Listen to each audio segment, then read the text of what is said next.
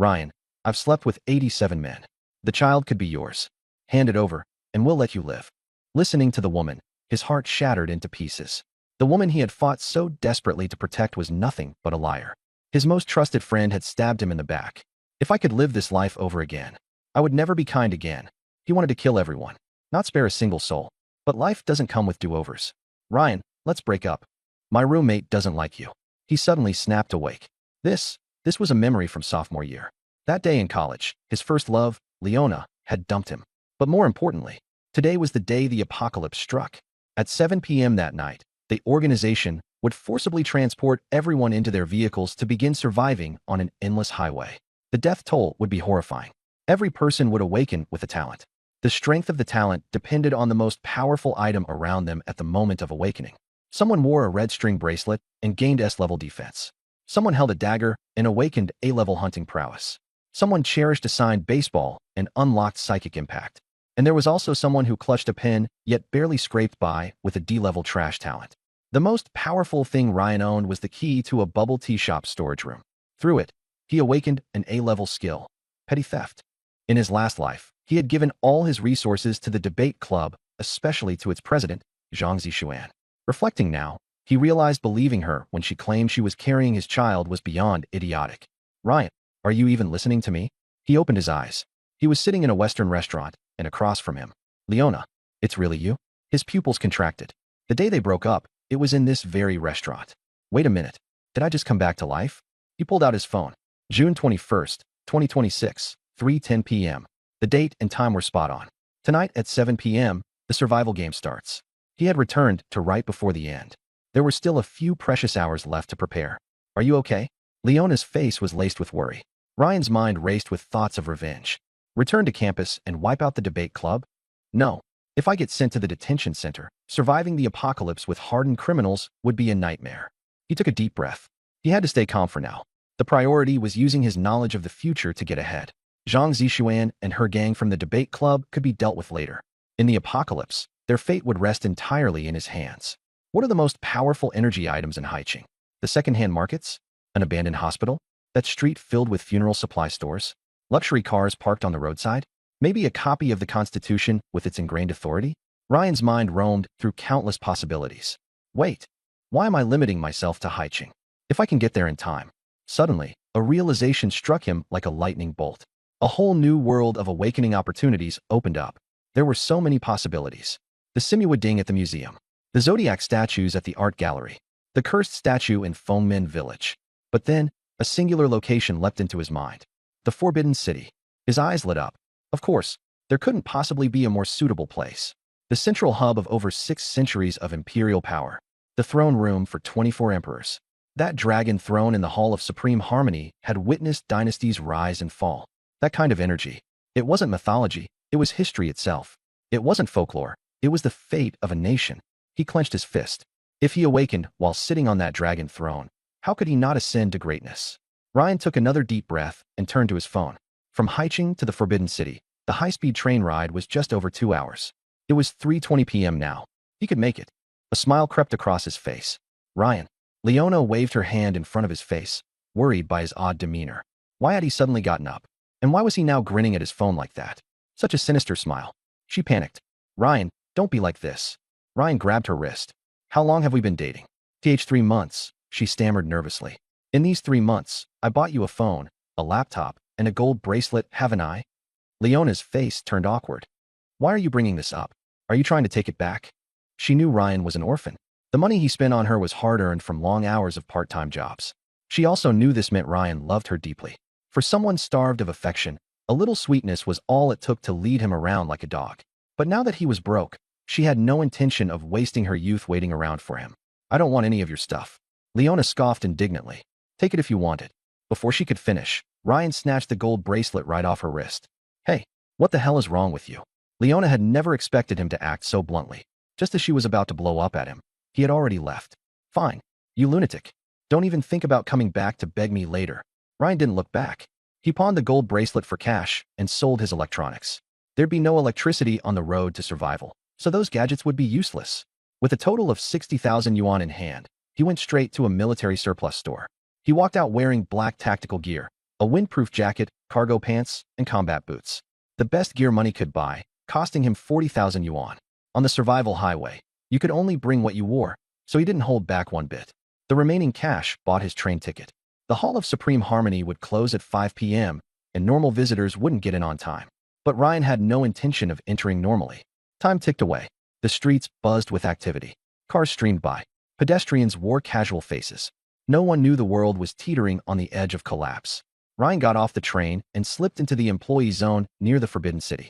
By 6 p.m., the sky was faintly glowing. Tonight, dusk had come unusually early. In his previous life, he hadn't even noticed. By 6:30 p.m., he stood before the Hall of Supreme Harmony. Pushing the heavy doors open, he stepped inside. The hall was dim, empty, and solemn. The dragon throne rested quietly atop 7 tiers of stairs. Ryan ascended step by step. Turning, he sat down firmly upon it. 7 p.m. Buzz. His eyes snapped open. A familiar voice resonated deep within his consciousness. Global announcement. The road to survival begins. All surviving units are bound to a designated vehicle within their organization. Survivor number, 230,007. Name, Ryan. Bound vehicle, minivan small. Individual talent awakening. Talent strength directly correlates with energy concentration. An invisible scanning wave swept over him. Over the dragon throne. Through the Hall of Supreme Harmony. Echoing throughout the entire Forbidden City. Scanning in progress. Environment analysis. Imperial core of power, 9 provinces artifact, Emperor's throne, all nations tribute map, residual energy of 24 monarchs, Jinwu deity in Chinan Hall, ancestral spirits in Fengxian Hall. Seeing the garbled text, Ryan's heart began to race. Adaptation failed. What did that mean? Had all his efforts been for nothing even after sitting on the dragon throne? Synchronization in progress. Generating talent. Suddenly, the dragon throne beneath him exploded with golden light. Purple chi surged from every corner of the Hall of Supreme Harmony, rushing toward him. The combined energy of 600 years of imperial tribute shot directly into his body. He didn't feel much physical pain, but the sight itself was mind-blowing. In his previous life, awakening his talent had been as easy as a fart, but this was something else entirely. His retinas were bombarded with text. Talent generation complete. Talent tier, SSS level. Talent name, Grandmaster's Vessel. Description, massively enhances physical capabilities. Can absorb and convert negative energy into attribute improvements. Talent tier, SSS level. Talent name, Red Thread Destiny Seat. Description, women who develop emotional bonds with you will have their survival rewards multiplied and returned to you. The deeper the bond, the higher the multiplier, up to 10,000x. Ryan was utterly stunned. 2 SSS level talents? That was absolutely unheard of. The strongest survivor in his previous life only managed an SS level talent. Yet here he was, with double SSS. Grandmaster's Vessel, Ryan muttered to himself, swallowing unconsciously. The description alone sounded absurd. Could the undead, ghosts, or even curses become fuel for him? This new life seemed poised to be a walk through an invincible path of survival. He called up his attribute panel. Base attributes. Physique, 100. Others, 10. Note, average adult male score is 10. Ryan's lip twitched. Last life, all his stats hovered near 10. But this time, his physique alone was at 100. Not just strong enough to handle 10 men at once. His overall competence was tenfold better. He was like the Hulk, capable of killing off enemies as effortlessly as flicking flies. And then there's Red Thread Destiny Seat. Ryan forced himself to calm down. Emotional connections with women meant their bonus rewards would be shared back to him, multiplied. It wasn't just unlimited resources, it was betrayal insurance. He had often wondered how to tackle paranoia in survival games, and this talent answered it. Unfortunately, only rewards officially sanctioned by the system counted. You couldn't exploit loopholes. But before Ryan could relish the thought further, a sharp pain thumped in the back of his skull, as though he'd been clubbed. Damn it, still not fully synchronized. He cursed internally before everything went black. Across the globe, every single human felt the same impact, followed by the same darkness. When Ryan opened his eyes, all he could hear was the rattling sound of an old vehicle. His nostrils filled with the pungent smell of gasoline. He found himself sitting on worn-out seats with ripped upholstery inside a van. Outside, he saw nothing but endless wilderness, with a road that stretched straight into the horizon. A few hundred meters away, an old bus was driving ahead. Where am I? Wasn't I just in the library? No signal. What the hell is going on? He heard a familiar voice break out in panic. Turning to his side, he realized he wasn't alone. Inside the van sat several of his classmates. Ryan's brow furrowed. Why was he grouped together with his classmates this time? Previously, survival games grouped participants by extracurricular clubs, and he had been with members of the debate society. This did not bode well. He let out a breath. At least we're still close to other groups, he reassured himself. From experience, he knew that players from related organizations or schools would be located fairly close to one another. Reuniting with others from his academy was only a matter of time. Kidnapping maybe, someone muttered. Next to him sat Zhang Qingyue, a fellow classmate. She was the student council academic representative for their class, and famously composed, regardless of circumstance. Her somewhat aloof charm was emphasized by her pairing of a plain white t-shirt and denim shorts, her long, fair legs on full display. Her spotless white sneakers completed the look of a modern girl next door. Ryan honestly didn't know her well. Truthfully, outside of his high-maintenance ex-girlfriend, Lu Aoya, he didn't know any of his classmates all that well. Working part-time jobs and studying all day left him with little time for socializing, and his relationship pursuits had left no emotional budget for platonic friendships. Looking at Zhang Qingyue up close for the first time, he had to admit, her looks were on par with Lu Aoya's. "Driver, stop this van right now." Zhang suddenly stood up and shouted. But when her gaze shot towards the driver's seat, it was empty. "What? Is this a self-driving vehicle? That's insane." Zhang abruptly sat back down, trying to process the absurdity. Her panic was written across her usually composed face as her mind worked double time. Behind them sat a couple, Zhang Ziqiao and Qin Yuzhen. The two lovebirds had been inseparable since high school and even gotten into the same film college. Brian remembered seeing their showy declarations across his social media feed so often that he had blocked both of them months ago, tired of the endless boasting. Zhang Ziqiao glanced forward from his seat. Council rep? You're sure this vehicle doesn't have a driver?" Qin whimpered nervously as he spoke. In the vehicle's last row sat Ryan's ex-girlfriend, Lu Aoya, alongside her best friend, Wang Shengsheng. Lu Aoya hadn't changed a bit since their breakup, still sticking to her preppy wardrobe of short skirts and knit vests. Ryan no longer saw any appeal in her look. To him, she was nothing but a gold digger obsessed with superficial comforts. Her clingy sidekick, Wang Shengsheng, was one of the main reasons their relationship had fallen apart. She was undeniably cute, with her doll-like face and alluring outfit, fitted jeans that highlighted her curves beneath a snug t-shirt. But Ryan only associated her with unresolved bitterness. The situation was clear. 6 of them, all from the same class, were stuck together in this old van. Seats were arranged as such. Zhang Qingyue Ryan, Qin Yuzhen Zhang Ziqiao, Lu Aoya Wang Shengsheng. Then came a mechanical hum, and a piercing voice reverberated through the vehicle. "Welcome to Survival Road. Vehicle, Van E923. Group, Haiqing Film Academy, Drama Department, Class 3, Group 7. Current status, Stage 1, absolutely safe. Rules. The vehicle will only stop at designated stations. Forced exits will result in immediate death. All passengers must disembark at each station. After reaching a station, future drives will require passengers to take turns driving. Use your talents wisely to survive. Note: no killing is permitted inside the vehicle. Mission: survive." Ryan gritted his teeth as he took in the rules. These were almost identical to the survival guide from his prior life, with one key difference: the participants involving his classmates rather than his club. The starting vehicle this time was a shabby van instead of a bus. While not ideal, Ryan wasn't overly concerned. Vehicles could level up as the game progressed. At its most basic, group size corresponded to the vehicle's stage. His van's basic group of 6 people meant expansion routes to the full class, tier, 24 members, were likely achievable. Advancing beyond that, to tier upgrades like academy groups exceeding 100 survivors, was where things got notoriously challenging. For now, a group with disproportionately more women than men seemed like a boon, especially to someone with the red thread destiny seed ability. His plan was straightforward: locate and connect with the rest of his female classmates. The more bonds, the bigger the rewards. This survival game just became his playground. The quality of girls at Haiqing Film Academy is already high, let alone in the acting department. You've got to be kidding me. Is this some kind of prank? Did you hear that too? What survival road?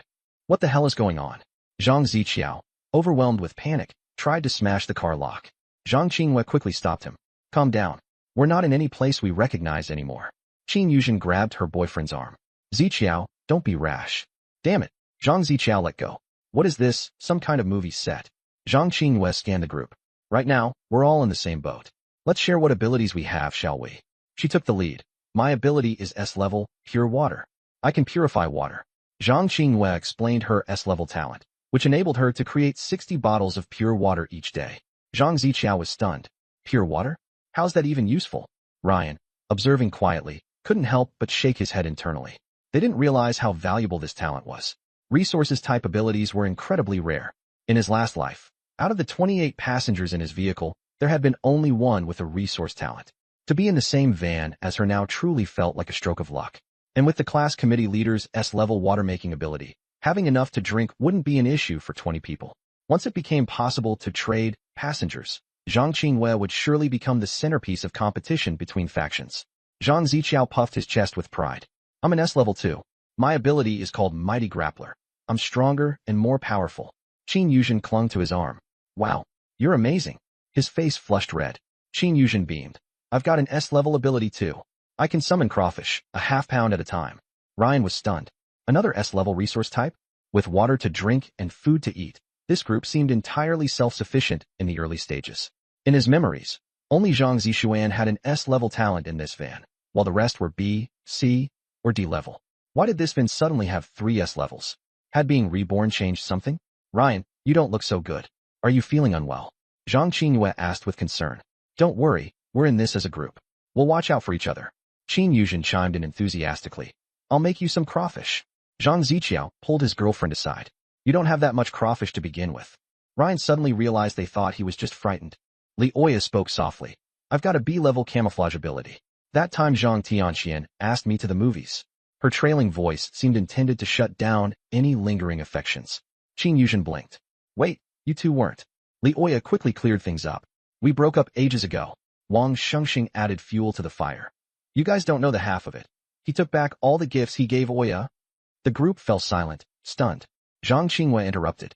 This isn't the time to talk about that. Wang Shengsheng, Ryan, what are your abilities? Wang Shengsheng looked embarrassed. I'm D-level. My ability is perfect timing. I can count seconds precisely without missing a beat. Suddenly, everyone felt better about their own abilities. Finally, all eyes fell on Ryan. My ability is S-level. Zhang Ziqiao shook his head. No need to pretend. It's normal to feel nervous. Wang Shengsheng joined in. Stop bluffing, Ryan. Li Oya sighed. You don't need to make something up.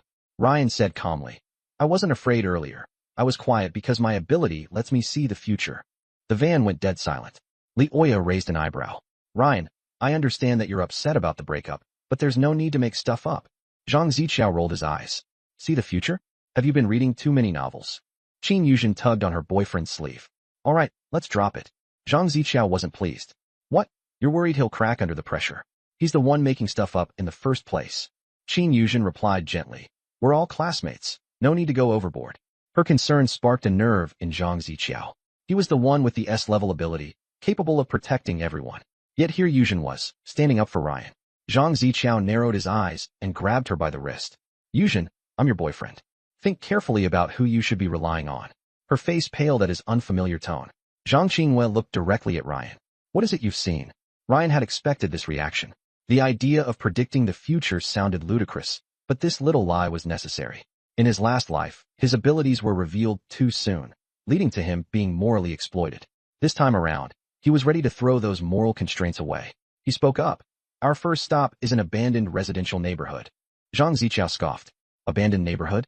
All I see out the window is an empty field. Wang Shengxing added. The announcement hasn't even sounded. It's so blatant. What a lame lie. Zhang Qingwei cut in. We'll see soon enough. Zhang Ziqiao grinned smugly. With an S-level power like mine, I'll make sure we all survive. He glanced at Wang Shengsheng before locking eyes with Zhang Qingwei. But Zhang Qingwei only tilted her head to the side. Are you sure about that? Ryan looked out the window casually. We're almost there. In every timeline, the first stop was always the same, a rundown residential district. Its level of danger was low, intended to allow time for gathering supplies. That first night, only basic zombies would appear. Qin Yuzhen suddenly cried out. There's something up ahead. The group crowded around the window. At the end of the road, the outline of ruins came into view. Flaking walls and rusted railings loomed on the horizon. A cluster of abandoned low-rise apartment buildings soon dominated their field of vision. All skepticism was obliterated instantly. Wang Shengxing muttered, stunned. He really can see the future. Zhang Ziqiao sat up straight, clearly unsettled. Even as an S-level, I can't do something like this. Zhang Qingyue's voice trembled. Ryan, you really can predict what's going to happen? Ryan nodded, standing up. Let's prepare to head out. Destination reached. Abandoned residential district number 7. Countdown until departure. 43,200 seconds. Objective, gather supplies. Backpack function activated. As the van came to a halt, the doors slid open, letting in a putrid aroma. The 6-story apartment buildings loomed, windows shattered. The eerie silence sent chills down their spines. 12 hours here? We have to stay overnight. Zhang Ziqiao was the first to jump out of the van. Qin Yuzhen followed hesitantly, clinging to his arm. Li Oya glanced nervously at Wang Shengsheng, and the two reluctantly began stepping down. Lastly, Zhang Qinghua looked over her shoulder at Ryan. Aren't you coming? Ryan smiled faintly. If we all search together, it'll be inefficient. It's better to split into groups. I'll go with the committee leader. You and Wang Shengsheng form one team, and the couples form another. Wang Shengsheng immediately objected. Why does your grouping get two? The stronger guys were all assigned to other teams, and yet you put the two of us girls together, complained Li Aoya. Li Aoya stepped forward too, frowning. Exactly. You can't be this petty just because I broke up with you. In a soft voice, Zhang Qinghua added, Ryan, it actually is pretty dangerous for just the two of us girls. Ryan rubbed his chin in thought. All right then, you two can team up with Zhang Ziqiao. What? Li Aoya and Wang Shengsheng were stunned, completely at a loss. That didn't make sense. Sure, they were girls, but they were still assets to the group. Was Ryan really looking down on them so much? Ryan nodded decisively. That way, every team has at least one guy. Everyone happy now? Go look for supplies. He turned to walk away. Before he did, his gaze flicked toward Zhang Ziqiao, a look as sharp as a dagger. Zhang Ziqiao froze, then furiously barked, Ryan, what the hell was that look for? Say it to my face. But Ryan had already turned his back. It's just a team distribution. I hope everyone makes it back alive with something useful, he said calmly, with an even tone. But those last few words landed heavily in everyone's hearts. Because everyone knew, Ryan could see the future. Zhang Qinghua watched Ryan's retreating back, then glanced nervously at Zhang Ziqiao and the others' grim faces. She hurried to catch up to Ryan. Ugh, acting all mysterious. Wang Shengsheng spat. Don't be scared of him, Aoya. He's just bluffing.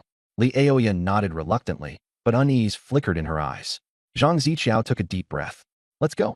Time to find supplies. But as soon as he stepped forward, he realized none of the girls were following him. What's the meaning of this? Zhang Ziqiao's face darkened. Li Aoya bit her lip. I just think, maybe we should ask Ryan first? He really seems to know something. Zhang Ziqiao's temper boiled over. He was supposed to be the one with combat talent. That self-important jerk has no special abilities, he fumed. He turned to his girlfriend, Qin Yuzhen. Yuzhen, let's go. Forget about them. He reached out to grab her wrist. But Qin Yuzhen took a sudden step back. Zhang Ziqiao froze in his tracks. What's this about, Yuzhen? Don't tell me you believe. Qin Yuzhen clung to his arm nervously. Ziqiao, I think we should find Ryan. Following him is better than stumbling around blind. Zhang Ziqiao shook her hand off angrily. So you think I'm going to die? You'd rather believe another man over your own boyfriend. Qin Yuzhen was left speechless. Ryan's look earlier, that wasn't something anyone could fake. They were all in acting class together. They knew each other's skill levels. Ryan wasn't one for theatrics. That look, it was dead certain.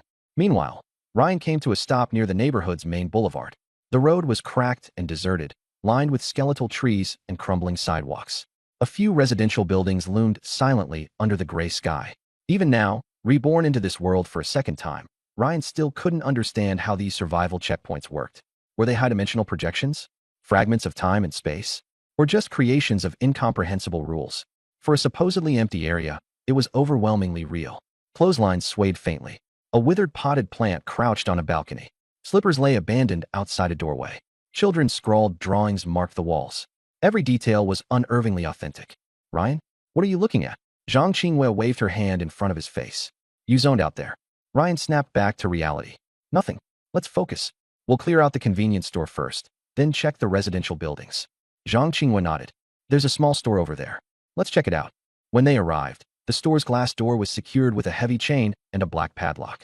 It's locked. Zhang Qinghua rattled the door handle. So what do we do? Ryan squinted at the lock, inspecting its design. Standard Nama cross-core lock. Decent resistance to picking, but not a problem for anyone with experience. Zhang Qinghua blinked in surprise. Wait, I wasn't suggesting picking the lock.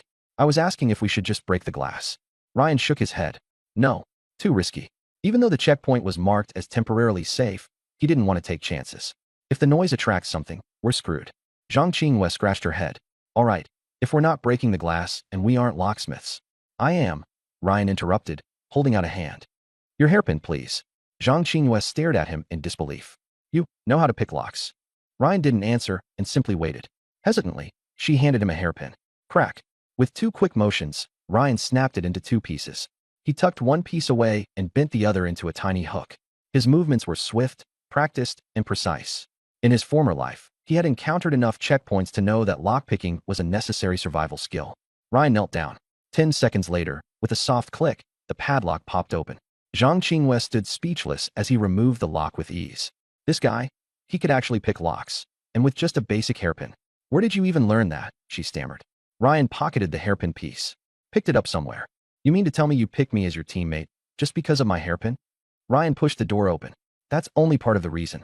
The main thing is, out of everyone, you're the one I like the most. Zhang Qinghua's face flushed red. He likes me, she thought frantically.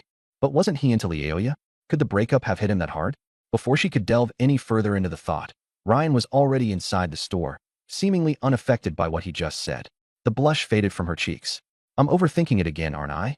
Suddenly, a commotion drew her attention. She quickly ducked behind cover as Zhang Ziqiao ran into view, pale and shaken, followed by the three girls, looking equally disheveled. Quick, hide first, Zhang Ziqiao hissed. This place isn't normal. Qin Yuzhen's voice quivered with fear.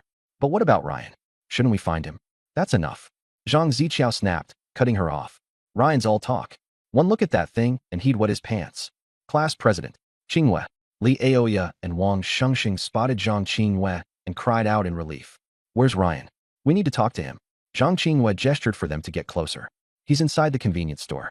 What happened to you guys? Qin Yuzhen's voice wavered with terror. We broke the store's glass. Had traces of cold sweat, and her hands trembled faintly as she hugged herself. She whispered, Ryan. Ryan opened his eyes slightly, calm and expressionless as always. What is it? She hesitated, her voice barely audible. I feel uneasy staying with everyone else. Can I stay here? Just for a little while? I promise I won't cause any trouble. Ryan's gaze lingered on her for a few seconds, analyzing her expression. She seemed genuinely scared, and not just because of the zombie they had seen earlier. Something deeper weighed on her. He sighed and gave a small nod, gesturing to the corner of the room. Fine, you can take that side. Don't touch my stuff, and don't make too much noise. She managed a faint smile of gratitude before walking over to the corner with hesitant steps. Sitting down, she hugged her knees, seeking a semblance of emotional safety in his presence. Her voice wavered. I feel like things are spiraling out of control. The world has never felt so dangerous before. And I keep thinking, what if something happens to me? To us? Ryan remained silent, looking up at the dim ceiling. Then, without turning his gaze to her, he spoke in a low voice. Fear will eat at you if you let it. Stay calm. Focus on survival, not what-ifs. She listened intently, finding unexpected solace in his measured tone. Even amidst the chaos surrounding them, Ryan exuded a sense of stability that she couldn't help but latch onto. As the seconds stretched into minutes, the two sat in a fragile silence. Just as she was about to drift into an uneasy state of rest, the faint, inhuman groan of something, or someone, resonated from outside the supermarket, sending chills racing down her spine. Ryan's eyes snapped to the blocked window. His expression darkened as he muttered under his breath. It's starting. Beads of sweat were still on her forehead. Ryan, she called out softly. Ryan opened his eyes. What's wrong? I was downstairs just now. Qin Yuzhen bit her lip. Zhang Ziqiao. Before she could finish her sentence, the tears streamed down her face. Ryan sat up. What did he do to you? Qin Yuzhen shook her head. He tried to. He wanted to take advantage of the situation. She couldn't continue. Ryan's brow furrowed. Did he force himself on you? Qin Yuzhen nodded, tears falling even harder. I pushed him away and ran up here. She cried like a fragile flower drenched in rain. I didn't know where else to go. Ryan looked at her. She really was beautiful. A sweet face now streaked with tears, which only added to her pitiful vulnerability. Sit down. Ryan patted the edge of the bed. Qin Yuzhen hesitated for a moment, but then sat down on the edge. She kept her head low, her shoulders still trembling slightly. In a world like this, human nature reveals itself. Ryan said nonchalantly. Zhang Ziqiao was never a good person to begin with. Qin Yuzhen looked up at him. You knew all along? It's obvious, Ryan replied. Selfish, fake, petty. Qin Yuzhen bit her lip. What should I do then? Break up with him. Ryan wasn't sugarcoating it. Qin Yuzhen froze. But in times like this. Precisely because of times like this, you must be decisive. Ryan looked at her sternly. Staying with him will only make things more dangerous. Qin Yuzhen fell silent.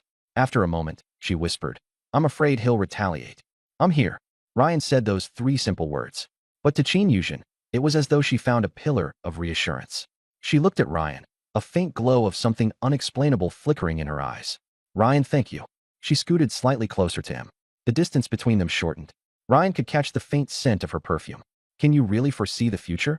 Qin Yuzhen tilted her head up and looked at him. I can. Then can you see my future? Her voice grew softer and softer. Ryan looked at her. The look in this girl's eyes had changed. From panic to dependence, and now to something ambiguous. Your future depends on the choices you make, Ryan said calmly. Qin Yuzhen bit her lip once more. Then, she made a bold move. She leaned on Ryan's shoulder. I choose to trust you, she whispered. Ryan didn't push her away. Potential red thread, target detected. Would you like to establish a connection? The system's prompt appeared. Ryan's mind stirred. So that's how it works. It's not just emotional. Physical contact also triggers the connection. Establish, he silently instructed within his mind. Connection establishing.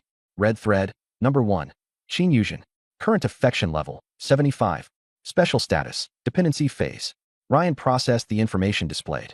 An affection level of 75 was already quite high. It seemed like the incident earlier completely shattered her trust in Zhang Ziqiao, and his presence perfectly filled that void. Ryan, Qin Yuzhen suddenly looked up. Her face was close, so close, Ryan could see the dried streaks of tears. I feel scared, she whispered, edging even closer. Ryan could feel her warmth. Don't be afraid. He gently patted her back. Even a small, simple action like that. Affection level +5. Current affection level, 80. Qin Yuzhen's body trembled lightly. Then, she made an even bolder move. She hugged Ryan. Just let me hold you for a little while, just for a bit. Her voice carried a hint of sobbing. Ryan didn't refuse. He could sense the trembling in the girl's embrace. It wasn't an act. She was genuinely terrified. Terrified of the apocalypse. Terrified of the zombies. Terrified of almost being violated earlier. And now, she needed someone to lean on. Affection level +5. Current affection level, 85. Special skill unlocked. Empathy link. Capable of sensing red thread, emotional states. Ryan's eyes lit up. Now this was a useful skill. He immediately activated it. In an instant, Qin Yuzhen's emotions washed over his mind. Fear, reliance, relief, and a faint trace of budding feelings. How interesting, Ryan thought to himself. This SSS tier ability turned out to be even more powerful than he originally imagined. Just then, heavy footsteps echoed from outside the door. It was Zhang Ziqiao. Upon hearing the noise, Qin Yuzhen instinctively hugged Ryan even tighter. Don't worry. Ryan patted her again. Let me handle this. Ryan watched as Qin Yuzhen staggered up the stairs, her voice lingering in the air. I'll head up first and wait for you in the room. She disappeared into the darkness, leaving behind a heavy silence. Zhang Ziqiao, seated on the floor below, furiously punched the ground in frustration. Upstairs, the dimly lit room was silent. The door creaked open, and Qin Yuzhen kicked off her shoes, wobbling toward the bed in her dazed state. She murmured faintly, Ziqiao. She seemingly forgot there was someone else in the room. Ryan lay quietly under the covers, watching her as she approached in her slightly tipsy state. The dim light highlighted her in a school-inspired JK uniform, her skirt swaying with each shaky step, revealing a sliver of her waist. Without hesitation, she lifted the blanket and slid under, seeking warmth. She unconsciously curled into Ryan's arms, finding comfort in the unfamiliar closeness. The confined space between them seemed to ignite attention. Ryan felt her warm body unconsciously press closer. His thoughts, however, were interrupted by a strange sensation, followed by a sound ringing in his mind. Red thread detected. Qin Yuzhen. ID 1. Bond type. Subconscious safe haven. Intensity. LV.110x multiplier. Talent. A-level petite crayfish summoning. Summons 0.5 kilograms of fresh crayfish daily. Outcome. Gains 5 kilograms fresh crayfish per summon. A flicker of surprise crossed Ryan's otherwise calm expression. Was his first bond so conveniently triggered? And of all people, it was Zhang Ziqiao's girlfriend? Even more absurd, an initial connection with a 10x multiplier? His sense of disbelief was quickly overshadowed by the realization of benefits. With her talent alone, he could gain a surplus of 5 kilograms of fresh crayfish daily, a luxury he couldn't have imagined in his previous life, where mere scraps of meat were once a delicacy. Ryan's analytical side clicked in. The key to unlocking a bond seemed tied to the explicit bond type. In this case, Qin Yuzhen's subconscious trust in him as her safe haven. All he had to do now was reinforce her growing disillusionment with Zhang Ziqiao and cement himself as her sole protector. Psychological dominance was the key to climbing to higher multiplier levels. Physical closeness, like this moment, was merely the initiation point. Ryan's train of thought was broken by Qin Yuzhen whispering his name in her sleep like haze. She shifted slightly, her hazy eyes fluttering open briefly. As his fingers absent-mindedly grazed her back, tracing each vertebra down her spine, she let out a faint, sleepy hum. Ziqiao, stop playing around, she murmured, her body instinctively curling closer. But the next instant, her eyes fully opened, and time seemed to freeze. In the dim room, Qin Yuzhen met Ryan's calm, watchful gaze. Her pupils dilated as her brain registered a reality she hadn't yet prepared for. Her entire body tensed, stiff as a board. She wanted to scream, but she bit her lip, nerves firing as she remembered Zhang Ziqiao was just downstairs. Ryan noticed her panic but remained unflinching, gazing at her with a steady demeanor that betrayed neither malice nor guilt. Ryan, I thought you were. Her voice trembled as she started to push him away. But Ryan's arms were stronger, locking her firmly in place within his embrace. Thought I was Zhang Ziqiao. His voice was calm, neutral, unimpressed. Qin Yuzhen squirmed, her movements restrained. I was just too tired. Please, let me go? If Ziqiao finds out. If I let you go, Ryan interrupted, voice still monotone. Then Zhang Ziqiao won't make it through the night alive. Her struggles paused instantly. What? Qin Yuzhen's breath hitched, fear creeping in. Ryan's tone didn't waver. Earlier today, didn't he get his wrist caught somewhere? It was nothing. Just a scrape from a tin can. That's all. Ryan shook his head, interrupting her once more. He lied to you. That wasn't a scrape. It was a zombie's fingernail, clear as day. What he's hiding from you is evident. The darkened edges, the way he avoids using that hand. He already knows what's coming. Qin Yuzhen froze, her eyes suddenly recalling Ziqiao's odd behavior. The unnecessary caution with his left hand. Ryan continued, pressing his advantage. He's trying to survive one more day by keeping everyone else in the dark. But come sunrise, he'll have a fever. Once that happens, there's no turning back. Her lips quivered as tears welled up uncontrollably. Ryan, if you can foresee all of this, then you must know a way to save him. Please, I'll do anything. Just save Ziqiao. Ryan, unperturbed, met her desperate eyes with a faint, enigmatic smirk. I can help, but it will come with a cost. A cost? Qin Yuzhen clenched her fists, choking back desperation. Whatever it is, I'll pay it. Ryan tilted her chin upwards with a single motion, observing her vulnerability with an unreadable expression. It's not just words, Yuzhen. I need more than your promises. From this moment on, your choices, your actions, they're all mine. Do you understand? Her brows furrowed, sensing the gravity of his intent. I'll listen to you, she whispered, her voice shaky but resolute. She hadn't fully processed what those words meant. Just as the intensity of the air weighed down, a faint tap, tap, tap ruptured the silence. Footsteps approached from the lower floor. It was Zhang Ziqiao. Panic shot through Qin Yuzhen. She began to detach, ready to flee across the room. But Ryan's reflexes outpaced hers. Before Ziqiao could even reach the door, Ryan had her silenced, one hand over her mouth, the other swiftly guiding them into the cramped confines of the adjacent bathroom. The bedroom door slowly creaked open. Yuzhen? Ziqiao inquired, his voice skeptical as his eyes darted around the disheveled room, lingering especially on the impression left in the bed. You in here? A muffled response broke the silence. From the bathroom, a faint voice whimpered weakly. I'm here. What the hell are you doing in there? There's no water. What could you possibly? Rustling sounds from inside interrupted him, as though fabric was brushing against itself. I felt sick. Couldn't hold it. Wait outside. I'll be done soon. She called back, her voice a mix of urgency and forced normalcy. Ziqiao's suspicions deepened. His gaze swept across the room once more, until his eyes landed back on that empty, messy bed. His hair was messy, damp with sweat. Cheeks flushed with a hint of tears streaked across his face. Eyes darted in avoidance. The bow tie at the collar was loose. Buttons misaligned, exposing his collarbone. The skirt he wore was creased, one side slumped, exposing more of his thigh. Zhang Ziqiao's expression darkened. A scream echoed from downstairs. Someone help? Wang Xingxing's voice rang out. Bang! A loud crash. The sound of glass shattering followed. The entire building trembled. Bam!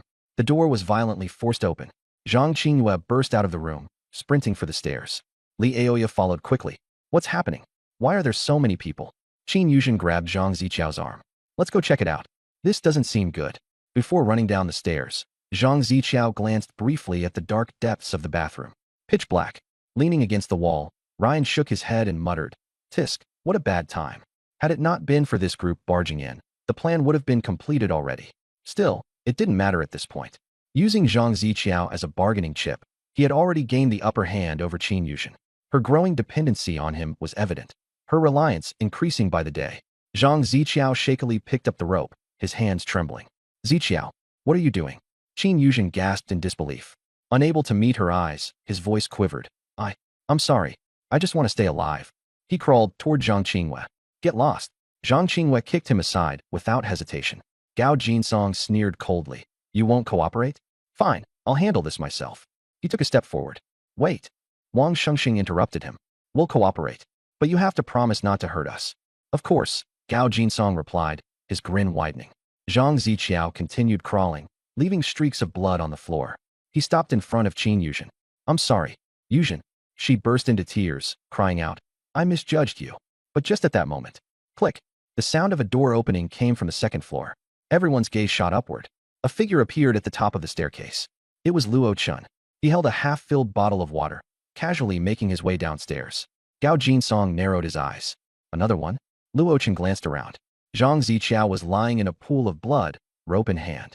Several girls looked pale and terrified. 6 muscular men looked ready to pounce. It's a bit noisy, Luo Chun said nonchalantly. A blonde-haired man snickered. Who do you think you are? Crawl down here and kneel. Luo Chun continued to descend, his pace steady and unhurried. Hey kid, are you deaf? Barked another man furiously. Luo Chun reached the ground floor, eyes locking onto Zhang Ziqiao. What are you doing? Zhang Ziqiao stammered. He's helping us tie people up, Gao Jinsong interjected with a smile. Want to survive, huh? Then come and help us. Luo Chun shook his head. No thanks. Then you'll die. Blondie flung shards of glass toward Luo Chun with a flick of his wrist. Watch out, Qin Yuzhen reflexively screamed. But before anyone could react, Luo Chun raised his hand. He caught the flying shards effortlessly. Then with a flick of his wrist, thwack, the glass shard struck Blondie's neck. Blood gushed out as he collapsed lifelessly to the floor. The room went dead silent. How is that even possible? Gao Jinsong's pupils dilated in disbelief. Luo Chun flexed his hands, as if warming up. Too slow. Strength, 140. Agility, 170. These were his current stats. Several times beyond the limits of an average human. Get him, Gao Jinsong barked, his rage overtaking his fear. The 5 remaining thugs charged simultaneously. Luo Chun remained rooted in place until they drew close. Then he moved. Bam! One punch sent the first man flying backward, his chest caved in. Luo Chun sidestepped, dodging a swinging iron rod. Grabbing one end of it, he twisted sharply. Crack! Both the rod and its wielder were swung into another attacker, knocking them down in a heap. Turning swiftly, he delivered a knee strike into the ribs of the 4th man, leaving his torso shattered. The last man turned tail, attempting to flee. Luo Chun grabbed him by the neck, as if handling a chicken. Thud! He slammed him headfirst into the ground. Blood splattered across the floor. The entire skirmish lasted less than 10 seconds. All 5 thugs lay defeated. Only Gao Jinsong remained. Why you're a monster, Gao stammered, his legs trembling like jelly. Luo Chun dusted off his hands. I told you, it was too noisy. I have an A-grade talent. Indestructible body. Gao tried to bluster, though his voice faltered. Luo Chun nodded calmly. Oh, I see. In an instant, Luo Chun appeared in front of Gao. One punch. Boom. Gao Jinsong was sent flying backwards, embedding into the wall. Cracks webbed across the surface, as blood began seeping into the crevices. His lifeless body slumped, unrecognizable. Turning, Luo Chun swept his gaze across the paralyzed crowd. Keep going, he said, pointing to the rope in Zhang Ziqiao's hand. Zhang Ziqiao's entire body trembled. Keep going? What do you mean? Tying people up? Luo Chun said plainly. Weren't you just about to? Go on. And no, it wasn't my idea, I was forced. Zhang Ziqiao stammered in panic. Oh, Luo Chun nodded briefly. Then keep being forced. He strolled over to a clean spot, sitting down casually. Unscrewing the bottle cap, he took a swig of water. Go ahead. I'm watching. Hands shaking uncontrollably, Zhang Ziqiao used his teeth to help secure a knot around Qin Yuzhen's wrists. The rope was twisted poorly, each knot uneven and sloppy. Qin Yuzhen didn't resist. Tears streamed silently down her face. Her gaze fixed on him, complex emotions swirling in her eyes. Once done, Zhang Ziqiao turned to Zhang Qingwei. Class representative, I. Despite her pale complexion, Zhang Qingyue's gaze remained sharp and unwavering. Zhang Ziqiao, listen to me, she whispered coldly. In a few seconds, I'll distract them by bolting toward the door. You take Yuzhen and the others and escape through the window. Zhang Ziqiao froze. Was she seriously planning resistance at this point? A mixture of envy, bitterness, and a pang of guilt overwhelmed him. If her plan succeeded, his act of betrayal would remain a lasting stain. Everyone would remember him as the coward who sold out his friends. Better to silence everyone who knew, forever. Zhang Ziqiao, Zhang Qingwei called, snapping him out of his trance. Breathing erratically, Zhang Ziqiao whirled around. Boss, this woman's trying to escape. She told me to help the others break out. She's plotting something. Tie her up. Stuff a gag in her mouth. A suffocating, deathly silence followed. Everyone froze. Then, wild laughter erupted. Haha, selling out your classmate just to survive. Kid's ruthless. Well, at least you know who to follow to get some scraps. Gao Jinsong turned to Zhang Qingwei. Your little sister's got some guts, huh? The 6 men quickly spread out, sealing off any escape route. Zhang Qingyue's face turned pale with disbelief. Qin Yuzhen stared blankly at Zhang Ziqiao's unfamiliar side profile. Wang Shengsheng and Li Oya were trembling, not daring to even whimper. Zhang Ziqiao didn't look back. Boss, tie her up. Make it tight. I know how to tie them so they can't move at all. Gao Jinsong waved his hand. Monkey, go help our new friend out. Zhang Ziqiao picked up a rope and approached Zhang Qingwei. Plap, plap, plap. Footsteps echoed from the second floor. Zhang Qingyue's face stiffened. She'd rather Ryan not show up because he wouldn't be able to change a thing. Oh, another one? Don't tell me it's another pretty face. Gao Jinsong smirked. Lucky me, huh? First stop, and I hit the jackpot. A cold voice answered. From the shadows at the top of the stairs, a pair of black combat boots emerged. Black straight-cut pants. A black tactical jacket, its collar half concealing the person's jawline. Ryan descended step by step, gripping a firefighter's axe. Gao Jinsong's smug smile faded. This young man didn't show panic, nor was he driven by rage. Only an eerie calm filled the air around him. It carried an unsettling edge. Zhang Ziqiao trembled. You seriously had the balls to come down here? Zhang Qingwei, Qin Yuzhen, and the others stared, stunned, as Ryan stopped 2 meters away. The axe in his hand tilted diagonally toward the ground. Touch her, and you're dead. Monkey froze mid-motion, his fingers just centimeters away from Zhang Qingyue's cheek. Her eyes flickered with surprise. She never thought Ryan would step up for her so assertively. Gao Jinsong's grin twitched. Kid, who are you trying to scare? Activating his Iron Wall ability, his skin took on a metallic sheen as he raised a hammer and swung it directly at Ryan's head. You're dead meat. Jinsong's an A-rank ability wielder. He trained in hand-to-hand combat, even before the apocalypse. He's the best there is. Those from Baolong Gym Club voiced their confidence without hesitation. To them, Gao Jinsong was invincible. His steel-like body made him unbeatable. Zhang Qingwei and the others held their breaths. Qin Yuzhen shut her eyes. But Ryan merely raised his gaze slightly. He wasn't just equipped with the Red Calamity constellation. He also had the Grandmaster vessel, granting him the strength, endurance, and resilience of 10 full-grown men. In front of such overwhelming force, Gao Jinsong's so-called Iron Wall was no more than flimsy paper. Bang! The hammer collided with the axe. The firefighter's hammer flew out of Gao Jinsong's hand in less than a second. His eyes filled with terror. Splat! With a single strike, Ryan chopped him in half. The entire process took only 2 seconds. Ryan shook off the blood and flesh from his axe, then shifted his gaze to the intruders. 2 options. End yourselves, or I'll do it for you. The stunned silence was deafening. Ryan. Zhang Qingyue's hands clutched her mouth in shock. Li Oya and Wang Shengsheng exchanged glances of disbelief. Their seemingly indomitable gym trainer, just like that, gone in an instant. It was their first encounter with real violence, with life lost in an instant. Blood pooled on the ground as dismembered limbs scattered around them. The metallic tang of iron filled the air. Li Oya regretted their breakup. Ryan was supposed to be hers. Damn Wang Shengsheng. Qin Yuzhen felt conflicted. Her own boyfriend was a glaring contrast to Ryan's decisive dominance. An unknown feeling stewed within her, tightening every nerve in her body. The group from Baolong Gym turned pale, overwhelmed by fear. He beat Jinsong head-on in pure strength. This guy's not normal. Attack all at once. The remaining 5 activated their abilities. B rank, heavy strike proficiency. B rank, gale sprint.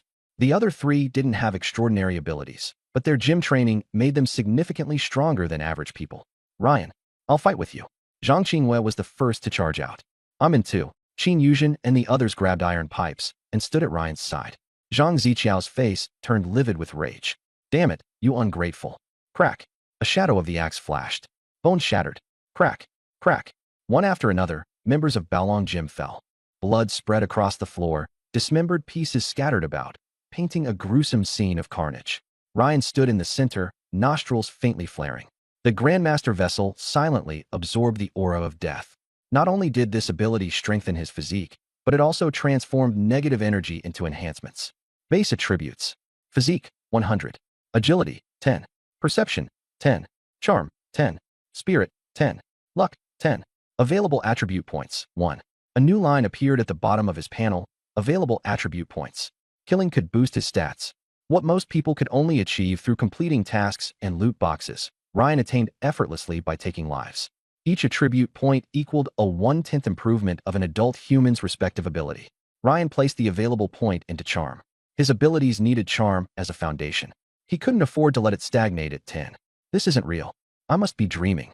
Zhang Ziqiao shook his head in disbelief. But reality jolted him awake as Ryan slowly approached, axe still in hand. Your turn to choose, Ryan said coldly, pausing after every word. Zhang Ziqiao. The world seemed to buzz around Zhang Ziqiao. His mind went blank, swallowed by abject fear. Ryan loomed over him like a reaper, holding his life in his hands. Desperation overtook him as he crawled backward, sobbing uncontrollably and banging his head against the ground. Ryan, bro, I was wrong. I'm scum. Spare me. I'll let you have Yuzhen. I'll be your dog. Words tumbled out in an incoherent mess. Qin Yuzhen trembled. Her last shred of sentiment toward Zhang Ziqiao disintegrated at the pathetic sight. Even so, seeing the fresh blood on his forehead stirred a pang of pity within her. Tears welled in her eyes as she looked to Ryan. Ryan, you promised you'd save him. Can you please not kill him? Ryan glanced at the girls around him. They had yet to experience the true brutality of survival. Weakness like this would undermine his authority as a leader. If they were to survive as a team, Ryan knew he had to condition them to the harsh reality of the world, starting now. Ryan raised his axe without hesitation. Thud, thud. Ziqiao was still kowtowing. Ryan chuckled. All right, since everyone's pleading for you, I won't kill you. Zhang Ziqiao looked up suddenly, ecstatic. Really, brother Ryan, you're my lifesaver. Yuzhen, thank you. I'll definitely repay you both. Ryan rolled up his sleeves. Ziqiao's heart sank. The next moment, smack. A vicious slap sent Zhang Ziqiao spinning midair before crashing hard onto the ground, passing out cold. Qin Yuzhen and the others looked on, stunned. Ryan flicked the blood off his hand and ordered, tie him up, confiscate all his weapons. Give me the knife. 2 hours later, on the second floor, a dimly lit room, a single candle provided faint illumination. Zhang Ziqiao, tied to a chair, woke up to the searing pain on his face. What happened? Didn't Ryan say he wouldn't kill me? He hesitated for a moment and called out softly, Yuzhen, come save me. There was no response. He glanced at the partially open bathroom door. No light shone from the gap beneath it. Ah, a faint sound drifted from inside the bathroom. It was Qin Yuzhen. Yuzhen, is that you? Silence followed from the bathroom, save for a subtle sound of fabric brushing against tile. It's me, Ziqiao. Qin Yuzhen's voice was weak. Yuzhen, what's going on? Did Ryan take his anger out on you? No. He's very capable. Zhang Ziqiao froze. What does his capability have to do with anything? A suspicion wormed its way into his mind. Yuzhen, what are you doing in the bathroom? Nothing. Just nothing. Ziqiao inhaled sharply. Ryan isn't in there with you, is he? No way. Yuzhen couldn't possibly be into Ryan. Her principles, she always said no intimacy before marriage. I can trust her absolutely. Yes, as long as I don't see it with my own eyes, it's not real. Despite trying to convince himself, the faint noises of water running, labored breathing, and disjointed murmurs pierced his denial like needles. He wanted to break free from the ropes and barge in to see for himself. But he didn't dare. Ryan was a lunatic, terrifyingly strong. Even if it were true, what could he do about it? No, impossible. Maybe Yuzhen was just exhausted, went into the bathroom to sleep. Yeah, that makes sense. Might be warmer in there. He tried to give himself some peace of mind, until the bathroom door creaked open. His girlfriend emerged slowly, her schoolgirl uniform even messier than before. 3 buttons were missing, her neckline wide open. A step behind her was Ryan, looking utterly satisfied. Ryan glanced at Ziqiao, tied up, and placed a hand on Qin Yuzhen's shoulder. You're awake. Zhang Ziqiao froze, eyes locked on Ryan's hand resting on his girlfriend's shoulder. But he didn't even have the courage to ask her for an explanation. She had betrayed him. Choking back his pain, Ziqiao forced a smile. Haha, brother Ryan. I'm awake. But why am I tied up? Ryan strode toward the bed, lighting a cigarette casually. I'll go check outside in a while. There are only a few women left in here. And as for you, a few hours ago, you sold out your companions just to survive. Plus, you're an A-rank traitor. Tying you up puts everyone at ease, don't you think? Zhang Ziqiao's heart pounded wildly. He nodded fervently, almost weeping. Absolutely. Brother Ryan, you're thoughtful. Better to be safe than sorry. You're doing the right thing tying me up. As he spoke, he cast a fleeting glance toward the shadow beside the bed. There, a slightly worn pair of tailor shears.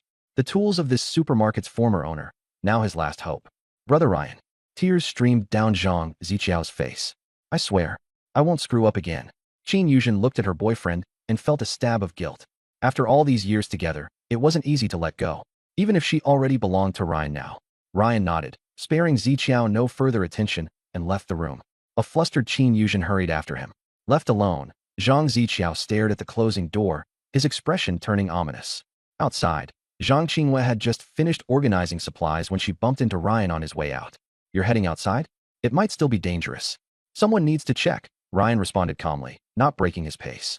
But instead of heading downstairs, he opened the door across the hall, the room where Liaoya and Wang Shengsheng were staying. Zhang Qinghua froze for a moment, exchanging a look with Qin Yuzhen, then followed him. Inside the room, Ryan sat on the edge of the bed, ignoring the bewildered glances from Liaoya and Wang Shengsheng. In 1 hour, he said coldly, he'll break into this room. Everyone understood. He was testing their humanity. Ryan lay back, folding his arms behind his head and closing his eyes. Qin Yuzhen immediately moved toward him. Ryan, you must be tired from the fight earlier. Let me give you a leg massage. Her sudden gesture stunned everyone in the room. Quick to react, Wang Shengsheng nudged Liaoya. Go on, Liaoya. Don't let her beat you to it. Liaoya stumbled, flustered. I am not doing that. What? Make her, the goddess-level ex-girlfriend, play servant and massage him? Not a chance. Wang Shengsheng whispered urgently. Are you stupid? He used to treat you so well, buying you a phone, a computer. He's so powerful now. He definitely won't hold your breakup against you. Liaoya wavered, her eyes flickering with hesitation. Memories of Ryan's unwavering devotion clashed with her regret. But seeing Qin Yuzhen sitting so close to him, a flare of jealousy surged within her. As Liaoya wrestled with her emotions, Wang Shengsheng, frustrated by her hesitation, gritted her teeth and decided to act on her own. Taking a deep breath, she forced a bright smile and leaned toward the bed. Ryan. Yuzhen can get one leg. How about I do the other? My massage skills are top-notch. Wang Xingxing's doll-like face, with her big eyes and petite nose, made her look innocent and naive. Her tight jeans hugged her curvaceous legs, emphasizing her curvy, peachy figure. Her combination of a pure face and an alluring body created a lethal charm most men couldn't resist. She knelt beside the bed, her striking body contours on full display. Even Zhang Qinghua, standing silently at the door, couldn't help sighing internally. In this cruel world, lifelong friendships, romantic relationships, female dignity, and personal pride were all unraveling. But then Ryan's voice interrupted sharply. I don't need you to massage me. His tone was ice cold. Yuzhen alone is enough. Wang Xingxing's face fell. She hadn't expected this. She quietly withdrew her hand, feeling utterly stunned. Although the intense scenes you provided may not align perfectly with every reader's preferences, here's a US English casual localization of your text with clarity and natural flow in mind. She was a high-tier, talented girl from film school, with suitors lined up. When had anyone ever dared to reject her? Sure, she was mad, but she didn't dare show it. Instead, she climbed off the bed awkwardly, her face full of grievance. Ryan knew exactly who she was. She wasn't some harmless damsel. Before the apocalypse, she was the one sowing discord between him and Liaoya. After the apocalypse, she was just as tactless, targeting him at every opportunity. Ryan never forgot. All her actions, he mentally logged each and every one of them. But he was playing the long game. When the time came, she, Wang Shengsheng, and even Liaoya would get their turn. Time ticked by. 10 minutes later. Knock, knock, knock. Heavy, urgent footsteps thundered down the hall. Bam! The door to the opposite room burst open with a resounding kick. Zhang Ziqiao stormed in, a pair of scissors in hand, yelling, Qin Yuzhen, you conniving witch. How dare you betray me? He charged into the room, only to see Ryan lying calmly on the bed as his very own girlfriend massaged his legs. On the floor, nearby, Zhang Qinghua sat while Liaoya and Wang Shengsheng shrank in a corner. There was no chaos, and absolutely no pleading for mercy. No frantic scrambles. Nothing. Instead, the group of them stared at him like he was some sort of fool. Clang. The scissors fell from Zhang Ziqiao's hand, clattering to the ground. He finally understood. He had lost. Even the scissors in his hands? They had been handed to him by Ryan himself. He had thought himself dangerous, a threat in this new, collapsing world. But in reality, he had been nothing more than a bug, trapped helplessly in Ryan's glass container. Always. His knees gave out, and he collapsed to the floor. Ryan stood, calmly picking up the firefighter's axe. Do you see? He addressed the silence in the room. This is the person you wanted to save. The same person who, when given the chance, would stab you in the back. Now, he continued, his voice cool and deliberate. Who here still wants to plead for him? The room was silent. Not a word. Ryan approached Zhang Ziqiao. The man cowered, desperately meeting his gaze. But in Ryan's eyes? No rage. No fury. Just apathy. The emptiness one reserves for garbage. He tried to beg, but it was too late. Ryan swung the axe. Thunk. Zhang Ziqiao was dead. Ryan stared at the others, his voice flat and clear. If it weren't for me, all of you would have been long gone. From now on, he dictated, Qin Yuzhen, Wang Shengsheng, and Liaoa, you three will kneel. You don't speak, you don't move, you don't even look around unless I say so. Wang Shengsheng's face twisted. She raised her head in wide-eyed disbelief. Kneel? Were they really expected to kneel? Wasn't that crossing a line? That would mean abandoning any dignity they had left. Ryan's voice was calm but unyielding. What? You don't want to. The two women exchanged nervous glances. Calm Ryan was the most terrifying Ryan. He had just killed a room full of 7 people like it was nothing. Liaoa tried to resist. Ryan, I think that. Yank. Ryan grabbed her hair, cutting her words short. You think? He pulled hard, his strength enough to make her eyes water in pain. You, thinking, is the reason Zhang Ziqiao made it in here in the first place. I'm sorry. Liaoa whimpered through her tears. I'll kneel. Satisfied, Ryan let go. If you want a rebel, the door's right there. But if you're all talk and no courage, I suggest you start acting smart. Liaoa had never seen Ryan like this before. Meanwhile, Wang Shengsheng kept her head low, saying nothing, while Qin Yuzhen quietly obeyed, staying silent the entire time. Ryan turned. Class rep, head to the ground floor and organize our supplies. We've got an hour left. I'm counting on you. Zhang Qingwei seemed surprised to be addressed so favorably, but nodded quickly. On it. No kneeling? She couldn't believe it. She was relieved, even happy. Leadership was necessary for survival, Ryan thought to himself as he left the room. There'd be more women in the future, more chaos, and more challenges. Without clear authority, things were bound to fall apart. Behind closed doors, the women exchanged glances. It was Qin Yuzhen who knelt first, a calm, submissive action. No fuss, no tears. Liaoa and Wang Shengsheng were stunned. Seriously? The same Qin Yuzhen who had cozied up to Zhang Ziqiao during the day was now the first to comply? Without questioning it, Wang Shengsheng hesitated, before finally dropping to her knees. She was afraid, genuinely afraid. Liaoa glanced at her best friend, then sighed in defeat and followed suit. Silence fell over the three of them as their eyes shifted toward the door Ryan had exited. Zhang Qingwei, who had been quietly observing, gave a small shake of the head before turning on her heels and leaving. Ryan checked his view. Red thread analysis connected. Qin Yuzhen. ID. Number 1. Status. Subconscious trust fully engaged. Connection depth. LV.13. Unique skill. A+. Crayfish summon. 0.5 kilograms daily. Yield. Every use returns 65 kilograms of crayfish. Ryan leaned back, satisfied. His earlier confrontation in the bathroom had deepened Yuzhen's loyalty to a staggering LV.13, completely obedient. Practically flawless. The connection depth acted as a measure for determining how loyal someone really was in their heart. Technically, Liaoa, Wang Shengsheng, and even Zhang Qingwei were obedience adjacent, yes. But none of them had tapped into subconscious trust. Still, Ryan muttered, a long way to go with the rest. For now, the priority was water. Zhang Qingyue's dedication to fetching the supply crates mattered a lot more than anything the others were offering. Everyone else, they were secondary. A notification popped.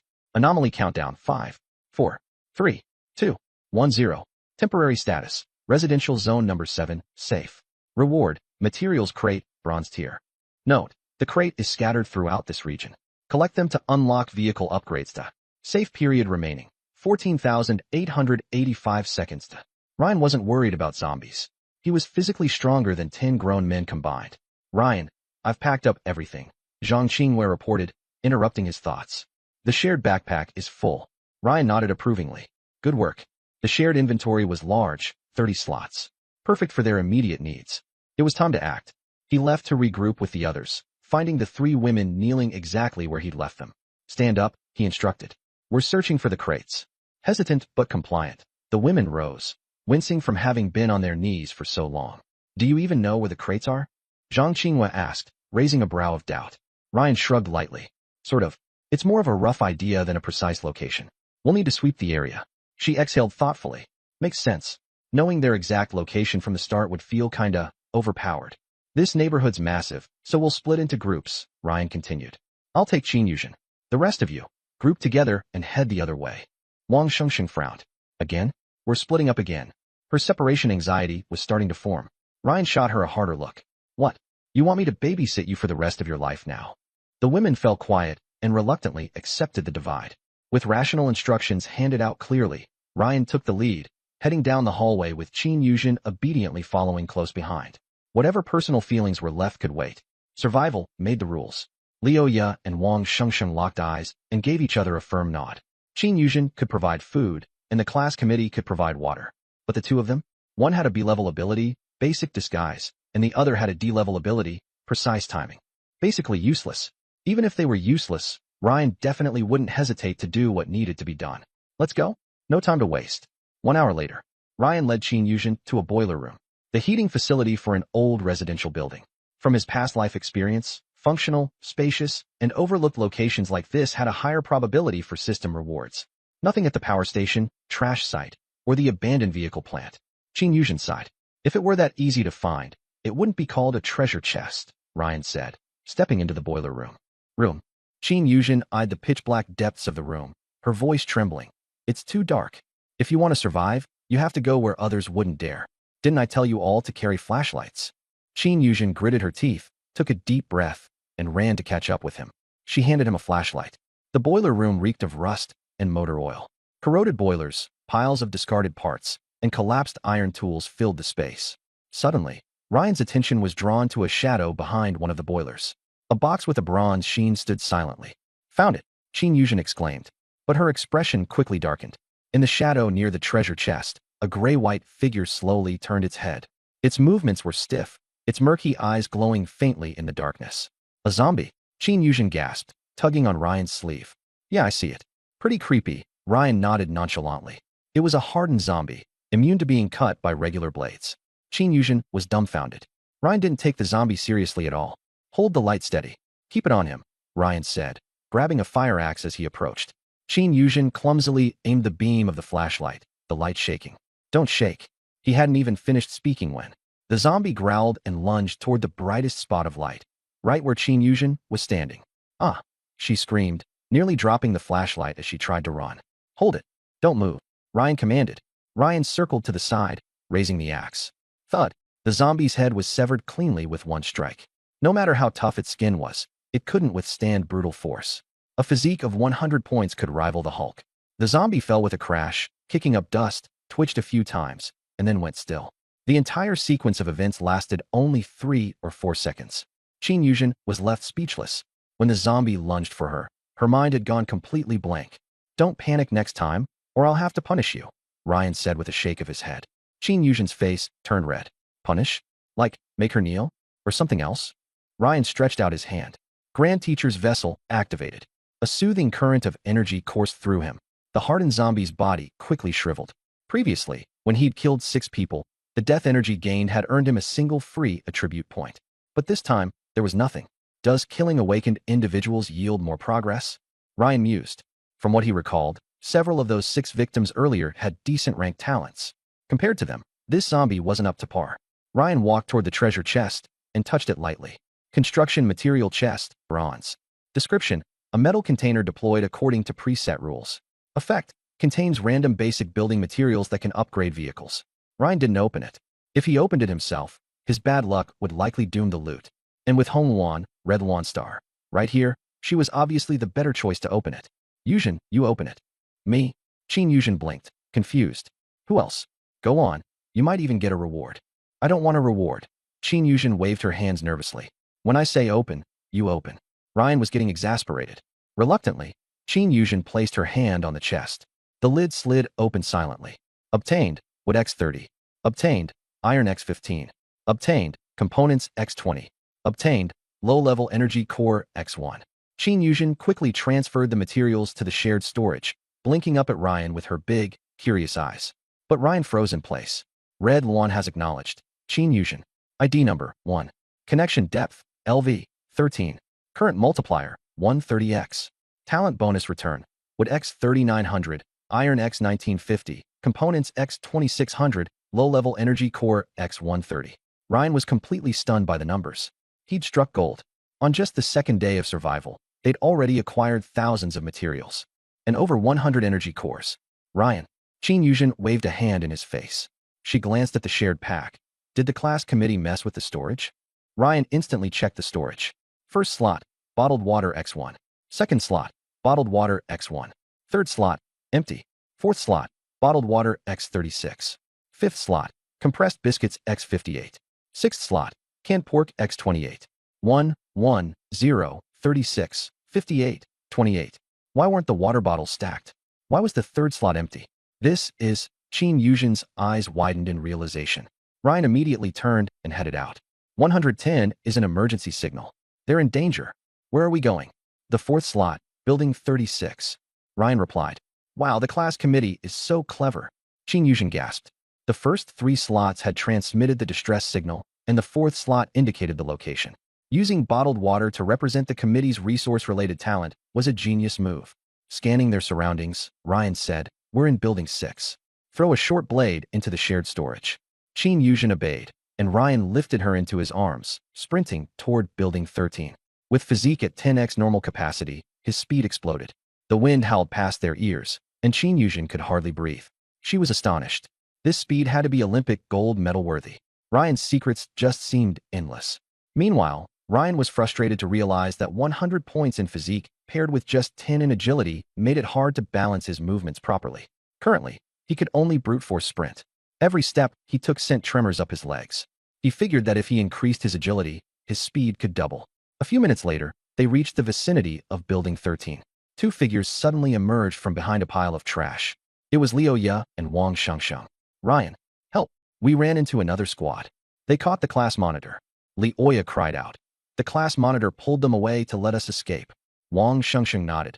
"One of the guys can control fire." "Control fire?" Qin Yuzhen's face changed. Liu Ye added, "Real fire. The kind that can kill." Ryan frowned. Fire? Could it be the flame enlightened? Perhaps a rare, refined lighter trait? At least an A-class ability, maybe even S-class. Even with Ryan's tenfold physique, fire put him on edge. It's human instinct to fear fire. "Go to building 36. Share everything you saw," Ryan instructed, gripping his fire axe and moving ahead. Liu Ye, panting, said, "We followed what you told us." The group combed through the corridors and common areas. Outside building 36, faint noises drew their attention upward. On the half-platform between the 6th floor, they spotted a bronze treasure chest on the rooftop. But right next to the chest stood a group of people. Wang Shengsheng, on the verge of tears, stammered. "We tried to leave, but they wouldn't let us. They demanded supplies and asked about our group." Ryan asked, "And what did you tell them?" Wang Shengsheng mumbled. "I said we're just a weak student squad. Asked them to let us go." Ryan couldn't help but laugh out of frustration. "Are you stupid? You should have told them I could take on 6 of them alone. That'd keep them off your backs." Liu Ye interjected. "The class monitor said that too, but they didn't believe her." Wang Shengsheng added, "When we were running away, another squad of girls showed up, and they started fighting. That's how we got away." The class monitor headed in the other direction, but some people chased after her. Suddenly, Qin Yuzhen spoke. The purified water count just shot up to 40 bottles. The class monitor must be in building 40. Building 40, 4th floor stairwell. Behind a decrepit cabinet, Zhang Qinghua crouched beside 2 other girls. One, Yang Ting, was trembling. The other was dressed in an off-white dress underneath a black leather jacket, paired with combat boots. Burn marks scorched her right arm, and she used a strip from her dress to cover the wounds. She looked up, her mixed-race face radiant despite her injury, her eyes filled with unyielding determination. Her name was Zhou Xuaning. Moments earlier, Zhang Qinghua had stumbled upon Zhou, shielding Yang Ting as they retreated. Zhou, wielding a crowbar, had killed 2 men with swift, decisive moves. But Brother Ben had intervened, flames shot from his palm, burning her arm in an instant. Another girl had tried to buy Zhou time, rushing at Brother Ben to hold him off. It didn't seem like she'd make it. Zhang Qinghua offered Zhou a disinfectant. "You're seriously hurt." Zhou accepted it. "You're from the Film Academy? Was that your teammate running earlier?" "Yeah. Jiangdai University. Athletic scholarship. 7 Dan and Sanda. I have an S-ranked agility talent, short track star. It gives me 5-fold bursts of speed. But there's no way I can take down Wang Yongbin and his fire. The heat's overwhelming, the range is too wide. I can't get close. And if your teammate doesn't show up to save you, we're all dead here." Zhang Qinghua's heart sank. Even an S-class ability was completely suppressed. "He's strong," she murmured. "But I don't know if he'll come." Zhou shook her head. "Men? Never reliable. If he could leave someone as stunning as you behind." Footsteps echoed from below. TCH, treasure chest only had scraps. Such a letdown. "Binji, no one's left in this building. Should we bounce?" Wang Yongbin roared. "Bounce? No chance. Leather jacket girl and the movie academy chick? We're catching both. Women like them think they're too good for us during normal times. Now's our chance. No way I'm not having a taste before I die." Yang Ting's hands shook, spilling some water. Zhou signaled for quiet. reaching for her crowbar. Zhang Qinghua held her back. Fire nullifies your talent, and you're already injured. You won't have a chance in a direct fight. We have to stall. How? Zhang noticed the position of the knife in her bag, along with the rearranged water bottles. She was certain Ryan would come for her. In a moment, I'll distract them. You both head downstairs. If you meet a man and a woman, help guide them here. I'll survive as long as I can. A knife appeared in her hand. Yang Ting gasped. Zhang Qinghua said, You saved me. Now I'll repay the favor. Zhou, surprised by her resolve, couldn't believe the payback came so soon. Outside, the voices were getting louder. Haiqing Film Academy. Future starlet, huh? Bet she's been with more directors than we can count. Wait, why is this floor so neat? There, behind the cabinet. Zhang Qinghua knew there was no point hiding anymore.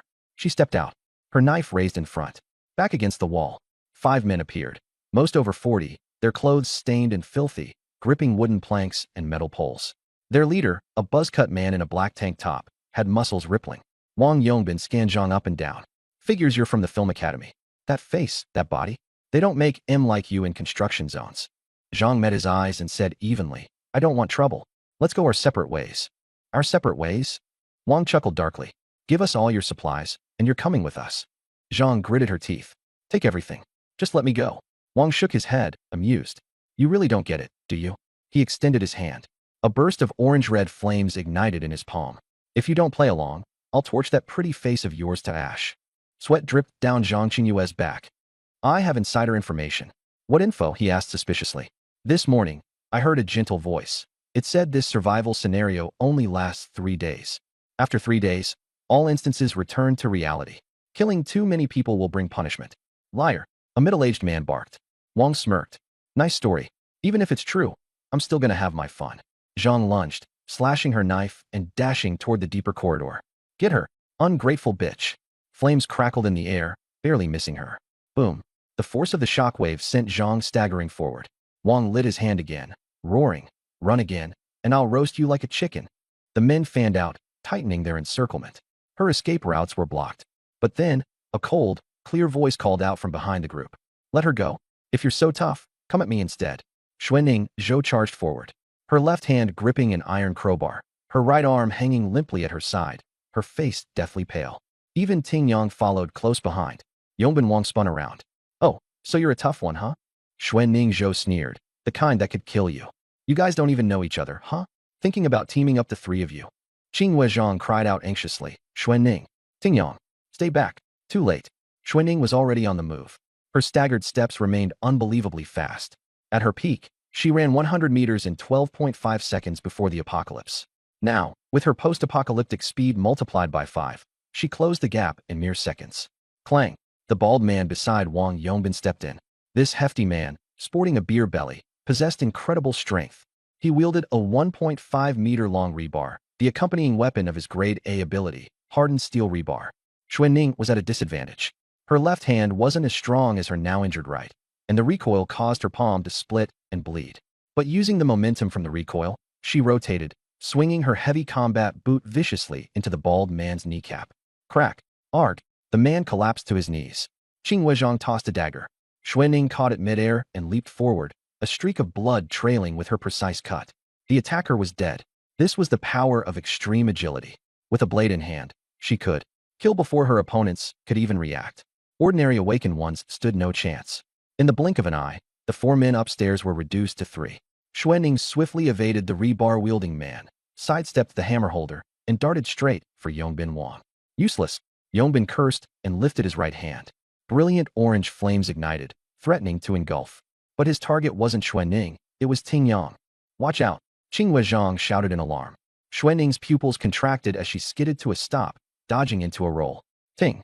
My, how touching! Yongbin smirked, redirecting his fiery attack towards the now off-balanced Xuanning. Feigning in one direction to attack another, he gambled on Xuanning's instinct to save others.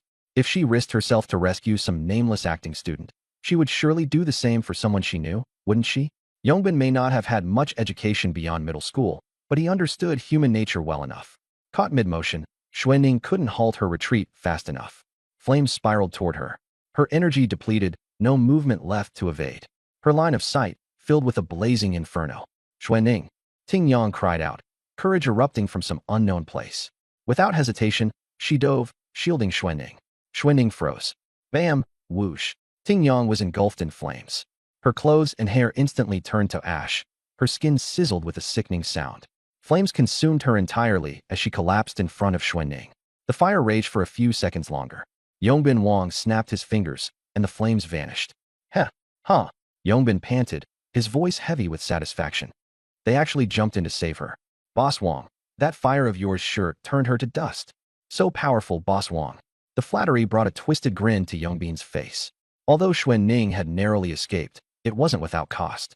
Ting Yang blocked the main blast of the flames, but the residual force still sent Xuanning sprawling. Splurt!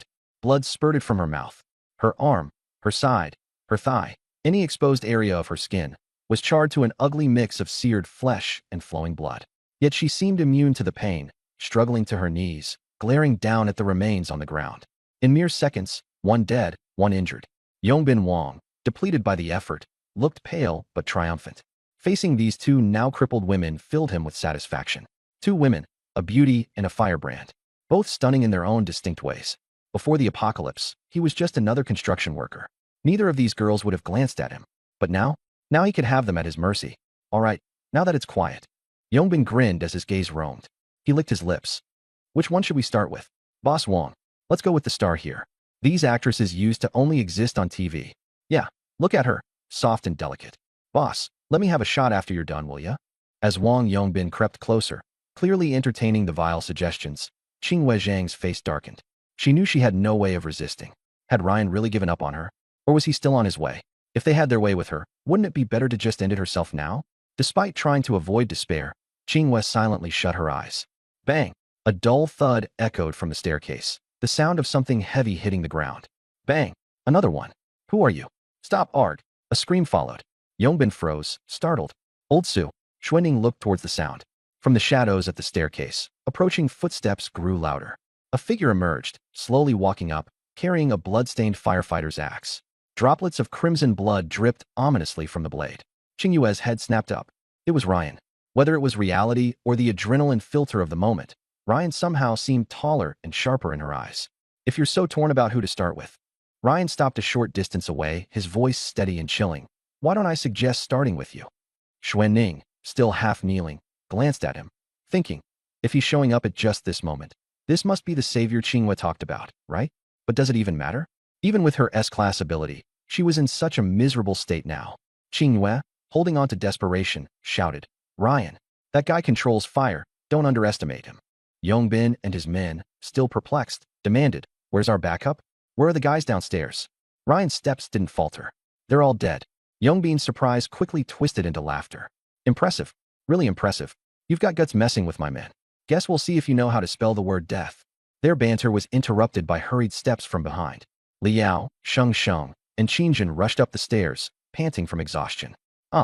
Arriving amid the chaos, their blood ran cold at the grisly scene before them. Clearly, they hadn't yet acclimated to such endless violence. Damn, Boss Wang, one of Yongbin's lackeys yelled with wide eyes. 3 more just showed up. And they're stunners, every single one. What kind of day is this? That one in the skirt. Wow, just wow. Those legs. Flames ignited in his palm. Leave the women and supplies, and you can go. Ryan sneered. I'd be happier unscrewing your head. You want to die? Wang Yongbin roared with fury. Channeling energy into his palm, the flames surged. Kid, I gave you a chance. Smack. A slap. Wang Yongbin was sent flying directly into the wall. His 2 underlings were dumbstruck. Binji, that kid ambushed you. Zhou Xuanning stared at Ryan in shock. Knocked someone across the room with a single slap? Ryan picked up a fire axe and began walking toward the remaining 2 men. Suddenly, die. Wang Yongbin rose up from the ground, flames erupting from every pore, his entire body engulfed in orange fire. Ryan, watch out, the women screamed. Ryan stepped forward in one fluid motion. Aimed. Thunk. The fire axe pierced straight through Wang Yongbin's chest. The flames burned through Ryan's jacket, leaving his skin only slightly flushed. His tenfold physical enhancement practically made him immune to fire. Next time, finish them off from a distance, Ryan muttered, looking at his scorched clothing. He turned toward the remaining 2 men. Impossible. You're not human. Binji's flames kill anyone they touch. Turn you to ashes, and you're just fine? Zhou Xuanning was completely thrown off her game. Zhang Qingyue swallowed hard, her eyes sparkling.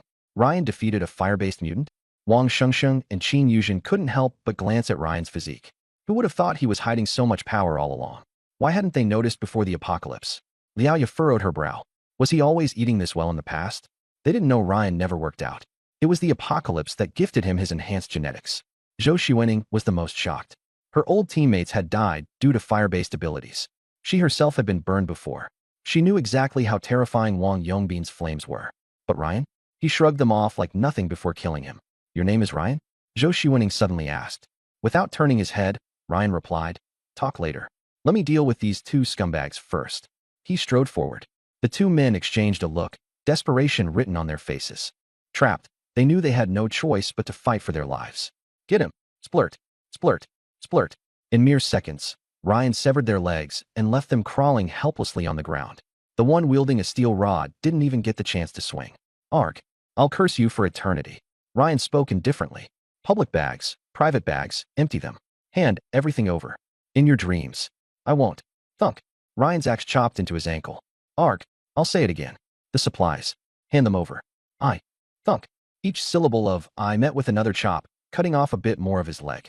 The man nearby pissed himself outright, trembling as he watched. Liao Ye and the others turned away, covering their noses. It was too gruesome. I'll talk. Thunk. I'm friggin' serious. I'll talk. Finally, Ryan paused.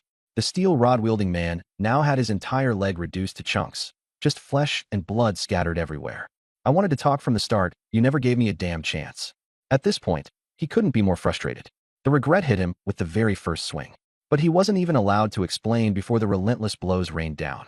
Ryan, quit babbling. Supplies now. If we give them, will you let us go? Thunk. Another swing, and now his thigh was amputated. Aha. Ryan raised the axe again. I'll count to 3. If I don't see every last item, I'll chop you into 18 pieces. 3. Clattering. The pile of supplies grew into a small mountain. That's everything. Don't kill me. I'll give mine too. The cash was impressive. Over 10 packs of bottled water, 16 boxes of instant noodles, compressed biscuits, canned meat, luxury alcohol, knives, batteries, lighters, ropes, and miscellaneous gear. Ryan's gaze landed in the corner. A stack of deep brown blocks. Silvery gray ingots. Semi-transparent packs with a faint glow. He walked over and touched them. Wood X, 30 units. Fabric X, 15 units. Glass X, 20 units. Low-grade energy core X1. They were the same construction materials he'd seen in Qin Yuzhen's treasure cache. Please, don't kill me, boss. We were wrong. We know that now. Ryan nodded. Good job. Here's your reward, a quick death. What? The axe loomed large in their sight. Both men died swiftly. Ryan turned and helped Zhang Qingwei up. You okay, class rep? She shook her head. I'm fine. It's you. We should be asking about your skin. Up close, the damage looked terrifying. He had to be in terrible pain. Ryan waved nonchalantly. I'm fine. You focus on gathering supplies. I'll go have a word over there. All right. Ryan approached the other women. Liao Ye and Wang Shengsheng had already treated Zhou Xuening's wounds. Zhou Xuening was beautiful, no less striking than any acting academy starlet. Cream-colored dress, black leather jacket, combat boots. A sweet but edgy aesthetic, now bearing a disheveled charm with a defiant undertone. Zhou Xuening introduced herself.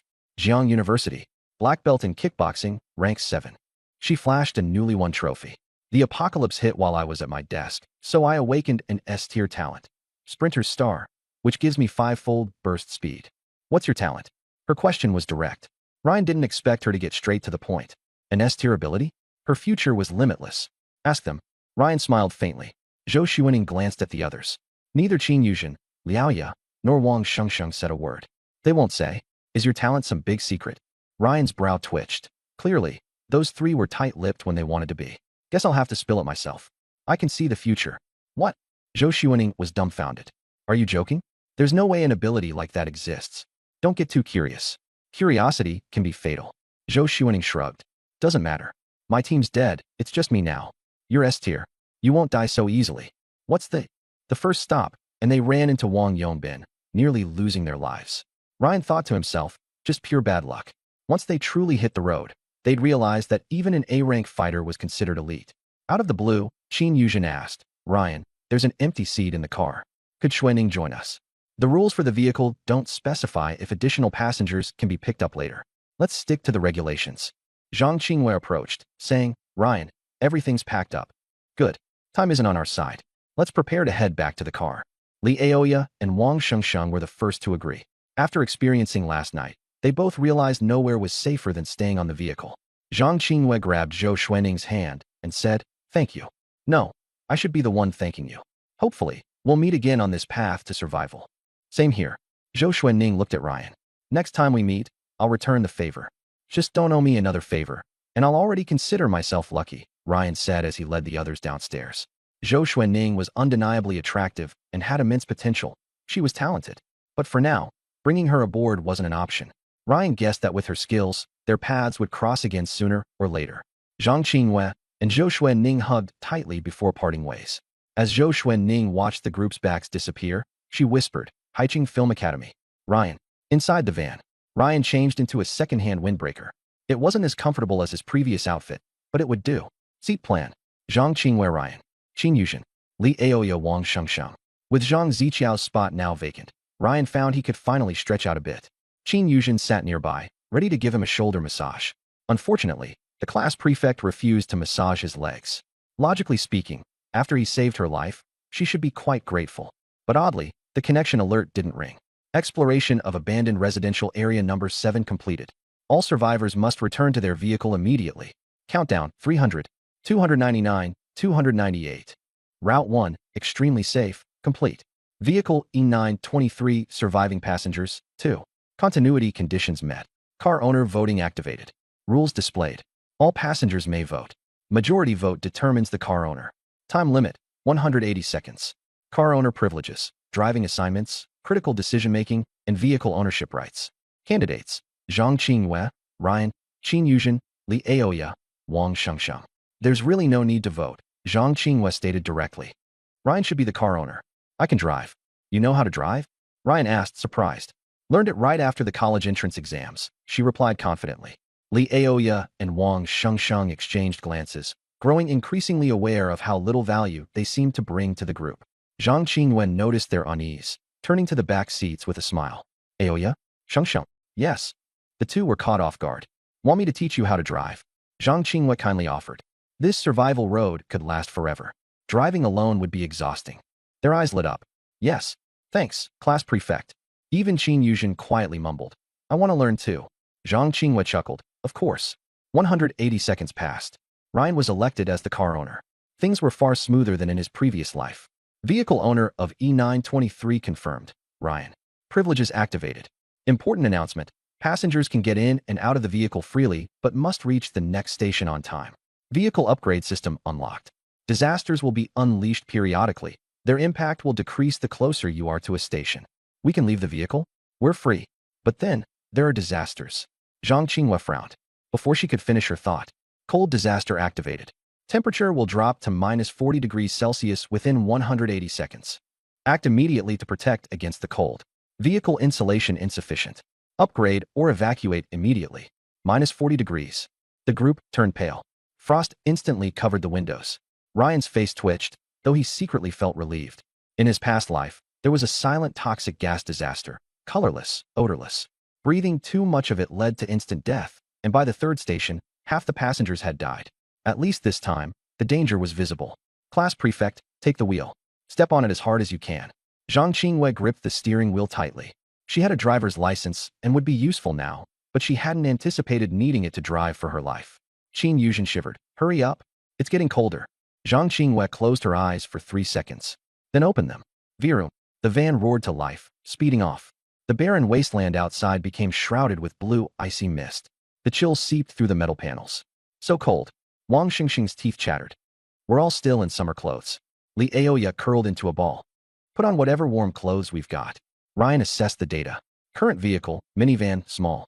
Available materials, wood X3990, iron X1980, parts X2640, fabric X15, glass X20, low-level energy core X133. Vehicle upgrade. 1. Space expansion. 2. Structural reinforcement. 3. Environment control. 4. Energy power. 5. Special facilities. Such an abundance of materials. All thanks to the unlock from Red One points. Given how much Qin Yuzhen alone added through Red One, what if the entire vehicle was filled with them? Ryan took a deep breath. The temperature continued to plummet. He needed to transform this tiny minivan into the ultimate fortress. First priority, space expansion. The car was just too cramped. It couldn't fit any additional passengers. The shared backpack space would also grow with the vehicle's expansion. 30 slots were nowhere near enough. Basic expansion I. Requirements. Wood X500, iron X250, parts X200. Effect. Moderately expands internal space. Rearrange seating. 3+2+2 format. Comfortably seats 7 people. Enlarges trunk. Adds 5 more slots to shared backpack space. Ryan initiated 2 consecutive upgrades to expand the vehicle's space. I'm about to upgrade the interior space. Everyone, brace yourselves. Class prefect, focus on driving. Got it. Zhang Qingwei replied without hesitation. The vehicle vibrated intensely. Seats, walls, and the ceiling began to shift and reshape. The living space broadened drastically. The sound of metal creaking filled the air. Vehicle updated. Small bus. Interior capacity significantly increased. Standard seating restructured. 12 people. After everything had settled, the group realized they were inside a small bus. 12 seats arranged in a 2+2 configuration, 6 rows total. Did we actually switch vehicles? Wang Shengsheng exclaimed as she quickly got dressed. 12 seats, but there's only 5 of us, Li Oya counted thoughtfully. No wonder it feels so empty and colder, Qin Yuzhen said, her breath escaping in visible puffs. Ryan didn't join the discussion. Instead, he checked the remaining supplies. There's enough space, but we need reinforcement and temperature control. Otherwise, we'll freeze to death sooner or later, he said decisively. He immediately chose structural reinforcement I and structural reinforcement II. Materials used: 1,100 units of wood, 500 units of iron, and 100 parts. The vehicle's structure successfully upgraded twice. He then moved on to environment control. Most cold resistance upgrades were displayed in gray, indicating insufficient materials. However, Ryan settled on 2 options. Interior insulation layer I. Requirement: 400 wood, 10 fabric, 100 parts. Temperature regulation system I. Requirement: 50 low-grade energy cores, 200 iron, 150 parts. The temperature system alone required 50 low-grade energy cores. If Qin Yuzhen hadn't returned with 130 cores, they would have needed to open 50 loot boxes to gather enough. Given that they only got 1 core the last time they opened a box, this upgrade seemed impossible to achieve early on. But Ryan had plenty of building materials left and wasn't interested in simpler, less effective insulation upgrades. Upgrade, he commanded decisively. Buzz. The vehicle's interior walls were suddenly overlaid with a matte, grayish-white material as the biting chill was drastically cut off. Huh. The girls looked surprised. What is this? Ryan raised a finger to his lips, signaling for silence. A deep hum echoed from beneath the vehicle's floor, and soon warm air flowed from newly added vents. Interior temperature: -25 degrees Celsius, -10 degrees Celsius, 0 degrees Celsius, 18 degrees Celsius. Temperature system stable. External temperatures dropping. Interior stabilized at 16 degrees Celsius. The freezing cold air was driven away, replaced by a heavenly 16 degrees Celsius. It feels so much warmer now, Qin Yuzhen exclaimed as she stripped off 2 of her jackets. I felt like my blood was about to freeze a moment ago. With the temperature rising above 0, even Ryan felt more at ease. However, he didn't dare let the driver, Zhang Qingwei, slow down. External temperatures were still dangerously low, and even the temperature system had its limits. Thanks to the bus upgrades, they were spared from the ice-cold death awaiting outside. Feels like I've come back to life. Wang Shengsheng groaned as if she'd just escaped death itself. This is unreal, Ryan. How on earth did you pull this off? The vehicles changed so much. From the driver's seat, Zhang Qingwei turned her head and asked, did the materials in the shared inventory really allow for these major upgrades? She could hardly believe it. If surviving the apocalypse were this easy, eliminating the cold as a threat with such simple solutions, could it even be called survival? The root of the issue most likely lay with Ryan himself. The shared inventory certainly didn't have enough, Ryan admitted bluntly. What really matters is my innate ability. The group paused in surprise. They all knew Ryan's ability was to foresee the future, but what did that have to do with building materials? With a soft chuckle, Ryan clarified, don't forget, I can see the future, and that naturally includes hidden resource locations. Li Oya gasped, covering her mouth. So, how many materials did you just use? Ryan lazily counted on his fingers. About 3,000 units of wood, 1,000 units of iron, 1,000 parts, and a few dozen energy cores. He wasn't exaggerating. If anything, he was downplaying it. Currently, Ryan's personal inventory contained wood, 790 units, iron, 430 units, parts, 1640 units, fabric, 5 units, glass, 20 units, low-grade energy cores, 83 units. Even this remaining stockpile was enough to drive other survival teams mad with envy and desperation. Inside the bus, the women inhaled sharply when they heard how much was spent. 3,000 units of wood. Qin Yuzhen's eyes widened in disbelief. 1,000 units of iron. Li Oya covered her mouth in shock. 8,000 parts. Wang Shengsheng exclaimed dramatically. Dozens of energy cores. Zhang Qinghua turned her head in disbelief. Ryan simply nodded. Yep. Oh, my God. Qin Yuzhen's eyes sparkled as she stared at him. Ryan, you are amazing. Seriously, you're like a one-man miracle. Ryan chuckled lightly, but quickly brought them back to reality. Don't get too comfortable. If our driver can't maintain speed, the temperature system will eventually fail. The group collectively shivered at the thought. Keep going, Qinghua. Once we get to a warmer area, I'm learning how to drive. I promise, I won't let you drive non-stop, Li Oya shouted encouragingly. Yeah, me too. We'll help. Wang Shengsheng chimed in. Meanwhile, Ryan lay comfortably on a reclined bus seat, enjoying a massage from Qin Yuzhen. Admittedly, Zhang Ziqiao had a keen eye. Qin Yuzhen was not only beautiful and well-proportioned, but her personality was genuinely caring and attentive. Hey, Ryan, Qin Yuzhen suddenly asked softly. What's next? What's the next place going to look like? Honestly, I'm still a little scared. Without even opening his eyes, Ryan said, I've told you before, you won't die. You've got nothing to be afraid of. Qin Yuzhen's face lit up with a sweet smile. Good. I knew I could count on you to protect me. In the back seats, Li Oya and Wang Shengsheng were watching everything unfold with complicated feelings. Poking Li Oya in the side, Wang Shengsheng whispered, Oya, I don't want to die either. Do you think I should go get closer to Ryan? Li Oya's smile was forced as she replied. Didn't you already try offering to massage his legs earlier? Did he even acknowledge you? Wang Shengsheng pouted and straightened her posture, pulling at her collar. Honestly, how am I worse than Qin Yuzhen? My figure's leagues better than hers.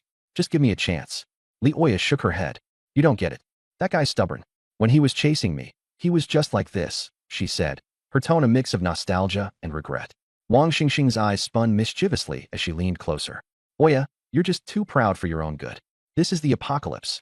Ryan's so strong it's ridiculous. Being with him is the safest option. Pride doesn't mean a thing right now. You're his ex-girlfriend. Use that to your advantage. Who knows? Maybe it'll work wonders. Li Oya froze. Her gaze shifted to Ryan, the boy who had once been at her beck and call, but now seemed so distant and unreachable. Did she regret it? Without a doubt. She regretted it with every fiber of her being. How could it be so perfectly timed? She had just broken up with him, and then the world ended. Ryan's gaze at her now feels no different than how he'd look at a random stranger. No. Li Oya shook her head bitterly.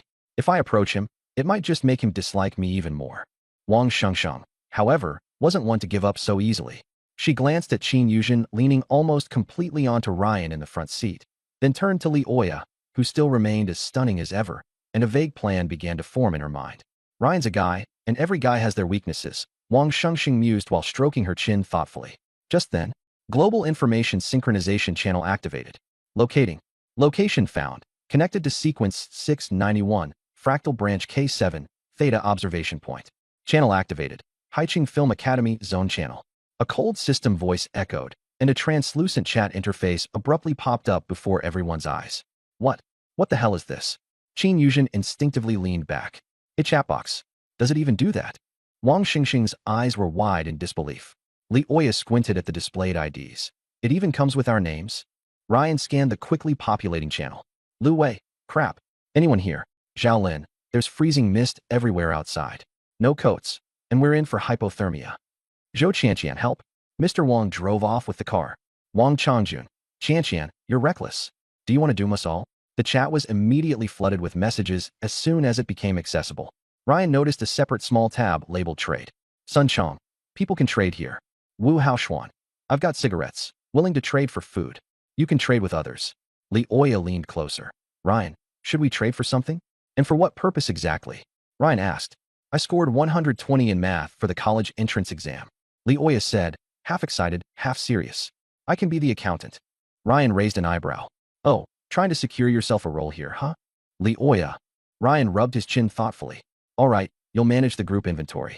First task, buy hot pot ingredients. Buy what? Hot pot ingredients. How else are we going to eat crawfish? Ryan leaned back into his seat. But there's no electricity in the car, Zhang Qinghua, hands on the wheel, pointed out. I'll handle the power. Tonight, I want to see hot pot ingredients, lamb slices, and iced tea. Got it. Ryan ordered before closing his eyes and laying back. Li Oya and Wang Shengsheng exchanged bewildered looks. Hot pot in a survival scenario. Ryan wasn't sleeping. His mind remained preoccupied with tracking the info channel. Until, Zhang Zixuan. I'm Zhang Zixuan, debate club president. We're stuck on a public bus with a big group, desperately need bottled water. DM me if you want to trade. You're alive after all, Zhang Zixuan.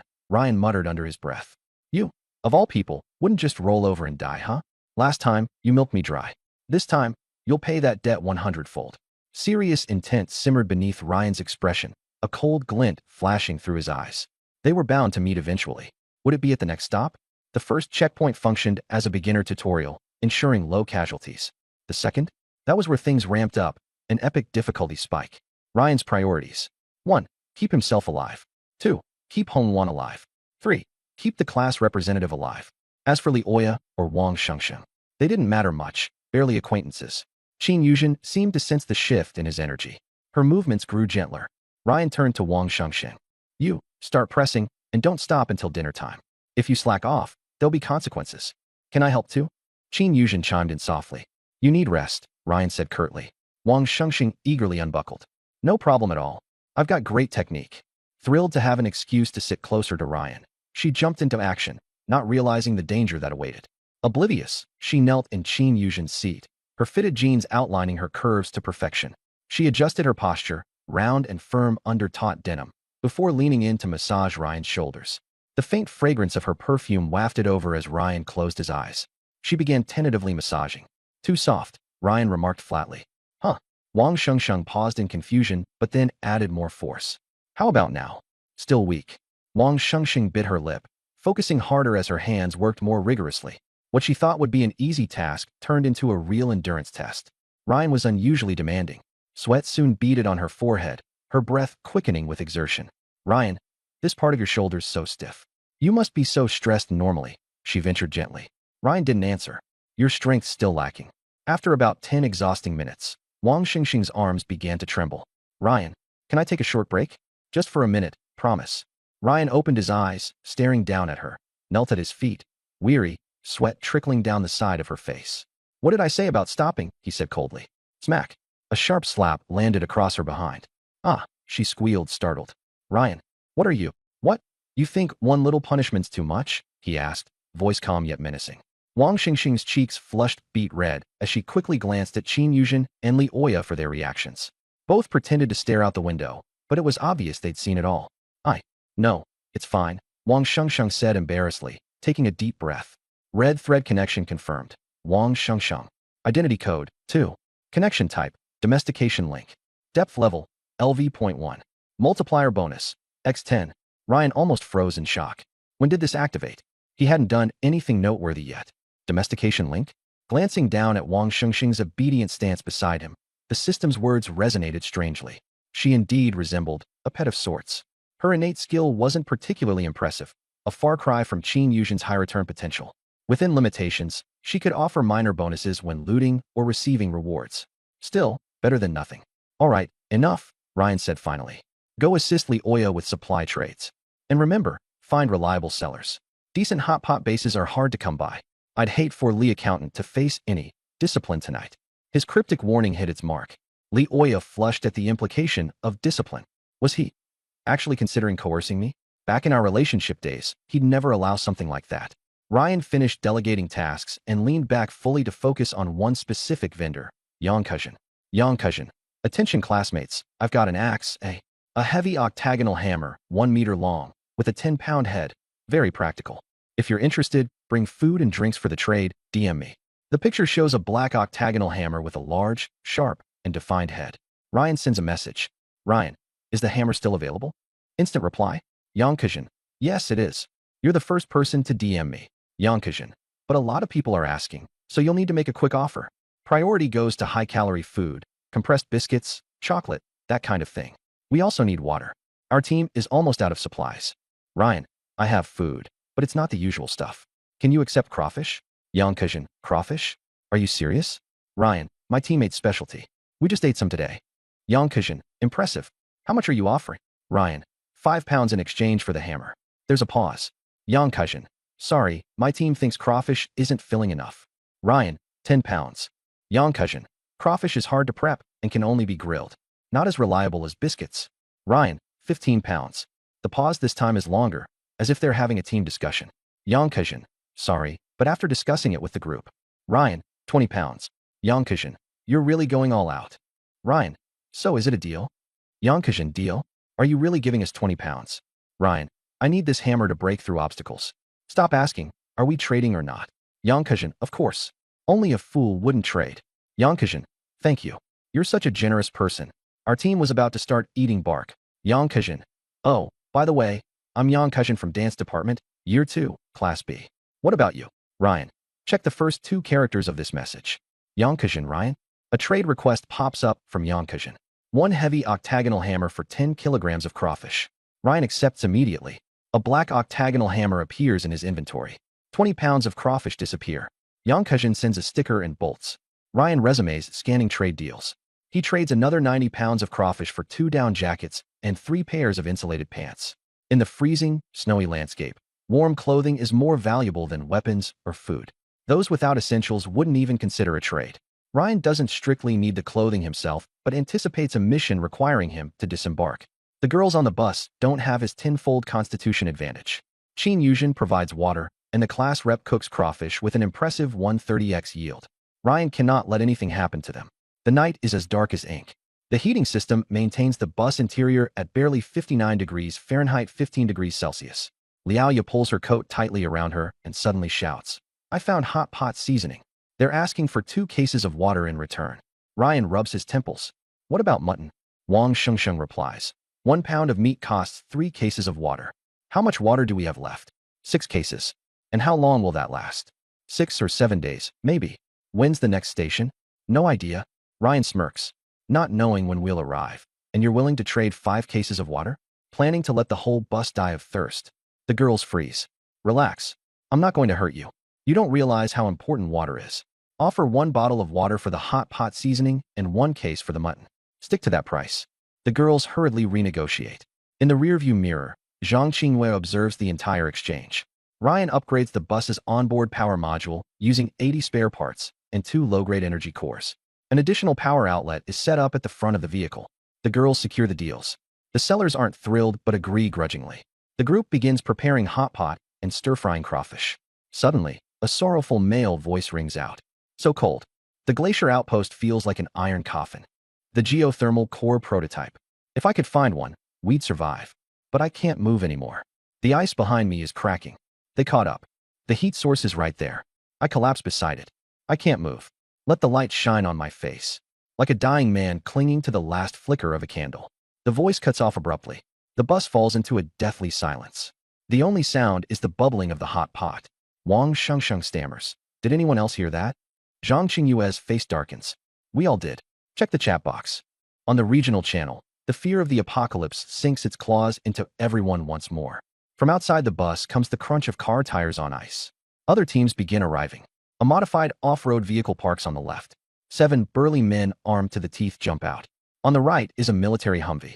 6 figures step down, all clad in camouflage. In the back, 3 more vehicles pull in with mixed team configurations. Everyone is sizing each other up. The atmosphere tightens like a string pulled taut. Zhang Qingwei sets down her bowl of food. Looks like everyone's here. Ryan opens his eyes, taking a sweeping glance out the window. Get ready to disembark. He stands up and inspects his gear. Down jacket, gloves, insulated boots, all accounted for. The others quickly pack up as well. Qin Yuzhen whispers, those people look dangerous. That's normal, Ryan replies calmly. Anyone still alive now must have some serious skills. The countdown shows 20 minutes remaining. Every team makes their final preparations. Some distribute supplies. Others check weapons. Ryan pushes the bus door open. The minus 22 degrees Fahrenheit minus 30 degrees Celsius wind rushes in immediately. He inhales sharply, exhaling a misty puff. Stay close to me. The 5 of them step onto the snow-covered ground, heading towards the entrance to the outpost. Other teams also begin moving. 86 people divide into 10 groups, slowly converging. No one speaks. Only the crunch of snow and the sound of breathing fill the air. The crack in the glacier looms closer. In the eerie blue glow, faint, intricate patterns become visible on the ice wall. The countdown hits 0. Mission start. Location of the geothermal core prototype has been marked. Attention, the first absolute zero wave will erupt in 30 minutes. 3 red dots flickered in Ryan's vision. They were scattered across different areas of the outpost. The closest one was still 2 kilometers from the entry point. Let's move. Ryan was the first to step into the crevice. The 4 women followed closely behind. Other teams were also entering in droves. The inside of the crevice was wider than expected. The icy walls emitted a faint glow, just enough to illuminate their path. The temperature was plummeting. Even their exhaled breaths froze almost instantly. Wang Xingxing's teeth chattered violently. "It's so cold." "Endure it," Ryan said without turning back. This is only the beginning. From the depths of the crevice, an eerie echo reverberated. It sounded like the growl of some unknown creature. Qin Yuzhen clutched Ryan's jacket nervously. "What's that sound?" "No clue." Ryan quickened his pace. "But it can't be anything good." They soon arrived at a branching point. 3 paths diverged in different directions. The other teams began to scatter. Ryan chose the left path. "Why this way?" Leoya asked. "A hunch." In reality, he'd glimpsed a fragment of the future. This route was the safest, at least for the first segment. The passageway gradually narrowed. Red ferns started appearing along the icy walls, strange plants that emitted faint warmth. "Geothermal ferns." Zhang Qingwei exclaimed excitedly. Ryan nodded. "Take some. They'll come in handy later." They cautiously began gathering the warm, almost lifelike ferns. And then, the sudden scream. A gut-wrenching, blood-curdling cry tore through the air, before abruptly cutting off. The 5 exchanged uneasy glances. "Keep moving," Ryan said calmly, unflinching. After another 10 minutes of traversing the path, it opened into a massive underground space. There, in the center, stood an abandoned research facility. The rusted metal structure was encrusted with thick layers of ice. "The prototype is inside." Ryan pointed toward the facility's innermost section. But before anyone could move, another team burst in through the right passage. It was the group of muscular men. The 2 groups stood only 50 meters apart. The atmosphere immediately turned tense. The burly leader smirked coldly. "Kid, take your crew and scram while you still can." Ryan ignored him. He turned to the 4 women. "Prepare for combat." The crunch of snow under tires. 1, 2, 3 beams of headlights pierced the icy winds. Vehicles pulled up one after another around Ryan's bus. Doors swung open, and shivering figures stumbled out. "Are we still even in the country? 12 hours in negative 40-degree temps. You're from the directing department, right?" "We're from fine arts." Steam billowed in the freezing wind as the group clustered near the ice-covered entrance for warmth. Wang Shengxing peeked out the window. "Ryan, that off-road vehicle is from Performance Class 2. Li Oya squinted. "That minibus?" "A mixed group of directing and sound design majors." Ryan remained unfazed. "Makes sense if they're all from the same club." More vehicles arrived by the minute. Wang Shengsheng pointed to a cargo truck. "Is that Director Yu? The administrative department's here too?" Li Oya smirked. "Same guy who wanted to extend military training by a month." Zhang Qingwen munched on a snack. "Staying in the bus? Think we're standing out too much?" Ryan replied flatly. "They're all competitors." "Why buddy up?" Li Oya whispered under her breath. "They're freezing, and we're eating hot pot." Ryan sipped his broth. Standing out is the point. Their 12-seater bus parked conveniently near the entrance. Knock, knock, knock. 3 guys rapped on the door. "Everyone's here except you. Get down here. Let's strategize together." "Director Yu is coordinating. Don't be scared." The window rolled down. The trio froze in place. Rolling down a window in this weather? Whoosh. A blast of warm air surged out, carrying the rich aroma of food and faint traces of perfume. White steam enveloped Xiao Bing's stunned face. Hey, your bus feels kinda cozy." "Through the small gap," Ryan responded. "Not interested in collaborating, sorry." Click. The window rolled back up. Xiao Bing stood there, gobsmacked. He saw it. A scene from another world. People inside the bus were lounging in just shirts, cheeks flushed from the warmth. A hot pot simmered in the aisle, red broth bubbling away. Outside, the temperature was a bone-chilling minus 40 degrees Fahrenheit, and they were all shivering uncontrollably. That group was eating hot pot. "Bing, what's the verdict?" Xiao Bing suppressed his bewilderment. "Director Yu," sensing something was amiss, pressed. "What's going on? What's in their bus?" Xiao Bing cleared his throat. "They're having hot pot." "What?" Director Yu's voice rose an octave. "I'm serious." Xiao Bing gestured animatedly. "Red broth, bubbling away. They're just wearing shirts, and when I got close, warm air hit me like a heater." Director Yu's expression twisted between disbelief and fury. Glancing between the cozy bus and the shivering students around him, his voice sharpened into a hiss. "Ridiculous." He spat through clenched teeth. "This is survival training, and they're treating it like a picnic?" Outrage rippled through the gathered students. "We're freezing, and they're feasting on hot pot. Where'd they even get all that fuel? This is so unfair." A glint of cunning lit up Director Yu's eyes. "All right, let's go. Ask them what the hell they think they're doing." A group of 20 or so marched toward the bus in a huff. Director Yu raised his fist, ready to pound on the window, when his eyes caught sight of a note taped to it. Plenty of heating inside. Seats available for rent. Rate: 5 bottles of water or 10 packs of biscuits per minute. Upfront payment only. No credit allowed. This, Director Yu was speechless with rage. 5 bottles of water per minute. That's robbery. 10 packs of biscuits? That's my whole day's ration. Do they even have a conscience? Director Yu pounded on the window. You in there? What's the meaning of this? Do you have any camaraderie yet? A family should help each other out. Inside the vehicle, Qin Yuzhen shrank her neck. Ryan, they look so angry. Zhang Qinghua shook her head. Just moral coercion. Director Yu has always loved lecturing about collective ethics. Ryan nodded. They're not mad because we won't cooperate. They're mad because we're doing better than they are. Wang Shengxing scoffed coldly. Now they're feeling the cold? Don't open the door. Let them freeze out there. Ryan shook his head. Leaving it empty is a waste. Why not sell them some of the space for supplies? Inside the vehicle was an absolutely safe zone. Ryan had no fear of these people. Zhang Qinghua analyzed. Director Yu wants to establish authority. Ryan, doing this might make us everyone's target. Ryan smiled faintly. That assumes they even have arrows to shoot. Qin Yuzhen looked concerned. Would anyone really be willing to exchange supplies for a seat? Ryan leaned back into his seat, closing his eyes. They will. Soon enough. The group was about 30 minutes away from the outpost. The temperature outside was life-threatening. Trying to endure it would only result in freezing to death. Ryan's price was steep, not many could afford it. But that's exactly why he was expecting something more interesting. I'll trade. A pleading voice came from outside. I'll trade water for a seat. My fingers are numb. Please let me on, just for a minute. A lanky boy clung to the vehicle's door. Director Yu's face was as dark as a burnt pot. This is Ryan, Ryan announced calmly. Send me a private message in the regional channel and initiate a supply transaction. Pay first, then board. A few seconds later, the door opened. Warm air flowed out. The boy didn't hesitate and scrambled inside. The door quickly shut behind him. The people outside shivered visibly in the frigid air. A minute passed, but the boy didn't come out. The crowd grew restless. Why hasn't Xiao Wang come out yet? What's it like inside? Did you see that heat earlier? My toes are going numb. A second person eventually stepped forward. This time, it was a bespectacled girl who gritted her teeth. I'm trading a seat too. She climbed in. And like the boy, she also didn't come back out. Then a third person, and a fourth. Suddenly, someone erupted in anger. You traitor. Wang Zikai, are you using the group's shared supplies to trade for a seat? Zhao Yu, did you just take all the shared water to get on that damn bus? We're freezing to death out here, and you're using everyone's stuff to enjoy yourself. The accusations flew. Someone tried to smash the vehicle, but the system displayed a notification. Vehicle is invulnerable to damage. Director Yu cleared his throat. Let me board and see what kind of scheme they're running. With a strained voice, the director called out, Student, approve my trade request. The door opened, and Director Yu stepped in. Warmth enveloped him immediately, a stark contrast to the freezing outdoors. It felt like diving into a hot spring straight from an ice bath. His glasses fogged up from the sudden temperature change. After cleaning them, he looked around. The interior of the bus was spotless, with a cozy, comfortable temperature. Students were lounging around in light clothing, their faces glowing with warmth.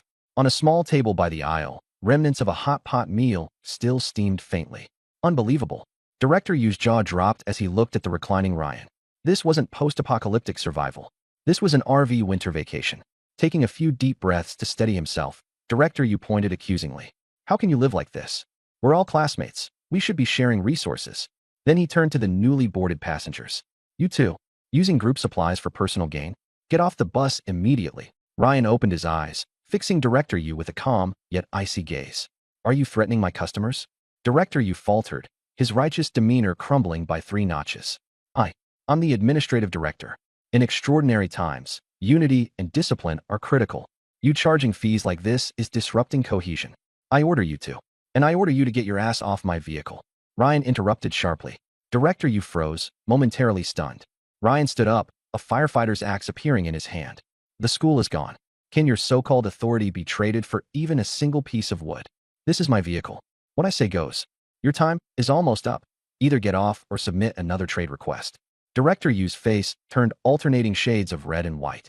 Do you have any respect for your elders? Ryan took a measured step forward. I guess you didn't hear me. When he was less than a meter away, Director Yu hastily threw both hands up in surrender. Wait, Ryan, I'll pay again.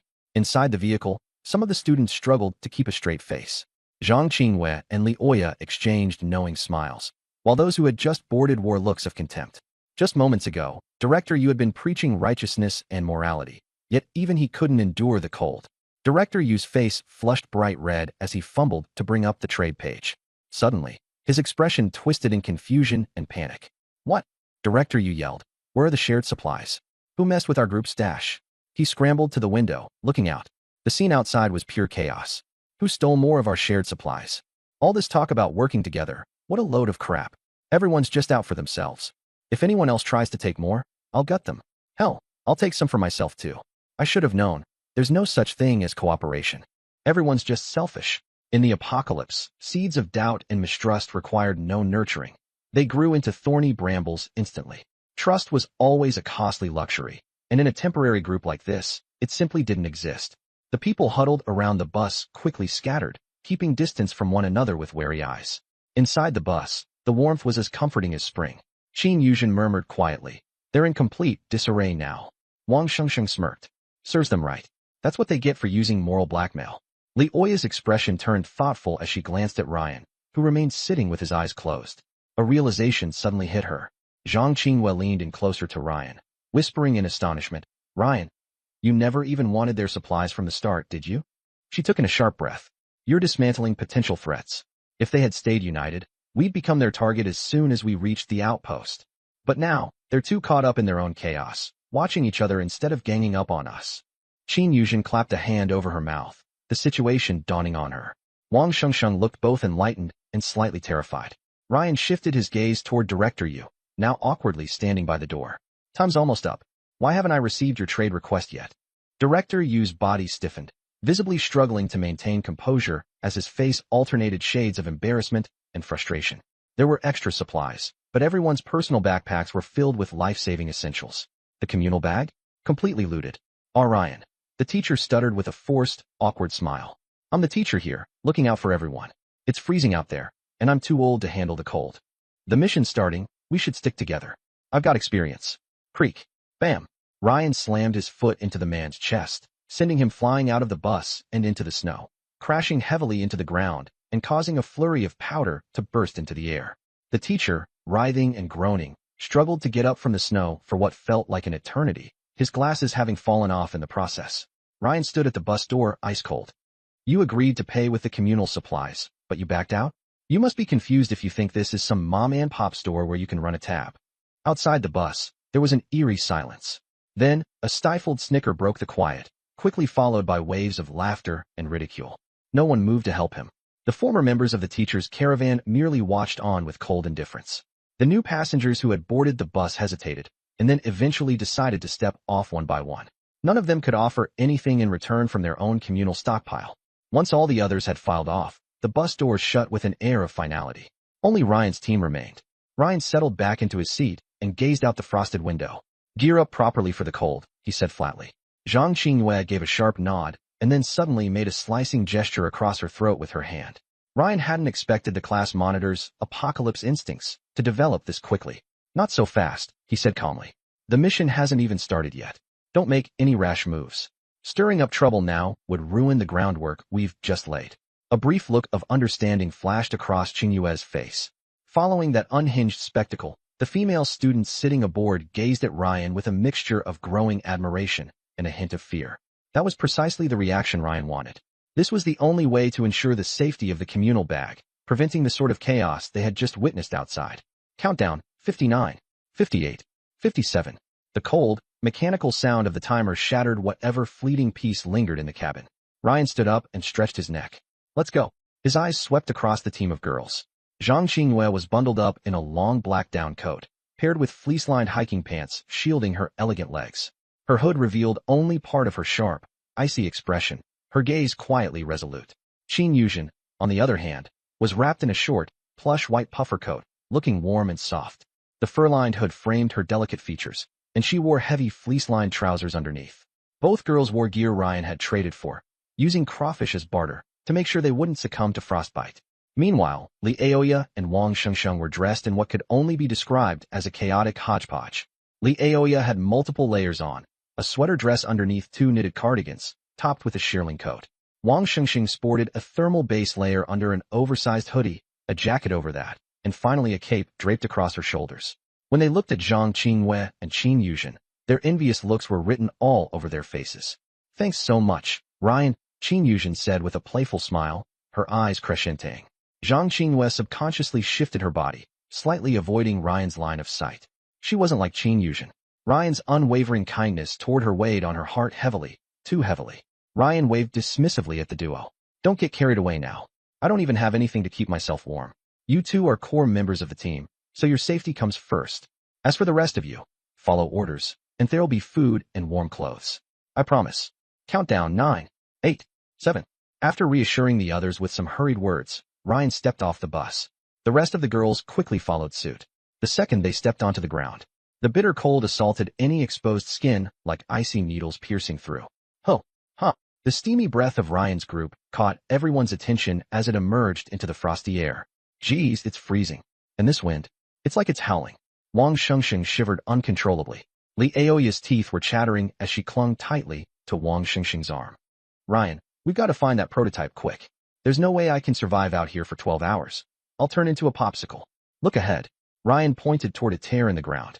The entrance looked as though it had been forcibly ripped open, its jagged edges descending into a dark, narrow slope. A frigid wind whistled upward from the abyss below, echoing like faint cries. It's pitch black down there. Flashlights ready. Ryan pulled out his high-powered flashlight and stepped forward, leading the way down. Zhang Qingyue, Qin Yuzhen, and the others switched on their flashlights and followed closely, their beams cutting through the shadows. They were the first team to descend. The remaining students above looked at one another, indecision written on their faces. They actually went down there? Are they nuts? Who knows what's lurking below? Just thinking about it makes my legs go weak. So what should we do? I say we wait and see for now. It was only the second evening since the end of the world. Everyone was still struggling to adjust to the harsh reality. But Ryan understood, time was of the essence. Acting fast was the key to survival. Behind his team, another smaller group moved cautiously but steadily. A group from the film department, just 6 of them. Ryan, only 6 people are following behind us. Wang Shengsheng whispered. Even better, Ryan said flatly. With 3 prototypes in hand, the cold disaster will no longer be a threat. After descending for about 10 minutes, the passage widened slightly. However, the temperature plummeted further with every step. Suddenly, Ryan came to a halt. Up ahead on the icy ground, clusters of warm amber light flickered faintly. Thermal fern. Wang Shengsheng blurted out excitedly. The plants had thick, glossy leaves that glowed softly, radiating warmth. The ice around them had melted, leaving slick puddles in their wake. Jackpot already, she exclaimed. At the same moment, the film students also caught sight of the treasure. Their flashlight beams veered over, revealing faces cracked and blue with cold, but filled with eager greed. The tension thickened instantly. Thermal fern was a key resource for combating the dreaded absolute zero wave. Everyone wanted it. The film students group was 4 men and 2 women. Take it, one of the men shouted, lunging forward. Ryan, Zhang Qingwei called out, worried. Ryan raised his hand calmly. Wait. He wasn't in a rush. It wasn't about who reached the resource first. Besides, he had a feeling it wouldn't be that simple. And he was right. The moment the man's fingers were within inches of the thermal fern. SSS. SSS. A chilling rustling sound emanated from the crevices of the rocks. Dozens of massive caterpillars, each as thick as an arm, swarmed out in a frenzy. They were long and grotesque, their ends adorned with pulsating suction cups that opened and closed incessantly. These creatures moved terrifyingly fast, surging toward the man like a tidal wave. What the hell are those? The guy tried to pull back, but it was too late. Several of the creatures launched themselves at him, their suction cups clamping onto him with a sickening pop. Frost spread rapidly from the points of contact, crawling up his arm as he fought desperately to fling them off. The larvae clung tightly to the victim. Even more bugs swarmed in from all directions. Get away. Burn them with fire. A teammate pulled out a lighter, but it wouldn't ignite. Help! Help! The filming crew fled in a panic, stumbling and crawling back 7 to 8 meters. Everyone was scared out of their wits. The guy who had moved first was already dead, his body completely drained by the insects, leaving a gruesome corpse. Ryan, are these larvae protecting the geothermal fern? Qin Yuzhen asked. Ryan nodded. Probably. Getting the geothermal fern won't be easy. So what do we do? Just sit and watch. Wang Shengsheng was unwilling to give up. The heat radiating from the geothermal fern was incredibly enticing. If they got it, they wouldn't have to fear the cold. Everyone back up. Turn off your flashlights, except for this one, Zhang Qingwei suddenly ordered, adjusting her flashlight to its dimmest setting. Ryan realized her plan and immediately switched his flashlight off. The others followed suit. Within seconds, they noticed, without the stimulation of the light, the transparent bugs were once again drawn to the geothermal fern. The insects carried the male corpse towards a crevice in the rocks. The crevice was too narrow, and the body was grotesquely mangled as they dragged it in. What kind of monsters are these? Wang Xingxing's voice trembled as she gripped Ryan's sleeve. They were drawn here by the geothermal fern to nest. The warmer the place, the more of these bugs you'll find. Qin Yuzhen gasped. Then the prototype. Zhang Qinghua hushed her. Exactly. The prototype gives off even more heat. We'll have to deal with these things. Do you see the black rock up ahead to the left? Take them over there. Ryan lowered his voice. In 3 seconds, turn your flashlights to their brightest and shine them on this area. Zhang Qinghua immediately understood. You're going to use the strong light to draw the bugs away and create an opening for yourself. Exactly. Ryan turned to Li Oya and Wang Shengxing. Hold the light steady. Don't point it randomly. If I don't tell you to turn it off, no one turns it off. The two nodded firmly. Zhang Qinghua led the 3 girls behind the rock and trained their flashlight on the target zone. Ryan took a deep breath, crouched down, and suddenly darted out. At the same time, the light from behind the rock blazed brightly. The team that had just descended into the area was stunned. They're coordinating. A speed-awakened fighter. A swarm of dense bugs erupted, rushing toward the light source. Holy crap! Bugs. Are they crazy? They're deliberately luring those things. Ryan moved through the bug swarm with ease. He crushed one bug midair in his hand. Another was stomped underfoot. Then, in one swift motion, he grabbed the geothermal fern and sprinted back. The light was promptly extinguished. Only those who were still gawking were left with their flashlights on. SHD. Turn them off. The bugs are coming. A film student shouted, frantically pressing his flashlight's button. The others scrambled to switch theirs off. Turn it off now. Who's still got theirs on? Are you trying to kill us? A 3-person team that recently arrived had a member whose flashlight got stuck. Its beam continued to shine brightly. The bugs swarmed towards them. Lao Zhao, your flashlight. I can't turn it off. The button's jammed. Throw it away. Throw it now. Screams erupted. The flashlight shattered on the ground. Only the sound of sucking and the bug's writhing movement were left in the dark. Those who survived held their breath, frozen, not daring to move. Far away, Ryan had already regrouped with Zhang Qinghua and the others. The girls were still shaken. Leaning against the rock wall, Zhang Qinghua was catching her breath, while Qin Yuzhen had almost collapsed. Li Oya and Wang Shengxing clung to each other for support, trembling with fear. They had nearly been overtaken by the bugs just moments ago. Ryan, holding the geothermal fern, wasted no time retreating. Zhang Qinghua stared at the 3 clusters of geothermal fern in his hand. The leaves, with their fiery orange-red veins, radiated visible warmth, instantly dispelling the surrounding cold. One for the class leader, one for Yuzhen, Ryan said, distributing the ferns. He kept the last one for himself. Li Oya and Wang Shengxing looked enviously but received nothing. Zhang Qinghua subtly leaned over to share some warmth with them. Qin Yuzhen also tilted her fern in their direction, silently offering some heat. Their eyes welled up with emotion. After 10 minutes of walking, they turned a corner, and a breathtaking sight opened up before them. A complex of ice-covered buildings. This was the Glacier Research Outpost. In the center of the outpost stood a 6-story square tower. Over there, Ryan pointed to the tower. Boom, boom, boom. The ground suddenly shook violently. A deep rumbling sound grew closer and closer. What the hell is that? Wang Shengxing screamed. Hide.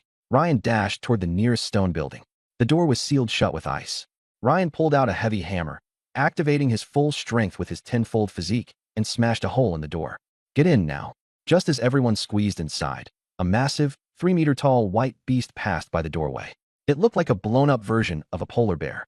Li Aoya nearly screamed, but Zhang Qinghua clamped a hand over her mouth. The giant beast ran off into the distance. But the rumbling started to draw nearer again. Put away the geothermal ferns. Ryan shouted urgently. It's searching for a heat source. Our body heat gave us away. As soon as he finished speaking, all 3 clumps of geothermal ferns were stuffed into backpacks. Outside the door, the heavy footsteps stopped. They stopped just outside the building, very close. Silence fell over everything. Everyone held their breath. Li Aoya and Wang Shengxing bit down hard on their lips. Zhang Qinghua pressed her back against the wall, not moving an inch. Qin Yuzhen closed her eyes tightly. Hu ch. A sound of inhalation came from nearby. Seconds passed one by one, and the cold air grew brazen once again. No one knew how much time had passed. Rumble, rumble, rumble. The footsteps moved in another direction. Another minute passed. Wang Shengxing slumped down. That's terrifying. What was that thing? Li Aoya slid down onto the floor. If we get discovered, we're doomed. Qin Yuzhen opened her eyes and grabbed the corner of Ryan's clothes with her little hand. Zhang Qingyue said fearfully, "Geothermal fern can keep us warm, but it's also bait that attracts the Grim Reaper." Wang Shengsheng asked softly, "Can we still take out the geothermal fern?" Ryan said irritably, "You take it, then leave on your own." Wang Shengsheng quickly waved her hands. "No, we're a team." Zhang Qingyue peeked through the crack in the door. "No abnormalities. The footprints are heading east. Keep going." Ryan nodded. "Get to the tower as soon as possible." The 5 of them left the house carefully. Ryan gave the arrangement. "Class rep, I'll lead the way. You bring up the rear." Zhang Qingyue, "No problem." The 5 headed toward the tower. In the freezing snow, their speed was very slow. Half an hour later, "Ryan, look. It's geothermal fern. 3 clusters again." Wang Shengsheng, frozen purple, pointed at the faint glow in the distance. Ryan was surprised. "Pretty sharp eyes, huh?" Wang Shengsheng scratched her head. "Brother Ryan, I've had good eyesight since I was little." But Ryan had already walked toward the geothermal fern. Wang Shengsheng. Zhang Qingyue asked softly, "That big guy just now wasn't guarding it, was it?" Ryan nodded. "As soon as possible. You use the flashlights to draw the bugs away. I'll go pick it." "Okay." The 4 girls nodded firmly. Things went smoothly. The feint and strike tactic never failed. 3 more clusters of geothermal fern went into the bag. Grand Tutor container quietly activated. Another free attribute point was added, and Ryan put it into charisma. Basic attributes: Constitution, 100 agility, 10 perception, 10 charisma, 12, 2, spirit, 10 luck, 10. Charisma reached 12. The average adult male has 10 points, so he counted as slightly handsome. Just as they were preparing to retreat, a rustling sound came from behind them. Ryan's expression sharpened. It was a group of students. They were bundled up tightly, carrying flashlights, their faces pale and bluish, their eyes burning with excitement. "Xiaobing." Wang Shengsheng snorted coldly. "Following us pretty tightly, huh? Too bad you're a step late. We've already put the stuff away." Xiaobing's expression was ugly. The boy behind him snapped. "Wang Shengsheng, what are you so smug about? We took risks too." "Exactly. Good stuff should be shared by whoever sees it." The girls chimed in. Xiaobing stopped his teammates and forced out a smile. "Ruyan, you really are impressive." Ruyan said calmly. "You've been tailing us for a long time, haven't you?" Xiaobing shook his head. "We've only been guarding these few clusters of geothermal ferns for a long time." He paused. "No matter who takes them, we have to discuss how to split them." Li Aoya snorted coldly. "We picked them. What right do you have to make us share them with you?" The hot-tempered boy said. "We guarded them for half an hour. We're all classmates. We should be looking out for each other. It's not too much to give us 1 or 2 clusters, is it?" Zhang Qingyue wore a cold expression. Qin Yuzhen hid behind Ruyan and muttered, "No merit, no hardship either." Ruyan said lightly, "Finished?" Xiaobing. Xiaobing narrowed his eyes. "Ruyan, to be honest, we don't want to resort to force. But without geothermal ferns, we'll freeze to death. 2 clusters and we'll leave. Otherwise, if we make a move and attract." He didn't finish. The 5 of them spread out in a semicircle, and the 4 boys gave them confidence. They could see it clearly. Ryan was fast and could grab the geothermal fern. But he was a speed type awakened. What about the female classmates? Unless he abandoned them.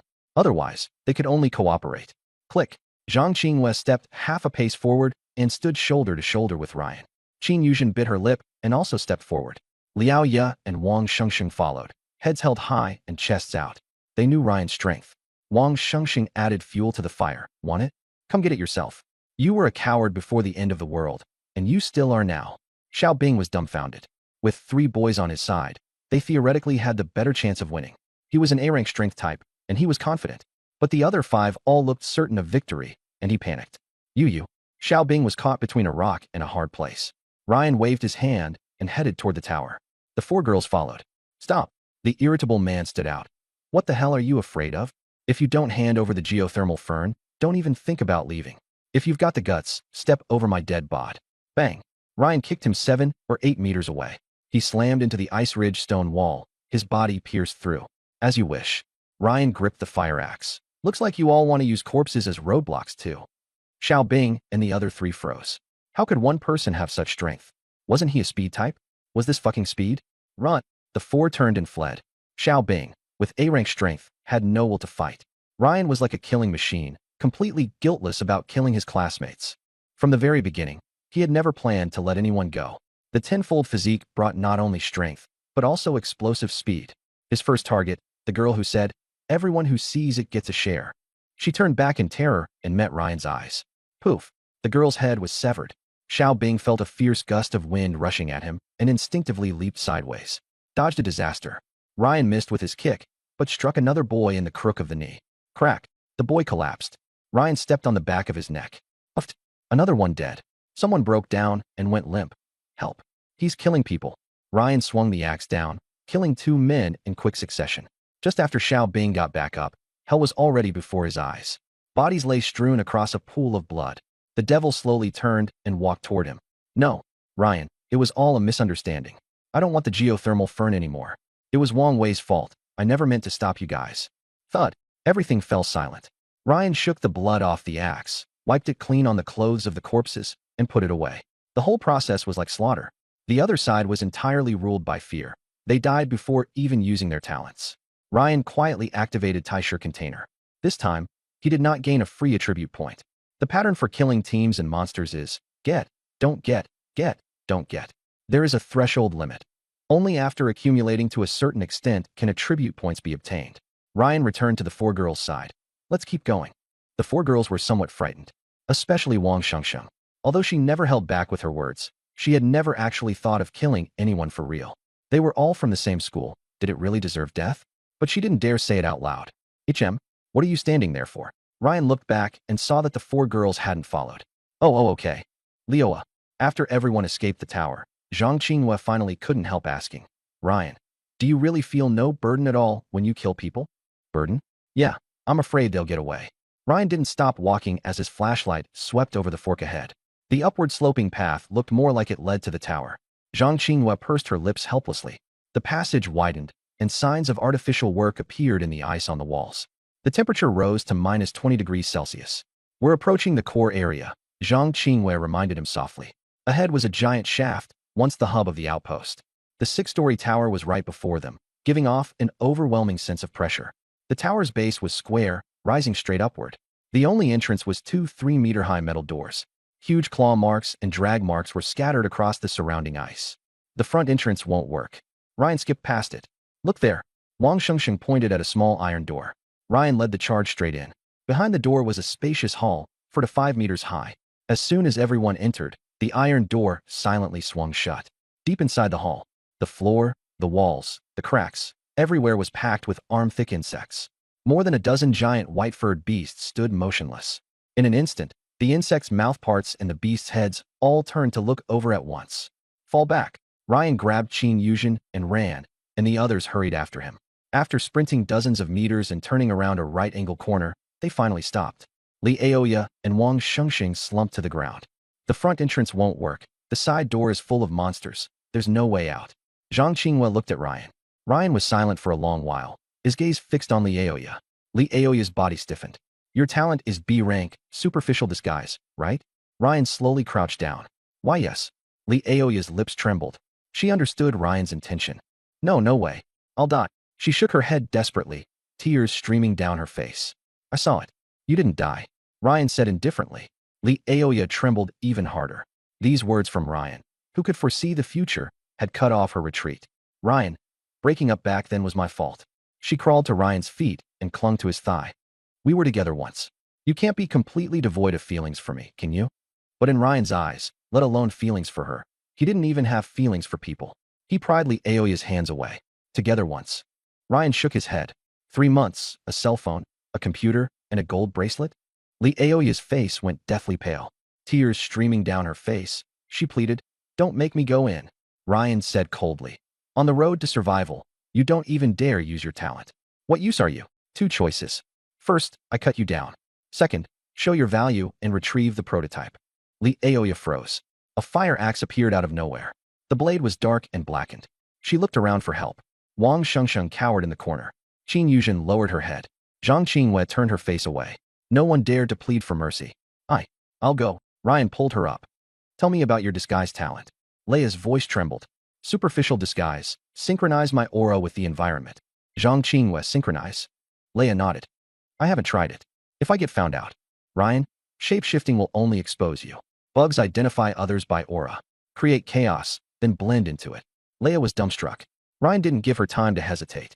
Class monitor, use the octagonal hammer to smash the front door. We'll lure the monsters with flashlights from the side door. Zhang Qinghua took the heavy hammer, her face paling. Leia focused her mind and activated her talent. I'm done. Ryan narrowed his eyes and observed. Her aura turned cold and eerie. Move. Ryan yanked hard on the iron gate. Thud. A blast sounded at the front door. The monsters were instantly alerted. Ryan raised the geothermal fern. Orange-red light burst forth. Qin Yuzhen and Wang Xingxing's flashlights fired together. Heat. Bright light. Tremors. The hall was completely thrown into chaos. Liaya rushed out. Her heart pounded like a drum. Her legs were shaking. She gritted her teeth. Ryan saw that she had successfully blended in. Fall back. He put away the geothermal fern and threw the flashlight into the monster horde. He pulled the iron gate shut, led the girls in retreat. The first step was complete. All the pressure was on Liaya. That was terrifying. Wang Xingxing patted her chest. Qin Yuzhen leaned against Ryan. Class rep, that noise just now was so loud. Zhang Qinghua shook her head. It's fine, my hand's just a little numb. 15 minutes passed, and there was still no movement inside the tower. Wang Xingxing asked softly, Uya she. Quiet. Ryan interrupted. He pressed himself against the wall and listened. The tower remained deathly silent. Footsteps came closer. Damn it, I'm freezing to death. Director Jia, keep your voice down. Keep it down my ass. Just make sure the geothermal fern is hidden. 2 men and 2 women appeared. The man in front was 1.8 meters tall, with a bulky build. When he saw Ryan and the others, he said, Wang, the chief clerk, you're not with your group of girls. Wang Xingxing shrank behind Ryan. Ryan asked, who are they? Jia Jinghui, head of the arts department.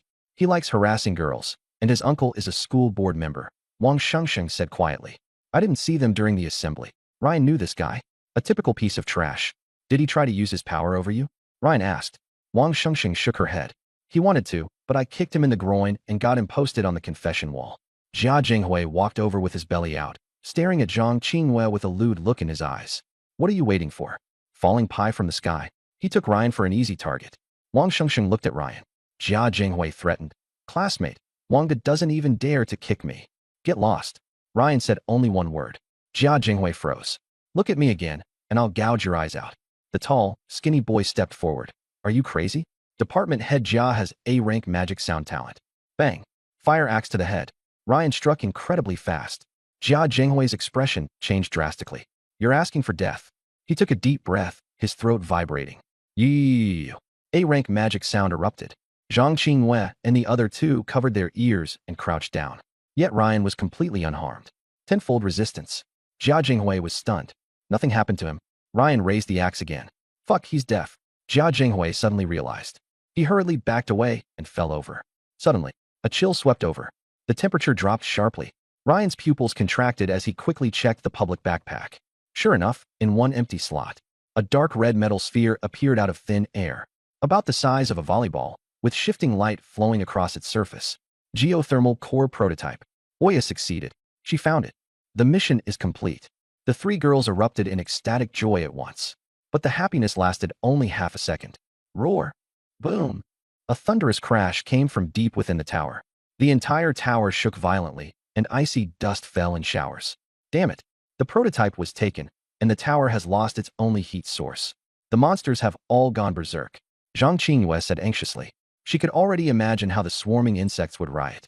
And those giant beasts were definitely going to go mad too. Oya can't possibly get out of a full-scale riot. Qin Yuzhen pressed her lips together. It's over. The monsters are attacking indiscriminately.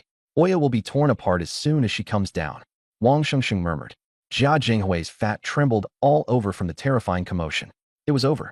They were guarding the door not because they couldn't get in, but because they had already gotten the thing. They were waiting for their companions. He had picked the hardest iron plate to kick. We go draw their attention? Create chaos to cover her escape. Zhang Qinghua said anxiously. Rian shook his head. Too late. It's complete chaos inside.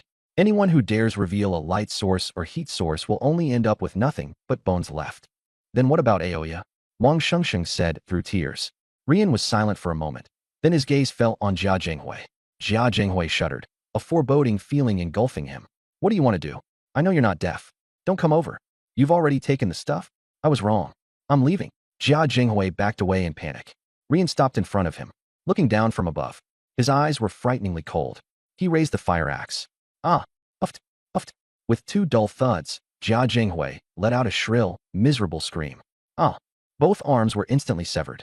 Bones shattered, flesh mangled. Rope. Ryan held out his hand. Zhang Qinghua handed over the rope. Ryan firmly tied the geothermal fern to Jia Jinghui's back. Then he switched on the high-beam flashlight and secured it to the rope. Light and heat radiated from his back. No, don't. Let me go? Demon. Madman. Jia Jinghui was terrified out of his wits and struggled desperately. He kept activating his talent. Woo woo woo woo.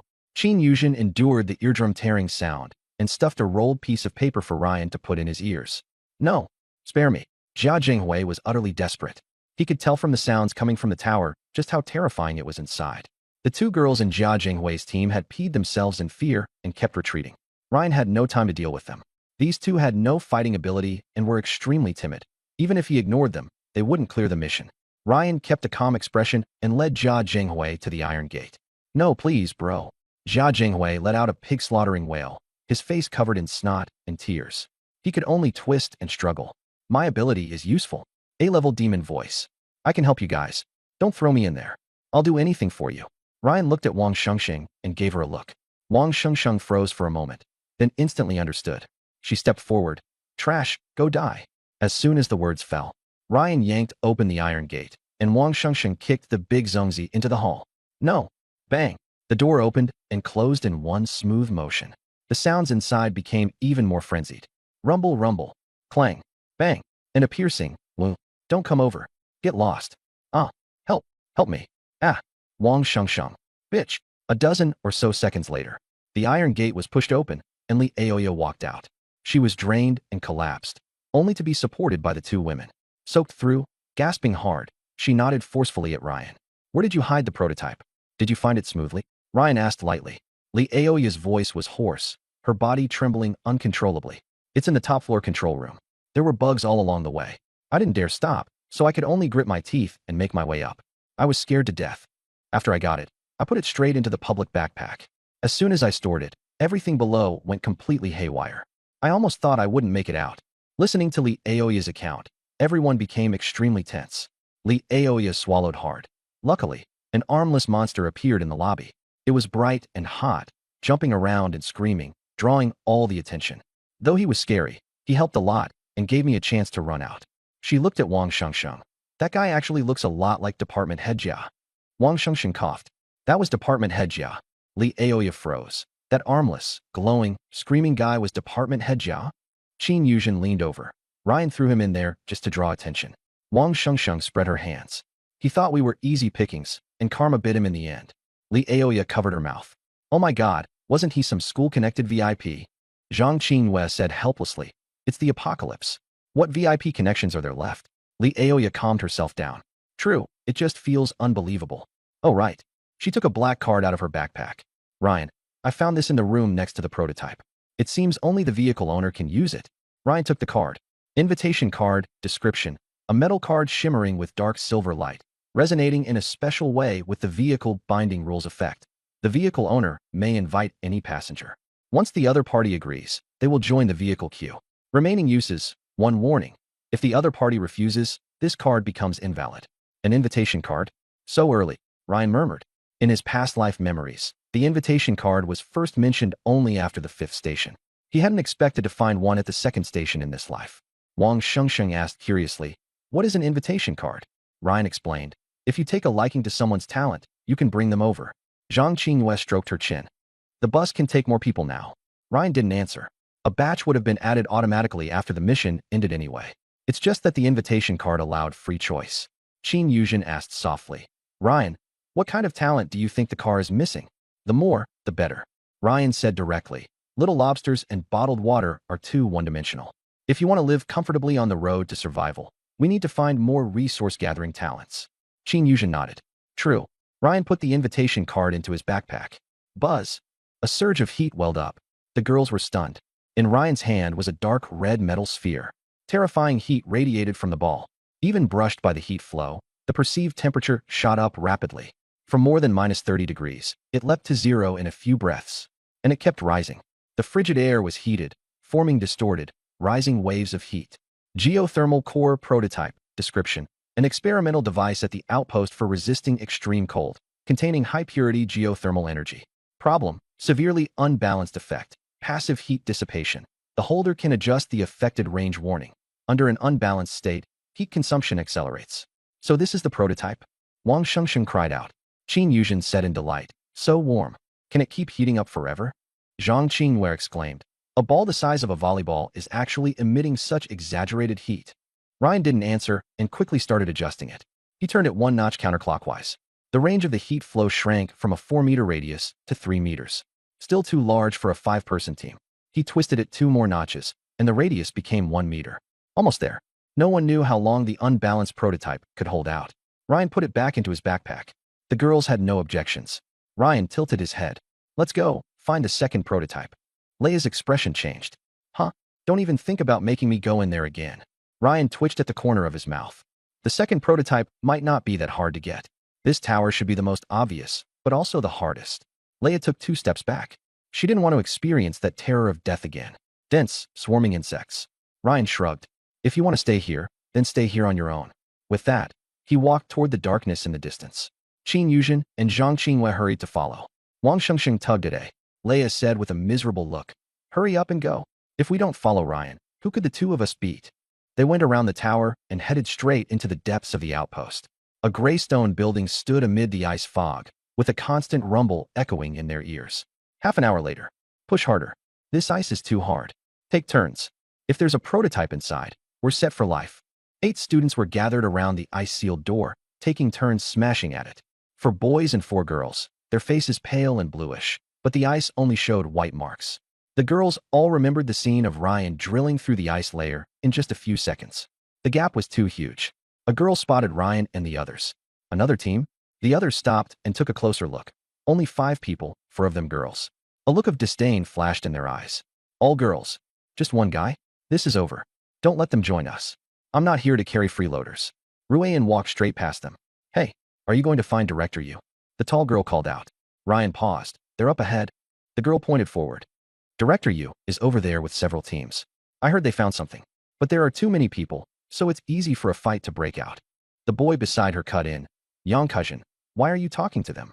Turning to Ryan, he said, hurry up and leave. We're not working together. Wang Shengsheng shot back immediately, like we'd want to. You can't even break the door open, and you're talking about cooperation? Why you? Ugly, incompetent, and a nasty temper to top it off. Yang Kuzhin hurriedly explained. Sun Tao is just being cautious around strangers. Are you really going to Director Yu's place? It's pretty dangerous. She leaned in and whispered, I don't want you to die. I'm still waiting for the next trade. Qin Yuzhen stepped half a pace forward, pressing close to Ryan's side. Ryan smiled. Thanks for the warning. Before leaving, he tossed out one last line. There won't be a prototype in the place you smashed.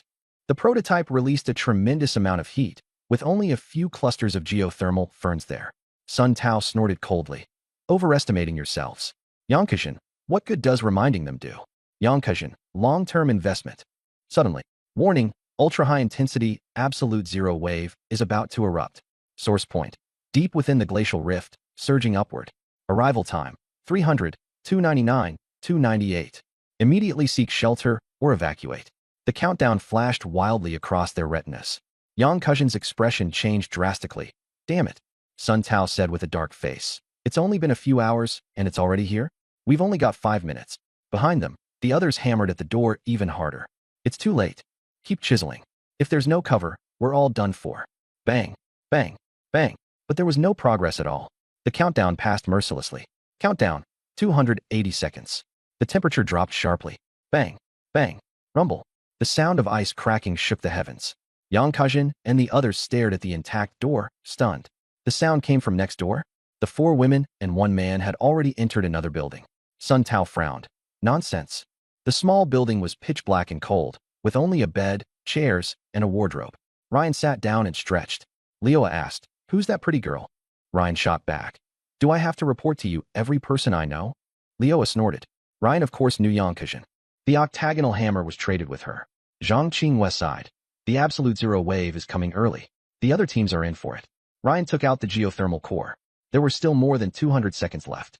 The temperature had already dropped to nearly minus 40 degrees. Heat enveloped a 1.5-meter radius, perfectly covering the room. Wang Shengsheng rubbed her hands together. Wow, it's warm. Qin Yuzhen, like sleeping under a thick quilt in summer with the AC on. Noisy voices came from outside. Warm over here. Quick. 200-second countdown. Move aside. The 8-man group rushed to the door. Sun Tao was in front. Prototype. A girl screamed. pointing at the metal sphere. Sun Tao panted. It really is the prototype. Everyone stared at the ground beneath Ryan's feet. Their eyes were full of greed. Yang Kajin pushed her way over. Weren't you guys refusing to cooperate? Now you're the fastest runners. Sun Tao put on a flattering smile. Classmate, we were blind to Mount Tai just now. The absolute zero wave is coming. Let us in to take shelter. Right? Just for a little while. We'll trade supplies. Please. Ryan slowly stood up. His fingers rested on the prototype's latch. With a gentle twist. Buzz. The warm ring contracted. The people at the edge instantly felt the cold. Ah. They squeezed toward the center. Ryan looked up. Who let you in? Sun Tao said. Classmate, you can't just stand by and do nothing. We even warned you about Director Yu. Ryan smiled. The one who reminded me was Yang Kajin. What does that have to do with you? Sun Tao froze. You know her? Yang Kajin whispered. The crayfish on the bus were traded for from him. His name is Ryan. Sun Tao, what a case of family not recognizing family. I'm not familiar with you. Ryan cut him off. Get out. Don't push it. A burly guy looked up. You think you're hot stuff just because you have some broken ball? Believe it or not. Uffed. Ryan split his skull open with one axe blow. Sun Tao and the others went deathly pale. There's heat over here. Follow Director Yu. The doors open. More people surged over. Surrounded by the crowd, Director Yu said, Students inside. Show some spirit and let the students behind you in too. He saw the corpse, and his pupils contracted. But he still squeezed in. As the administrative director, I require you to share. He looked up. Saw Ryan. Froze. Ryan? Director Yu's mouth twitched. We're in trouble. Ryan didn't buy that guilt-tripping nonsense at all. Sun Tao, who got kicked off the bus last time, why is it him again? Director Yu was caught in an impossible position. But Ryan suddenly changed his tune. Director Yu is right. The situation is urgent, and classmates should help one another. Everyone froze. Ryan went on. But the prototype's energy is limited. The more people there are, the faster it runs down. Anyone who wants and pays 10 bottles of water per person per minute, or equivalent supplies. Pay first, then enter. No credit. Those who try to run a tab end up like this guy on the ground. Out cold. Everyone, ? Ryan glanced at the countdown. 100 seconds left. 10 bottles of water? Per minute? Why don't you just rob us? We don't even have that much to our names. Making a fortune off a disaster. Inhumane. Ryan spread his hands. Purely voluntary. I'm not forcing anyone. If you don't come, I'll be even happier saving the energy. Cold wind swept in with snowflakes, and everyone hunched in on themselves. There was no way to stay outside. A boy tried to rally everyone. Ryan, there are so many of us, you can only. Uffed. An axe pierced straight through his heart. Ryan stood where he was. With so many of you, you can all scram. The scene fell into dead silence. 2 corpses were the most persuasive argument. In the end, everyone reluctantly handed over their supplies and entered the small building. 32 people squeezed in, and the ones at the door got 30% off.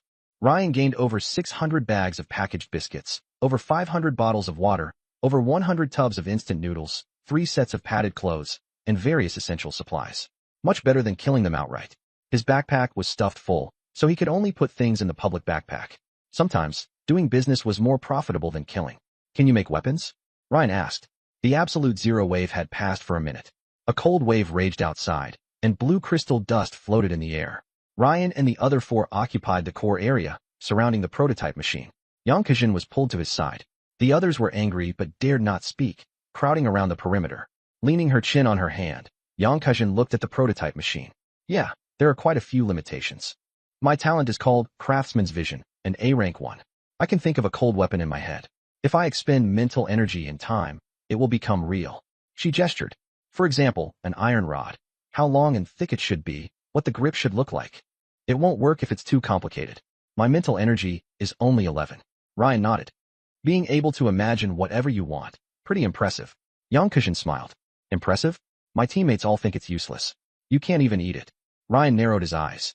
This talent is severely underestimated. It can be customized into tools, climbing hooks, ice-breaking axes, stealth short spikes. It also has extremely high strategic value and can improve a team's equipment level. More importantly, Ryan has a physique of 100, and ordinary weapons are easily bent or broken.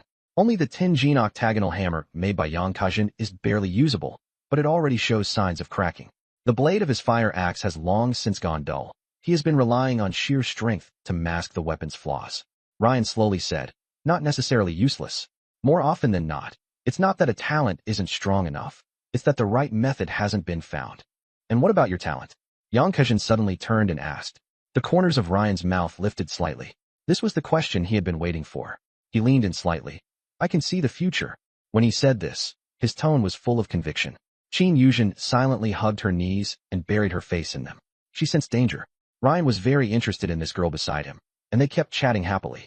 Yang Kajin's teammates watched the two of them talking merrily, their feelings complicated. Yang Kajin covered her mouth, her pupils shaking in shock. Why, you're serious? Ryan nodded. Otherwise, where do you think my prototype came from? Yang Kajin looked at the prototype radiating terrifying heat. That was true. Without that heaven-defying ability, how could the prototype have been obtained so easily? Warning lifted. The absolute zero wave has passed. Current area temperature will rise back to baseline. All passengers, please seize the time and continue completing the mission. The voice was still cold, but to everyone it sounded like heavenly music. Is it over? Over? Really? It was over in just 2 minutes. Awesome. It probably wasn't even 2 minutes. If it had lasted any longer, there would have been no way to survive outside. Ryan didn't dwell on his emotions and gently put the prototype into his backpack. In an instant, a chill swept through the entire house again. All eyes turned to Ryan at once. There was gratitude, relief, confusion, and greed. With such a divine artifact, who wouldn't want to claim it for themselves? With it, no matter how terrifying the icy disaster was, one could still remain unharmed. Several boys in Yang Kajin's group had flickering eyes, as if some impulse were beginning to grow. Zhang Qinghua silently took half a step and stood in front of Ryan at an angle. Qin Yuzhen grabbed Ryan's sleeve tightly. Ryan, be careful. Li Aoya and Wang Shengsheng also moved closer nervously. There was a slight commotion in the group behind Director Yu. Several sturdy boys exchanged glances. Director, that thing. A buzzcut boy lowered his voice. Director Yu's expression changed. Shut up, they're all classmates. What are you thinking? As he spoke, his gaze fell on the two corpses on the floor. He was the kind of person who was good at protecting himself. Before figuring out Ryan's background, he would never make a move. Immediately, a smile spread across his face. Classmate Ryan, thanks for taking us in just now. I can't thank you enough for your great kindness. We won't trouble you any longer. The mission is the priority. Let's go. With that, he urged the team to leave. Director Yu. Wait. Sun Tao suddenly squeezed out and rushed to Director Yu's side. He lowered his voice. Director Yu, we're just leaving like this? You saw the prototype too. If we had that, we'd be able to walk all over this ice cave. No matter how strong Ryan is, he's just one person, with 4 dead weights dragging him down. We've got 30 people. If you give the word, we all rush him and take it. Though his voice wasn't loud, everyone in the room could hear clearly. The boys behind him stared at Ryan with unfriendly looks. Even the girls, seeing how many people there were, felt a surge of security, and envy began to well up in their eyes. The atmosphere instantly tense. Yang Kajin hadn't expected Sun Tao to pull something like this out of nowhere. She looked at the others in the team. Have you all gone crazy? We were just saved. Sun Tao shook his head. Kajin, and now you're still taking the outsider's side? I really don't know whether to say you can't tell what's going on, or that you're stupid. You. Yang Kajin's face darkened. Ryan smiled faintly. Director Yu's expression quickly darkened. 3 seconds later, he snapped at Sun Tao. Nonsense. Sun Tao, I think you've gotten confused from the cold. What kind of ridiculous idea is that? As the director, I order you. Immediately drop these dangerous thoughts. As he spoke, he shoved the group and quickly withdrew. Only Sun Tao was left behind, his face grim. His eyes were bloodshot. Fine, fine, fine. He said fine 3 times. Yang Kajin, what are you still doing over there? Get over here already. Sun Tao said viciously. Do you think you can still change vehicles? Wake up. When the mission ends, you're on the same side as us. Yang Kajin pressed her lips together. Indeed, no matter how different her thoughts were from Sun Tao and the others, in the end, they were still on the same team. They would still have to face the road to survival together in the future. Getting close to Ryan and the others now might mean being isolated in the future, or even facing retaliation. Seeing Yang Kajin hesitate, Sun Tao got angrier and angrier. Yang Kajin, think about it yourself. Sure, they're impressive, and they have a prototype, but how long can that thing protect you? When we get back to the vehicle, what are you going to do? If anything happens to you, do you think they can save you? Don't forget, the ones tied together are us. Half threat, half fact. The other 5 people in the vehicle all condemned her. Kajin, you've gone too far, clinging to a strong backer and ignoring your teammates. Just wait until we get back to the vehicle and see what happens. You really think those people are the good guys? You're siding with outsiders. Yang Kajin looked grim. Zhang Qinghua took her hand to comfort her. Wang Shengsheng crossed her arms. You're just jealous. Green-eyed monsters. Sun Tao glared at Wang Shengsheng and snorted coldly. Let's go. Yang Kajin was just about to speak. A hand patted her on the shoulder. It was Ruan. Can you drive? Everyone froze. Yang Kajin looked up. A little. Ruian nodded. Then once the mission's over, wouldn't you have a car of your own? Sun Tao stopped in his tracks. What did you say? Ruian pulled out a heavy octagonal sledgehammer. It was the same one he had exchanged with Yang Kejin earlier. He pressed forward step by step. To prevent you from taking revenge on Yang Kejin, I've decided to kill all of you. Ruian suddenly closed the distance. Old Zhao? Do it. Sun Tao dodged. Old Zhao swung the iron rod. Ruian grabbed it with one hand. Bang! A single kick sent Old Zhao flying 5 or 6 meters, smashing him into the stone wall. No one knew whether he was alive or dead. Run! Sun Tao and another boy turned and ran. They shoved the girls forward and sprinted toward the door.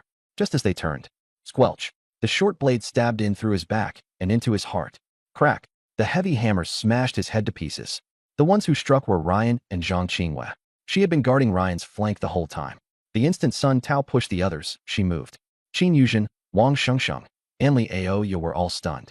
The usually silent class monitor was this ruthless when she made a move? The small building fell dead silent. Ryan swept his gaze over the remaining 3 girls.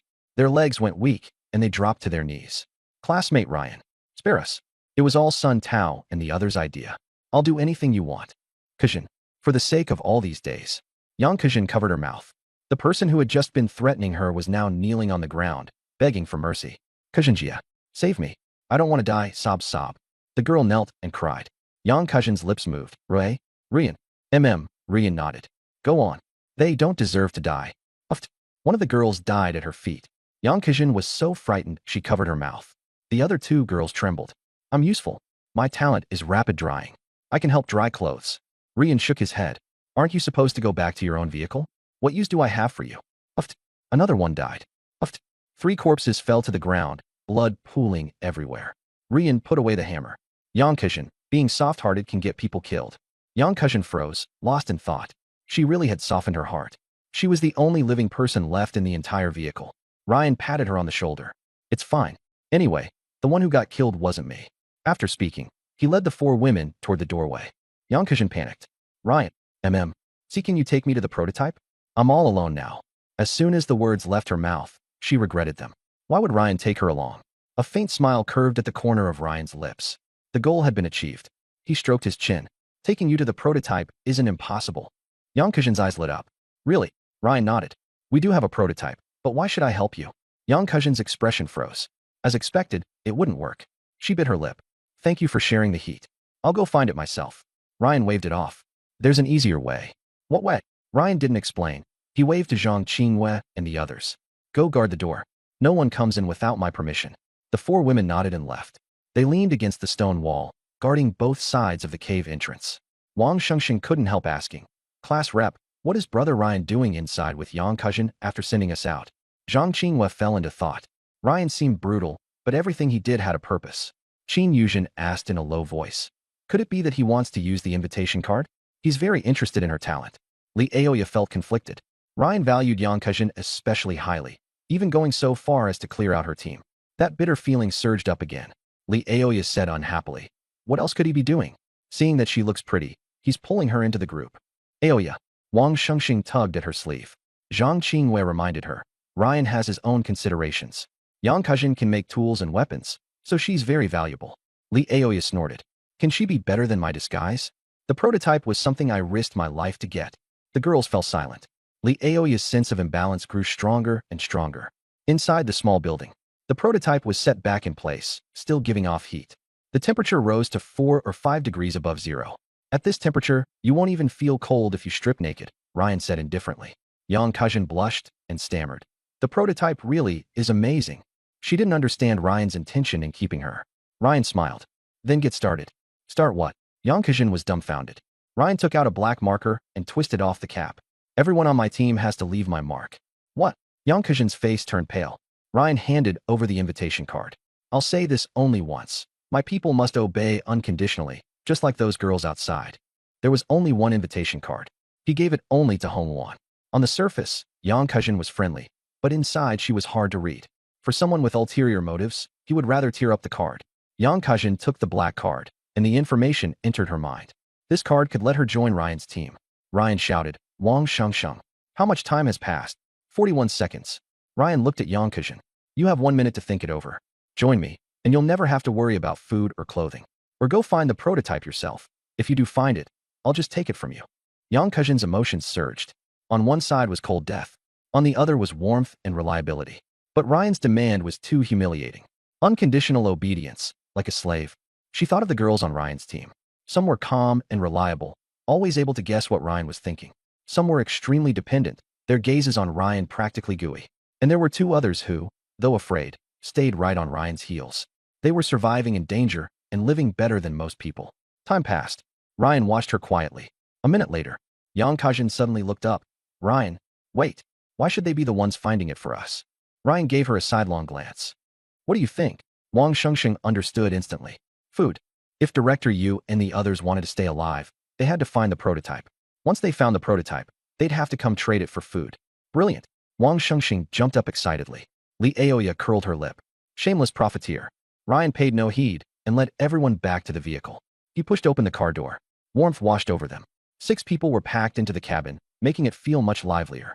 This was Yang Kajin's first time entering the modified vehicle, and her eyes widened in amazement. This is way too fancy. She looked around the interior in disbelief. A constant temperature system, plenty of food, clean water. Was this really the apocalypse? This was practically a vacation. Qin Yuzhen introduced. Ryan did all this modification. Yang Kajin looked at Ryan with even more admiration. Ryan returned to the driver's seat.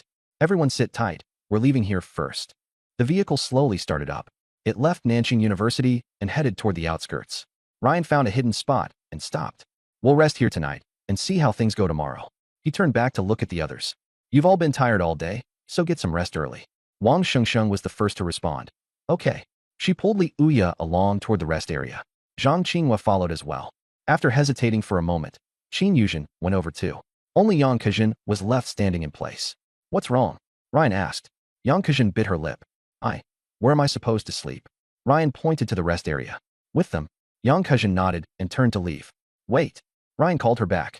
Yang Kejin turned around, her eyes filled with anticipation. Ryan handed her a bottle of water. Stay hydrated. Thank you. Yang Kejin took the water and walked away a little disappointed. Ryan watched her back, the corners of his mouth lifting slightly. The night grew deep. The vehicle was quiet. Ryan lay in the driver's seat, eyes closed, resting. Suddenly, faint footsteps sounded. He opened his eyes. In the moonlight, a slender figure stood before him. It was Yang Kejin. Can't sleep? Ryan asked. Yang Kejin nodded. I'm not used to unfamiliar beds. Ruian sat up. Then let's chat. Yang Kejin sat down in the passenger seat. The two of them chatted idly, one sentence at a time. From life before the apocalypse to their current situation. Yang Kejin suddenly asked, why did you save me? Ruian thought for a moment. Because you're beautiful. Yang Kejin froze, then burst out laughing. You really are straightforward. Ruian shrugged. It's the apocalypse. No need to put on an act. Yang Kejin fell silent for a moment. That mark. What about it? Does it hurt? Ruian shook his head. No, it doesn't hurt. It's just a little itchy. Yang Kejin's face turned red again. She remembered what had happened in the little building just now. That sense of shame still lingered in her heart. Go to sleep early, Ruian said. Yang Kejin nodded and stood up to leave. After taking 2 steps, she looked back again. Ruian. Thank you. After saying that, she quickly left. Ryan looked at her retreating figure, deep in thought. The next morning, there was gradually some movement inside the vehicle. The girls got up one after another.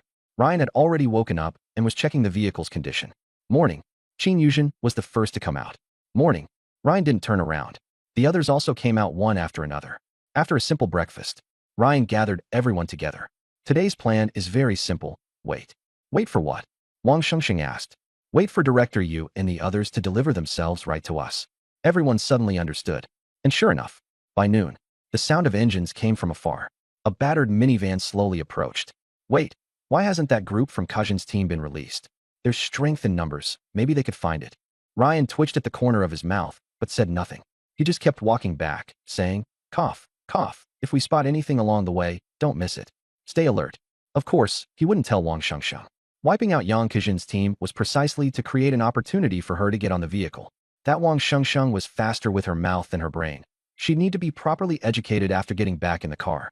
There were still 7 hours left until the mission ended. Ryan and his group had already returned early, crossing the edge of the glacier fissure. Flashlights illuminated the perimeter of the outpost. The vehicles were still in place, though some of them had come to a permanent stop. A cold system prompt descended. Hint, it has been detected that passengers have left the limited-time mission area. Global Information Synchronization channel has been restored. Number of geothermal core prototypes held by the team. 1. Main quest. Completed. Mission rating. Excellent. 25,003 seconds early.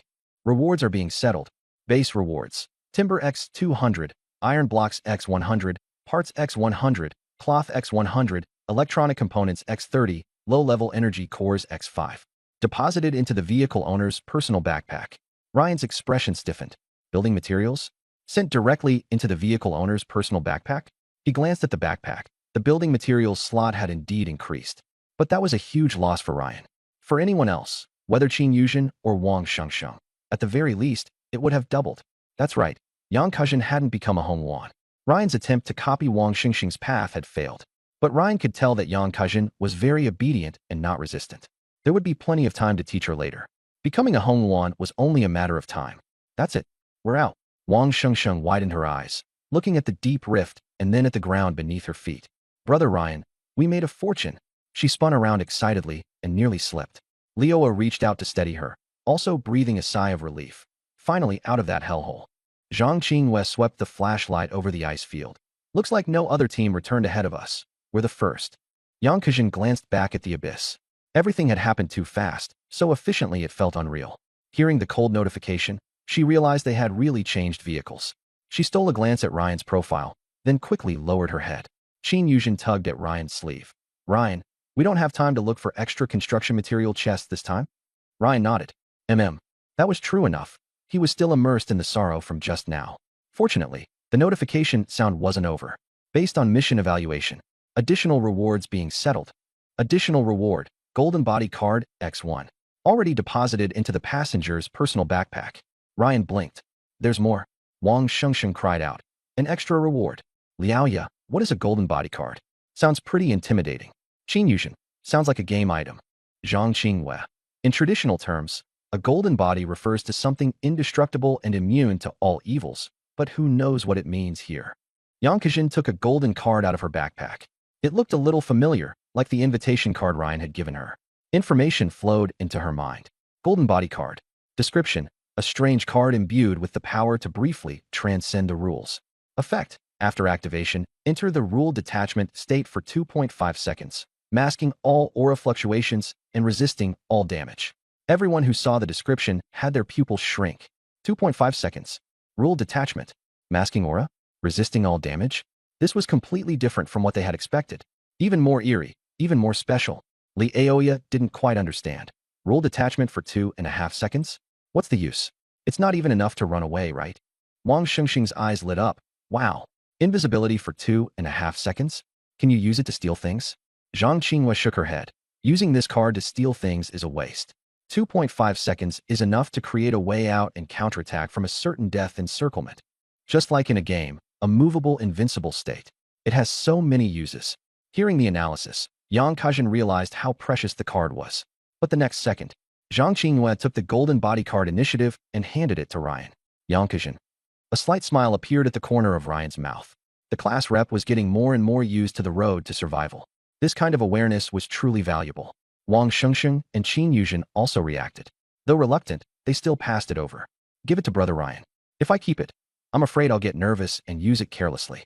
Ryan, you're the one who usually takes care of me, so this card should stay with you.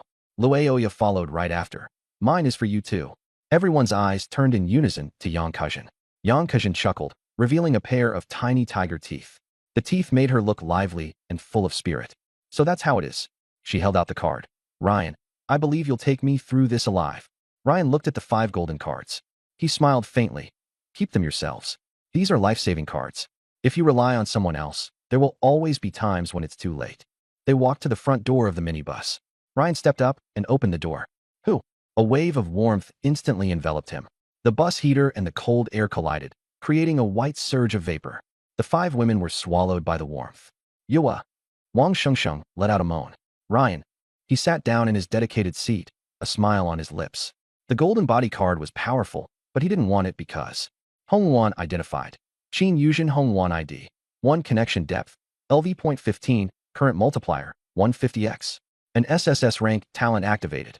Hongwan gain. Golden Body Card X1, talent return. Golden Body Card X150. 150 golden body cards.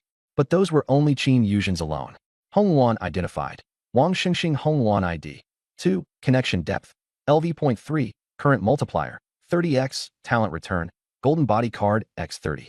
All the golden body cards from the two of them were doubled and sent into Ruan's backpack, including his own. That made 181 in total. Each one can grant golden body for 2.5 seconds. 181 cards for 150 seconds in total. Enough for about 7 to 8 minutes of continuous use. In any certain death situation, these 181 cards could save his life. Ruan suddenly realized. Hongluan's return of building materials and supplies was only a minor use. Its real significance was multiplying rare rewards many times over. He turned to look at the group of women who had just gotten on the bus. Yang Kejin took in the car interior, her eyes widening. The air was warm, the lighting soft, and the seats tidy. The aisle was spacious, and there was even an induction cooker, a yin-yang hot pot, and a grill pan. She was slightly taken aback. Was this something an apocalypse should have? Compared with the cramped, chaotic truck she had been in before, this place was perfect, especially with warm air blowing from multiple directions. She was completely stunned. Don't just stand there at the door. The cold air is getting in. Zhang Qingyue took off her coat, revealing a white t-shirt and long legs. She helped Yang Kezan close the door. Sorry. Yang Kezan blushed and quickly stepped aside. She then took off her down jacket along with everyone else. Hang your clothes over here. I've adjusted the heater, it can blow over here. Zhang Qingyue pointed to the rear half of the carriage. Okay, thanks, class rep. Yang Kezan hung up her clothes and sighed. You only have 5 people, so why is your vehicle so big? Wang Shengsheng lifted her little face. Of course, because it's been upgraded. Several times. At first it was just a broken van.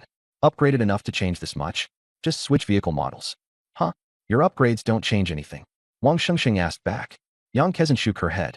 At most, you add a layer of windproof film or fasten snow chains. Something like this. I've never heard of it. Wang Shengsheng was just about to brag when she remembered what Ryan said. Right, their vehicle was different. She reined in her pride. It's just like that, I guess. We've been slowly saving up with brother Ryan. Ryan spoke helplessly. Yang Kazini's one of us now. There's nothing we can't say. This truck used 5,000 units of building materials. 5,000 units. Yang Kazin exclaimed. Ryan smiled faintly. Asked the class rep for the details. From now on, everyone needs to look out for each other, so get acquainted quickly. Wow, your outfit is so pretty. Qin Yuzhen leaned over. She looked at Yang Kazhin's fitted t-shirt and floral short skirt, her eyes lighting up. Thanks, Yang Kazhin smiled. Both of them were sweet-looking girls, but Qin Yuzhen was more reserved, while Yang Kazhin was lively. Sit next to me. Qin Yuzhen patted the empty seat. After Zhang Ziqiao died, the seat beside her had remained empty. The upgraded seats were arranged in a 2+2 layout, with 3 rows and 12 seats in total. Everyone sat on the left side, so if Yang Kazhin didn't take this seat, she'd have to go to the right side. Never mind. Ryan sometimes lies here to rest. Qin Yuzhen suddenly remembered something. Ryan waved from the front row. It's fine, let her sit there. Yang Kazhin sat down beside Qin Yuzhen. Left side seats. Zhang Qinwei, Ryan Qin Yuzhen, Yang Kazhin Liuo, Wang Shengsheng. The 6 seats on the right side were all empty. People would be added after the mission ended, but they had to be on Ryan's side. The public backpack was shared by the whole bus, and no one could harbor any disloyal thoughts. More than 6 hours left. Ryan stretched. Still over 6 hours to go, Ryan said, stretching. If you're tired, go lie down in the back row. I'll give you a massage. Qin Yuzhen said with concern. Ryan looked toward the back row. Wang Shengsheng and Li Aoya were whispering to each other. The far right last row was too close to them. Anything he did there would feel awkward. Wait, let me check the upgrade options, Ryan said. It can be upgraded again? Yang Kazhin asked in surprise. Qin Yuzhen made a shushing gesture. Yang Kazhin fell silent, but was shocked inwardly. They had just spent 5,000 building materials. How could it be upgraded again? Ryan checked the interface. Available materials, 990 wood, 530 iron blocks, 1,660 parts, 105 fabric, 20 glass, 86 low-level energy cores. He directly selected space expansion. There wasn't enough material to expand the seats, so he had to think of another way. Basic protective resting corner with 200, iron 100, parts 150, fabric 60 effect. Adds a partition and curtain to the rear, forming a private corner. Time required, 60 seconds. Too crude. Ryan skipped it immediately. Expandable folding cabin electronic components 22, parts 400, iron 150, energy cores 5, fabric 20 effect. A metal cabin is installed in the far right last row, creating 2 square meters of enclosed space after expansion. Time required, 180 seconds.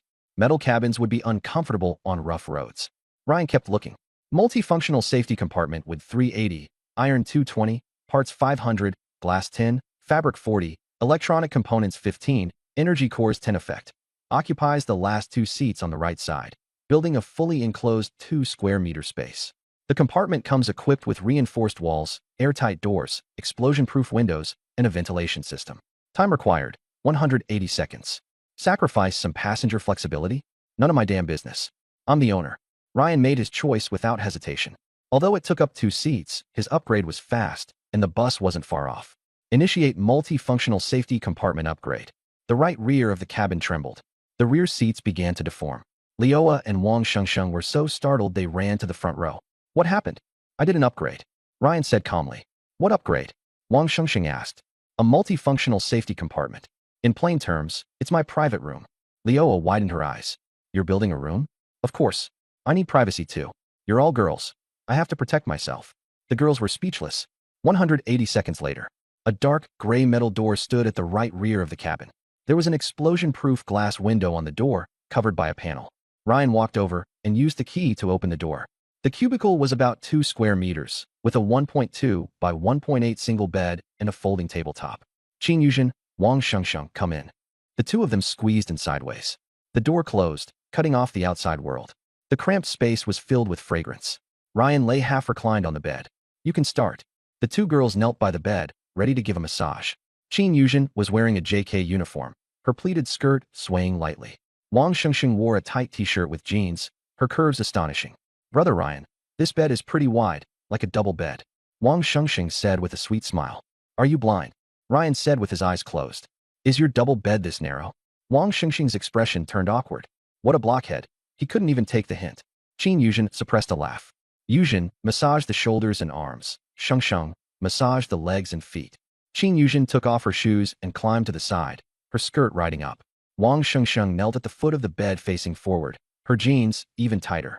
Only their rapid breathing remained in the cubicle. Ryan was immersed in the massage. The SSS tier talent Red Luan Tribulation Throne has upgraded again. Red Luan Identification. Qin Yuzhen No. 1 Connection. Subconscious Safe Entrustment. Physiological Connection Depth. LV.16 Multiplier. 160x. Red Luan Identification. Wang Shengsheng No. 2 Connection. Domestication Connection Depth. LV.5 Multiplier. 50x. Inside the carriage. 1 hour passed. The compartment door remained tightly shut. For the 6th time, Li Aoya glanced at the door and let out a soft hum. An hour already, long enough. I wonder what they're doing. Zhang Qingyue stared at the glacier crack outside the window and said nothing. Yang Kejin leaned over. Someone nearby asked, Aoya, is your assistant counselor for performance class 3 senior sister Shun Qingxi? Li Aoya still looked displeased.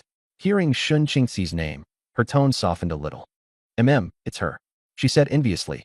Senior sister is so outstanding. For performance class 3, Shun Qingxi was a special presence. Someone so admirable that not even envy could arise in girls. Yang Kejin sighed. I really like her. She was the top beauty in her junior year, and before even graduating, she played the heroine Ling Shuang in Qing Yunjie, becoming an instant hit. So many people in the dance department followed that drama. Her fight scenes were especially amazing. At a glance, you could tell she had a solid foundation. She rested her chin on her hand. I never expected someone of her stature to still be willing to serve as an assistant counselor. I'm so jealous that you get to be close to her. Li Aoya nodded. She has good resources, but she never puts on airs with juniors and freshmen. She's like a reliable older sister, both a mentor and a friend. Yang Kejin smiled. Having a celebrity senior sister is great. Hey, I heard. The two girls huddled together gossiping. Their friendship was in the making. Zhang Qingyue was still staring at the glacier crack. 2 hours passed. The door to the safe compartment opened. Qin Yuzhen came out with a flushed face. Li Aoya immediately asked, Yuzhen? Just you? Where's Shengsheng? Qin Yuzhen closed the door. Ryan said he'd give her one-on-one tutoring and told me to come out first. One-on-one tutoring. Li Aoya shot to her feet. What kind of tutoring can they be doing in there? Qin Yuzhen shook her head. I don't know. Li Aoya's face went red, then pale. Wang Shengsheng was her best friend. They'd been inseparable since freshman year. They complained about classmates together, celebrated performances together, drank together. Wang Shengsheng had once held her and cursed Ryan out for 3 hours. Ryan was her ex-boyfriend. She had still been fantasizing that he would come begging for forgiveness. By then, she would graciously forgive him. But now, Ryan and Qin Yuzhen had been flirting with each other, fine. How could Wang Shengsheng do this too? What's wrong, Aoya? Yang Kejin asked carefully. Li Aoya pressed her lips together. It's nothing. I'm just a little unwell. Zhang Qinghua suddenly spoke up. Someone's coming out.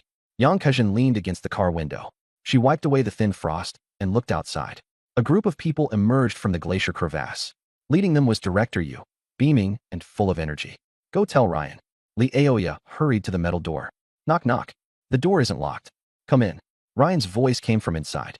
Leoa pushed the door open. Her mind went blank. Wang Shengsheng was kneeling on the ground, sitting back on her heels, her hair stuck to her cheeks. Her chest rose and fell. One hand braced on the floor, the other wiping her mouth. Ryan stood in front of her, buckling his belt. What is it? Leoa looked away. Director Yu and the others are out. They should have gotten the prototype. Ryan nodded. Got it. You wait in the car. I'll go get the goods. After speaking, he walked out of the compartment. I'll go with you. Zhang Qinghua volunteered. Ryan. Okay. Yang Kejin. I'm going too. Qin Yuzhen also stepped forward. Ryan waved a hand. Not needed.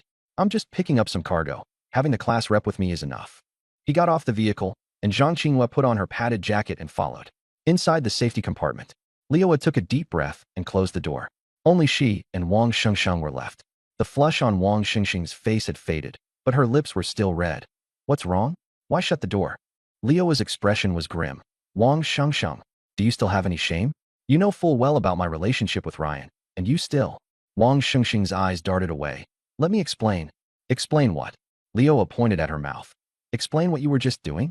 Explain how my best friend ended up crawling to the feet of my ex-boyfriend. You're just like A. She couldn't bring herself to say that word. Li Aoya was furious. I didn't. Wang Shengsheng grabbed her hand. You know it too. Only if Brother Ryan is happy can we stay by his side, and that's the only way to be safe. Li Aoya couldn't find the words to argue back. That still doesn't give you a reason to seduce him. Who's seducing him? Brother Ryan was the one who took the initiative. Wang Shengsheng opened the door to the safe compartment. Being favored by Brother Ryan is a good thing. By the time, the two of them sat back down in the last row and began plotting in a low voice. They're out. Finally out. Director Yu. Our car can be warmed up too.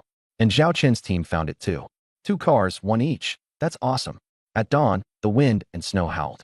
More than 20 people gathered together, their discussion animated. Director Yu walked at the front, surrounded by his trusted students. I'm guessing we're the first ones to withdraw.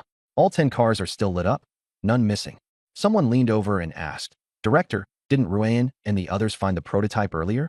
Why didn't they just come out and drive off? Director Yu sneered. Young people find one and get a taste of the benefits, then want to find a second one. Don't they know what kind of place that is? An ice pit, a monster nest. He deliberately raised his voice. God is fair. He won't give all the benefits to those who only think of themselves. Now both prototype machines have been found by us. All wrapped up, the students immediately chimed in. The director is right. Only by following the collective can we get meat to eat. Director Yu's gaze fell on Zhao Chun, limping in the rear. Their team had also found a prototype machine. Xiao Zhao. Sensing something was off, Zhao Chun hurriedly shouted. Director Yu helps his classmates and asks for nothing in return. An exemplary teacher. Why say all that? Director Yu walked up to Zhao Chun and heavily patted his shoulder. The force made the exhausted Zhao Chun sway. Xiao Zhao. In the outpost we faced life and death together. I'll be straight with you. Zhao Chun swallowed hard. Go on. Your team has only 6 people, injured and crippled ones among you. And the prototype machine is a hot potato. Who wouldn't be jealous? Director, you definitely won't spread this around. Director, you let out a soft sigh. Whether I say anything or not doesn't matter. These classmates are all watching. His gaze swept over the bedraggled teammates behind Zhao Chun. As a teacher, I have a responsibility to protect every student and let resources be used to their fullest. Zhao Chun wanted to back away, but Director Yu's hand clamped onto his shoulder blade. You hand the prototype over to me for safekeeping, and I guarantee I won't treat you unfairly. I'll trade food to you every week. Zhao Chen's face darkened. The people on Director Yu's side were quietly surrounding them. Just moments ago, they had been shoulder to shoulder, but now they wanted to put them to death. What are you doing? We're all classmates. Weren't you just talking about the whole group a moment ago? Director Yu, we can protect the prototype. The 3 men and 2 women hurriedly spoke up. The smile on Director Yu's face vanished. You useless bunch? Not even a single A-rank talent among you. I'm only discussing this properly out of our teacher-student relationship. Zhao Chun looked at his injured teammates, then at the crowd glaring at them. Fine. Brother Zhao, you can't agree to this. Kill us if you've got the guts. Fight them. Zhao Chun waved a hand. We're not their match. Director Yu is right. The prototype is a hot potato. No matter what, we can't keep it. Director Yu nodded in satisfaction. Xiao Zhao has team thinking. Everyone see that? This is the power of unity. Only by concentrating resources where they can be most effective can we survive. Those who only think of themselves will only end up with human hearts never satisfied. However, before he could finish, a calm voice pierced through the snow and wind. Director Yu is right. I'm just wondering, can your snake swallow 2 elephants? Director Yu's smile froze. Who dared to talk like that? In the snowstorm, 2 figures stood there. Ryan and Zhang Qinghua. Ryan had both hands in his pockets, expressionless. Zhang Qinghua stood behind him, her gaze sharp. Ryan, why is he here? Didn't they say he hadn't come out yet? This guy came out long ago and was resting in the car. Everyone was buzzing with discussion, their expressions turning hostile. Zhao Chen wanted to back away in the confusion. Director, you didn't even turn his head. Keep an eye on Xiao Zhao. Zhao Chun was blocked by the 2 men. Director, you put on a smiling face, rubbing his hands as he walked toward Ryan. Student Ryan, we were just saying that with your ability, you must have come out early. He stopped 5 steps away, not daring to get any closer. Ryan looked at him. Director, you swallowed. We're preparing to withdraw. There'll be plenty of time in the future, huh? Who said there'll be plenty of time in the future? Ryan spoke. You know why I'm blocking you here. I don't understand. Director, you played dumb. Ryan smiled. What were you doing? Bringing over 20 people to surround those few students. Friendly exchange. I think it's coercion and inducement, making them hand over the prototype. Director, you forced a smile. That's teamwork and cooperation. Pool resources and achieve maximum effectiveness. Oh, Ryan stepped forward half a step. If it's about achieving maximum effectiveness, Director, you bring out your prototype first. Director, you backed away, narrowing his eyes. Ryan, don't push it too far. I wasn't backing down because I'm afraid of you. It was for the collective enter. He didn't finish speaking. For meters. Ryan crossed the distance in a single stride. Director, you let out an ow and tried to run. His collar tightened, and his feet left the ground. The world spun. Ryan lifted him by the throat with one hand, and his legs kicked wildly. Let go of Director you. Ryan, stop. Everyone gasped, but no one stepped forward. He put me down. I'm the director. Director, you said haltingly. Ryan was like he was carrying a chick. Director, you struggled desperately, but he couldn't pry Ryan's hand open. He completely broke down. His strength stat was 20 points. With the massive boost from the B-rank talent, lifting heavy as light. He still couldn't pry it open? This guy's strength had to be 30 plus? Thud. Ryan let go, and Director, you crashed onto the ice. Before he could even cry out, Ryan stomped on his chest. Uft. Director, you was in so much pain, he was close to passing out. Where's the prototype? Ryan's voice was ice cold. The area fell silent. The students' faces turned pale, and they instinctively stepped back. Everyone knew how strong Director you was. Now he was being stepped on like a dead dog. The gap was too obvious. The few who had just been surrounding Director Yu and shouting unity had already retreated farther away. Director Yu's face turned the color of pig liver. First, take your foot off. Ryan pressed down harder with his foot. Where's the prototype? Zhao Chen suddenly shouted. Ryan, I want to hand over the prototype. The one from our team. Voluntarily, he pushed aside the 2 people in front of him. The 2 students who were supposed to be guarding him didn't dare stop him now. Zhao Chen staggered over and rushed up to Ryan. Ding. Trade invitation received. Trade item. Geothermal core prototype X1. Required item. None. Ryan lifted his foot, and Director Yu coughed violently. Ryan clicked accept. The dark red metal sphere went into the bag. Take them and go. Ryan nodded. As if granted a pardon, Zhao Chen called to his teammates. Go. Several of them helped each other onto the vehicle, not even glancing at Director Yu. They had lost the prototype. If they fell behind, they could freeze to death. Watching Zhao Chen leave, Director Yu suddenly thought of something. Ryan, campus chat has been enabled, and I'm going to post your wicked deeds from today. Bang! A vicious kick. Director Yu's chest caved in, and he screamed, spewing blood. He scrambled backward across the ice. Save me. Dajuan. Xiao Chao. Save me. I'm the director. You can't do without me in the vehicle. The students avoided his gaze. Some lowered their heads, some recoiled, and more watched apathetically. A tall boy spoke up. Director, the earth still turns without anyone. Director, you froze. You animal. I'm guarding the prototype for your sake. For the collective. Another boy leaned in. Don't act anymore, Director. You're just keeping it for your own comfort. The prototype has always been in your backpack, and you wouldn't even let anyone touch it. Centralized custody? So you can keep it in your pocket and stay warm all by yourself. Director, you trembled with anger. Rebellion. You've all rebelled. Zhang Qinghua raised a hand to cover her mouth, stifling a laugh. Ryan crouched down. Director, you. Remember next time what it means to set an example as a teacher. Next time. Director, you trembled. You're going to let me off? The crowd exploded. We can't let him go. He just snatched Zhao Chen's prototype machine. Hypocrite. All talk about the collective, but he keeps all the benefits for himself. And he even used his identity as a teacher to pressure people. Ryan remained crouched. Hand over the prototype machine, and I'll give you another chance next time. Director Yu's expression changed repeatedly. He had thought he was doomed, so he refused to hand it over even at the risk of death. Now that he handed it over, would he survive? The young man was too naive. I'll give it. I'll give it. Director Yu presented the metal sphere with both hands. Ryan took it, feeling warmth in his hand. Director Yu forced out a smile through the pain. I handed it over. Everyone's faces turned grim. If they let Director Yu go, given his vengeful nature, none of them would get any good out of it. He was an E-rank awakener. Zhang Qinghua frowned. Ryan stood up and put away the prototype machine. Director Yu. Yes. Director Yu wiped the blood from his face. There should be a lot of supplies left in the backpack, right?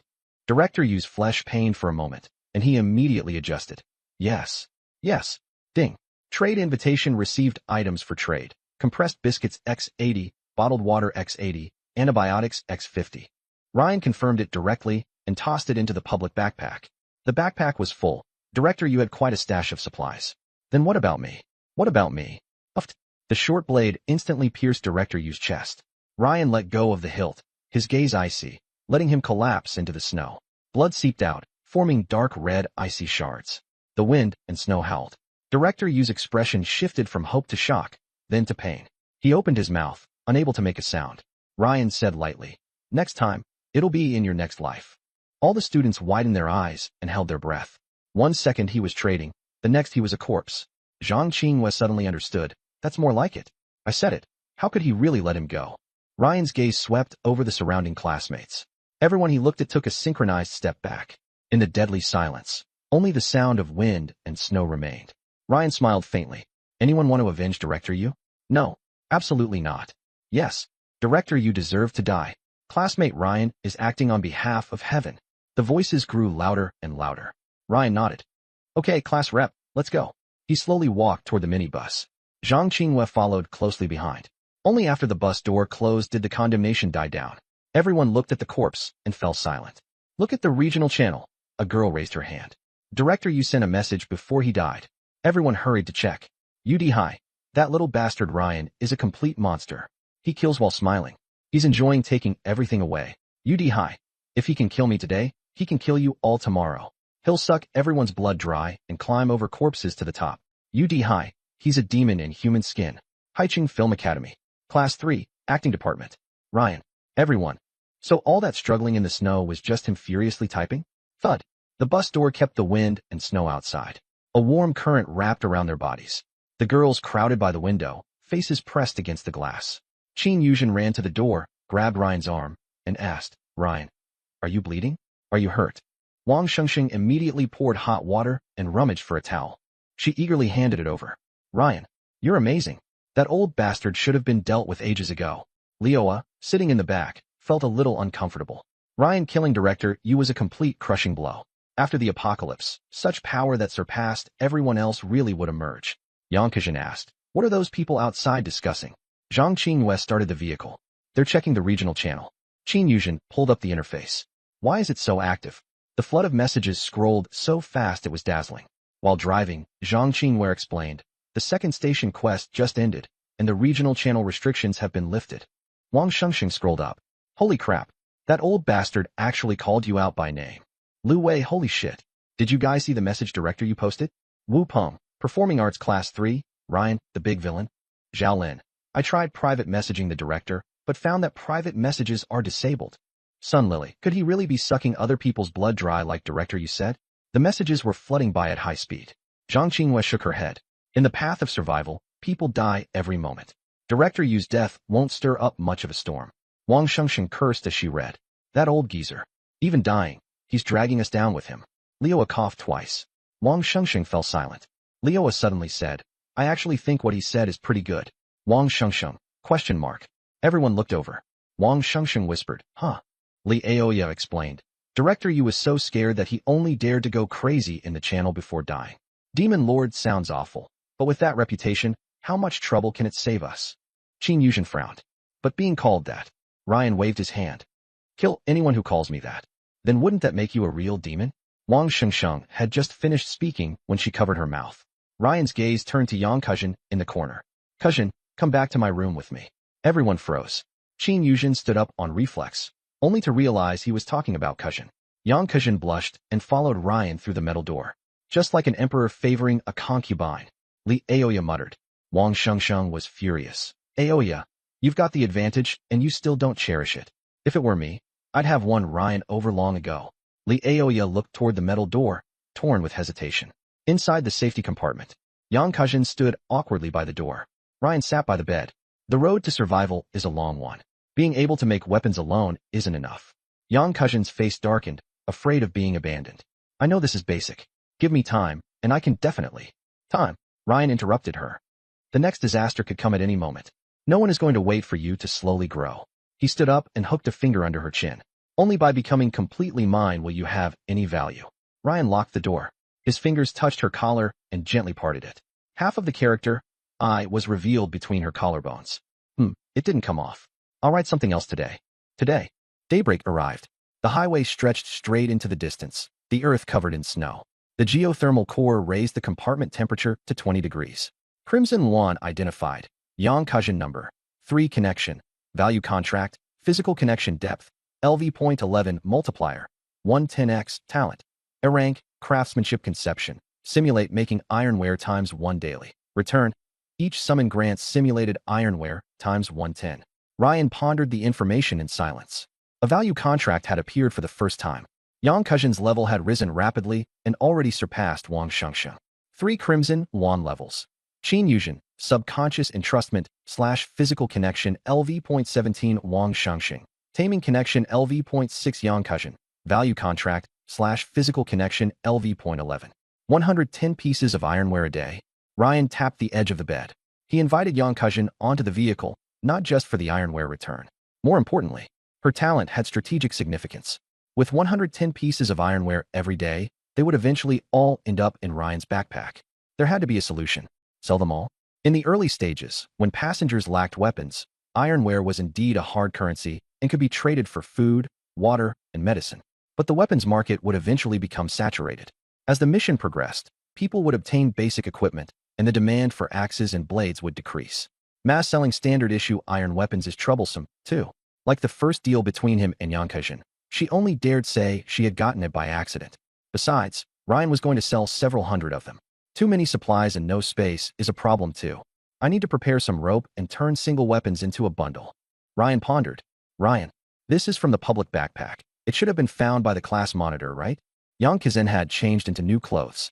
She was wearing a hooded knit cardigan, the V-neck revealing a pure white camisole and delicate collarbones, while the high-waisted shorts perfectly showed off her long legs. As a dance student, she had an excellent figure, and the high-waist design further elongated the visual line of her legs. Ryan froze slightly. Yang Kujin blushed, but she was very happy. She found that Ryan was very interested in her legs. Kujin, make me a knife. Ryan leaned against the headboard. Yang Kujin immediately got into it. What kind? Size, purpose? Ryan gestured. 1 meter overall, easy to swing in confined spaces, with a heavy blade and a forward center of gravity. It needs to have some force when I bring it down. As she listened, Yang Kujin sketched out the outline. A straight blade, leaning toward a chopper. Got it. Her expression grew focused. Invisible energy gathered in her palm. More than 10 seconds later, Yang Kujin opened her eyes, with her palms facing each other. A silver halo emerged, and a long blade could be seen faintly taking shape at the center. 3 seconds later, she slammed her palms together. Buzz! A silver flash burst out. A tactical longsword appeared in her hand. In Ryan's mind, Hong Wan gain. Simulated iron tool, crafting times 1 talent return. Simulated iron tool, crafting times 110 warning. Backpack capacity insufficient. 110 simulated iron tools cannot be stored. Ryan frowned and pulled up the backpack interface. After looting a bunch of people, the supplies had become excessively abundant. All kinds of supplies crowded the space, leaving only the last slot. There really was no room for 110 iron tools, just as he was about to put the supplies into the public backpack. Unable to store talent supplies, exchanging equivalent supplies material upgrade. Impure iron dense alloy steel talent return. Simulated steel tool crafting. Ryan's expression changed. Would return supplies that couldn't be stored automatically trigger an equivalent exchange? Refining 110 iron blades into 1 alloy steel blade? Seeing his surprise, Yang Kujin's face lit up with smug satisfaction. Things made by an A-rank talent. Ryan really liked them. She puffed out her chest. Ryan, how is it? Before she even finished speaking, a smile curved at the corners of Ryan's mouth. Very good. He grabbed her arm and half pulled, half pushed her out of the compartment. Bang! The metal door closed. Yang Kezan stood outside, looking utterly dazed. Wasn't it just fine a moment ago? Why had she been kicked out? Inside the carriage, Zhang Qingyue, Qin Yuzhen, Li Aoya, and Wang Shengsheng all turned to look at her. Inside the safe compartment, Ryan took out the alloy steel knife. 100 iron knives fused into a steel knife. What about 10,000? The alloy steel knife had a heavy feel to it and weighed well over 10 caddies. At this level of sharpness, chopping people is like chopping watermelons. He no longer needed to rely on brute force as much as before. If this was the hidden rule of the talent, when the returned item exceeded the backpack's limit, it would be smelted and sublimated. That application range was terrifying.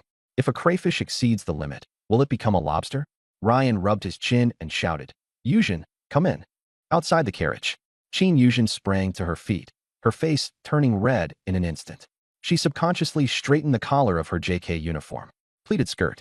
Coming. She quickly stepped into the safe compartment. Less than 10 seconds later, Ryan directly pushed her back out. Qin Yuzhen. The girls. Inside the compartment, Ryan was holding a giant lobster. Dark red shell, thick claws, body over half a meter long. 6. Hongluan talent. A-rank crayfish summoning. 0.5 kilograms per day. Talent rebate. 85 kilograms of crayfish backpack full. Cannot store species upgrade. Crayfish Boston lobster returned. Boston lobster times 17 kilograms. 6. 85 kilograms of crayfish in exchange for 17 kilograms of Boston lobster. Ryan was secretly delighted. He hated peeling crayfish shells. With his strength of 100, he often crushed them apart instead. Boston lobster was perfect. He had never eaten it in either of his 2 lifetimes, and in the apocalypse, he could actually try something new. Ryan walked out carrying 2 live lobsters. The girls all looked over in unison, stunned. The lobster tails hung down to his knees. Wang Shengsheng, wow, such a huge Boston lobster. Qin Yuzhen, is this Boston lobster? Wang Shengsheng, obviously. It's just too big. Qin Yuzhen pressed her lips together. Someone had awakened the ability to summon Boston lobster? A completely upgraded version of her own talent? Ryan, I found a partner. They have Boston lobster producers, and I traded supplies for it. Zhang Qingyue asked while driving. Someone exchanged Boston lobster for crayfish? Ryan, of course. Wang Shengsheng, Leoa, boil some water. Soon, the steamed Boston lobster was served. Bright red and plump, with fragrance overflowing. Leave the 2 big claws for the class monitor.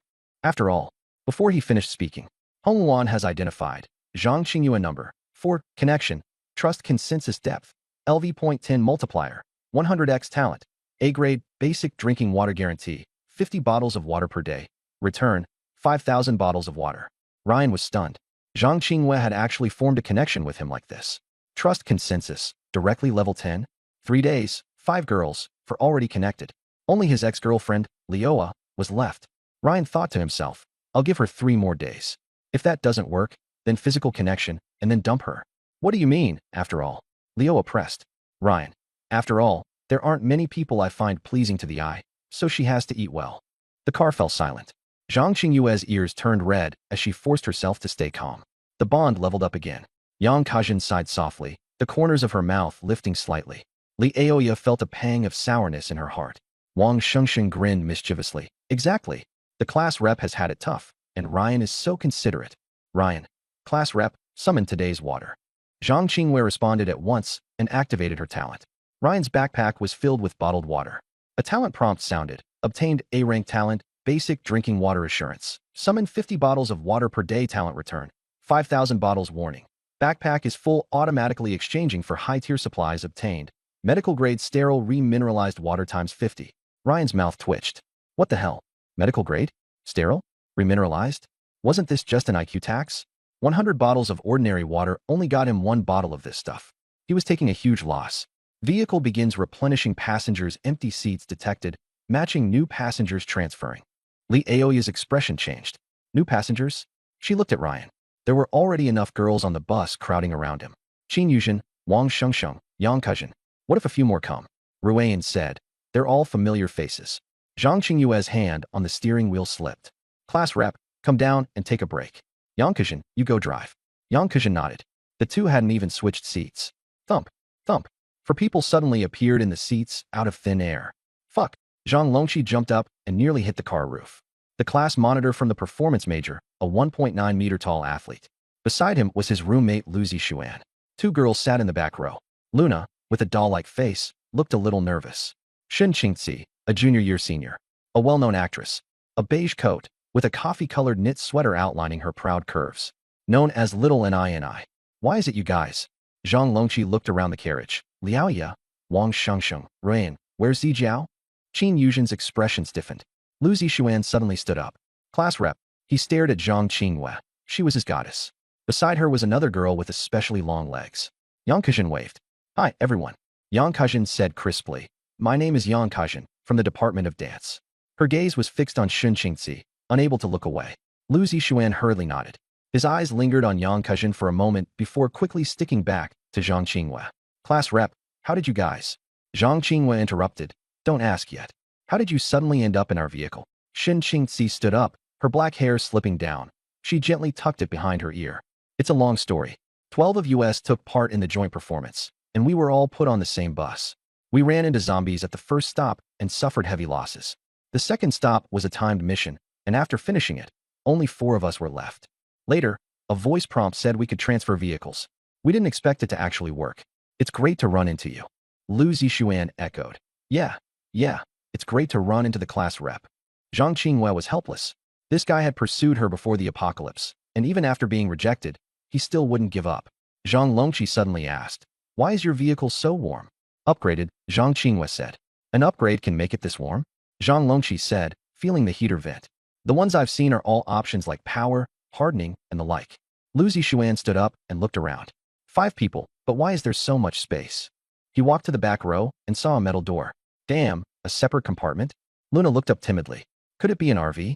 Shin Qingzi caught a glimpse of the dish on the table out of the corner of her eye. It looked like lobster. This RV was far too unusual, far too comfortable. Zhang Longqi sniffed. Smells so good. He saw 2 palm-sized lobster claws in the pot, plump with meat. Lobster. He reached out to grab some. Qin Yuzhen stopped him. Don't touch it. It's the study reps. Zhang Longqi froze. The study reps? He forced a smile. The study rep got this? That's awesome. We've been eating instant noodles for days. What's wrong with having a taste? Wang Shengsheng also stepped forward. Class monitor, don't move. Leave these 2 big claws for the study rep. Zhang Longqi said unhappily. We're all in the same class. You've already eaten, so what's wrong with letting us have these 2? Li Aoya, no. They're the study reps. Zhang Longqi let out an exasperated laugh. When had Zhang Qinghua ever gained such authority? He looked at Shin Qingzi. Senior Shun, say something fair. Am I going too far? Shin Qingzi shook her head. I'm not hungry. Lu Zixuan leaned over. Leave it for the study rep. You can eat something else. Zhang Longqi was speechless. Fine, I'll eat something else. He reached for the other food. The 3 girls said in unison. No, that's not allowed either. They stood in front of the table. Zhang Longqi was utterly speechless. So I'm supposed to just watch? We barely escaped with our lives. What's wrong with eating some leftovers? He looked at Zhang Qinghua. Class rep, as the class monitor, can I have some? Zhang Qinghua shook her head. Sorry, no. If you want some, ask the car owner. The car owner? Zhang Longqi frowned. Who is the car owner? Ryan finally chimed in. The boy who had been silent all this time. Ryan. Zhang Longqi's eyes went wide. You're the car owner. Not only him. Lu Zixuan also looked over in shock. Ryan? The most inconspicuous person in the class.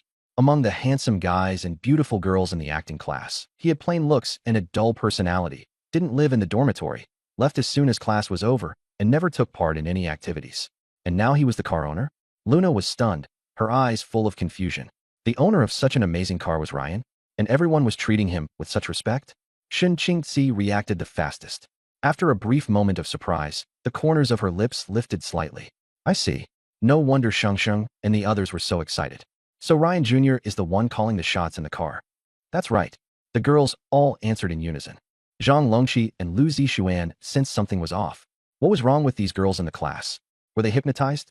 Every time Ryan came up, why were they so perfectly in sync? Shin Qingzi's beautiful eyes flickered.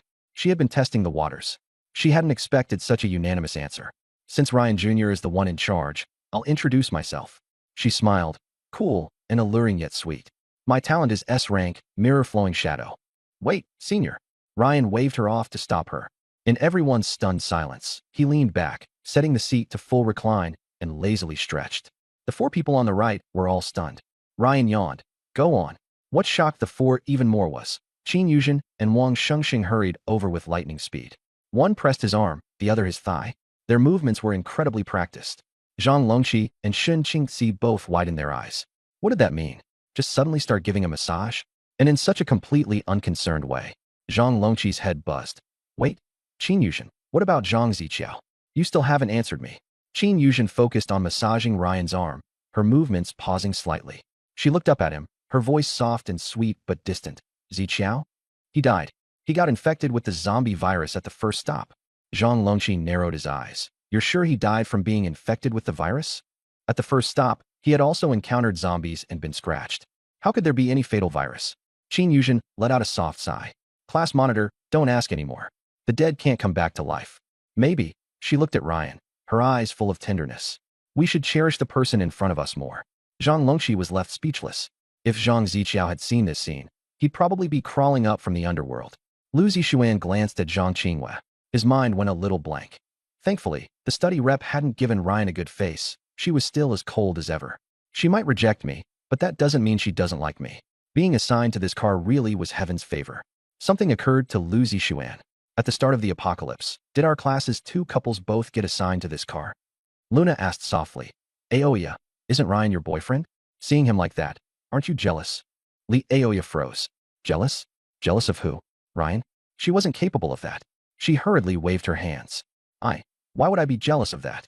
As long as Ryan is happy, that's what matters. Luna. Her boyfriend was being massaged by two female classmates. He was practically about to sit on their laps. And the girlfriend can tolerate that. Aoya coughed. Senior Shun, hurry and talk about your talent. She quickly changed the subject.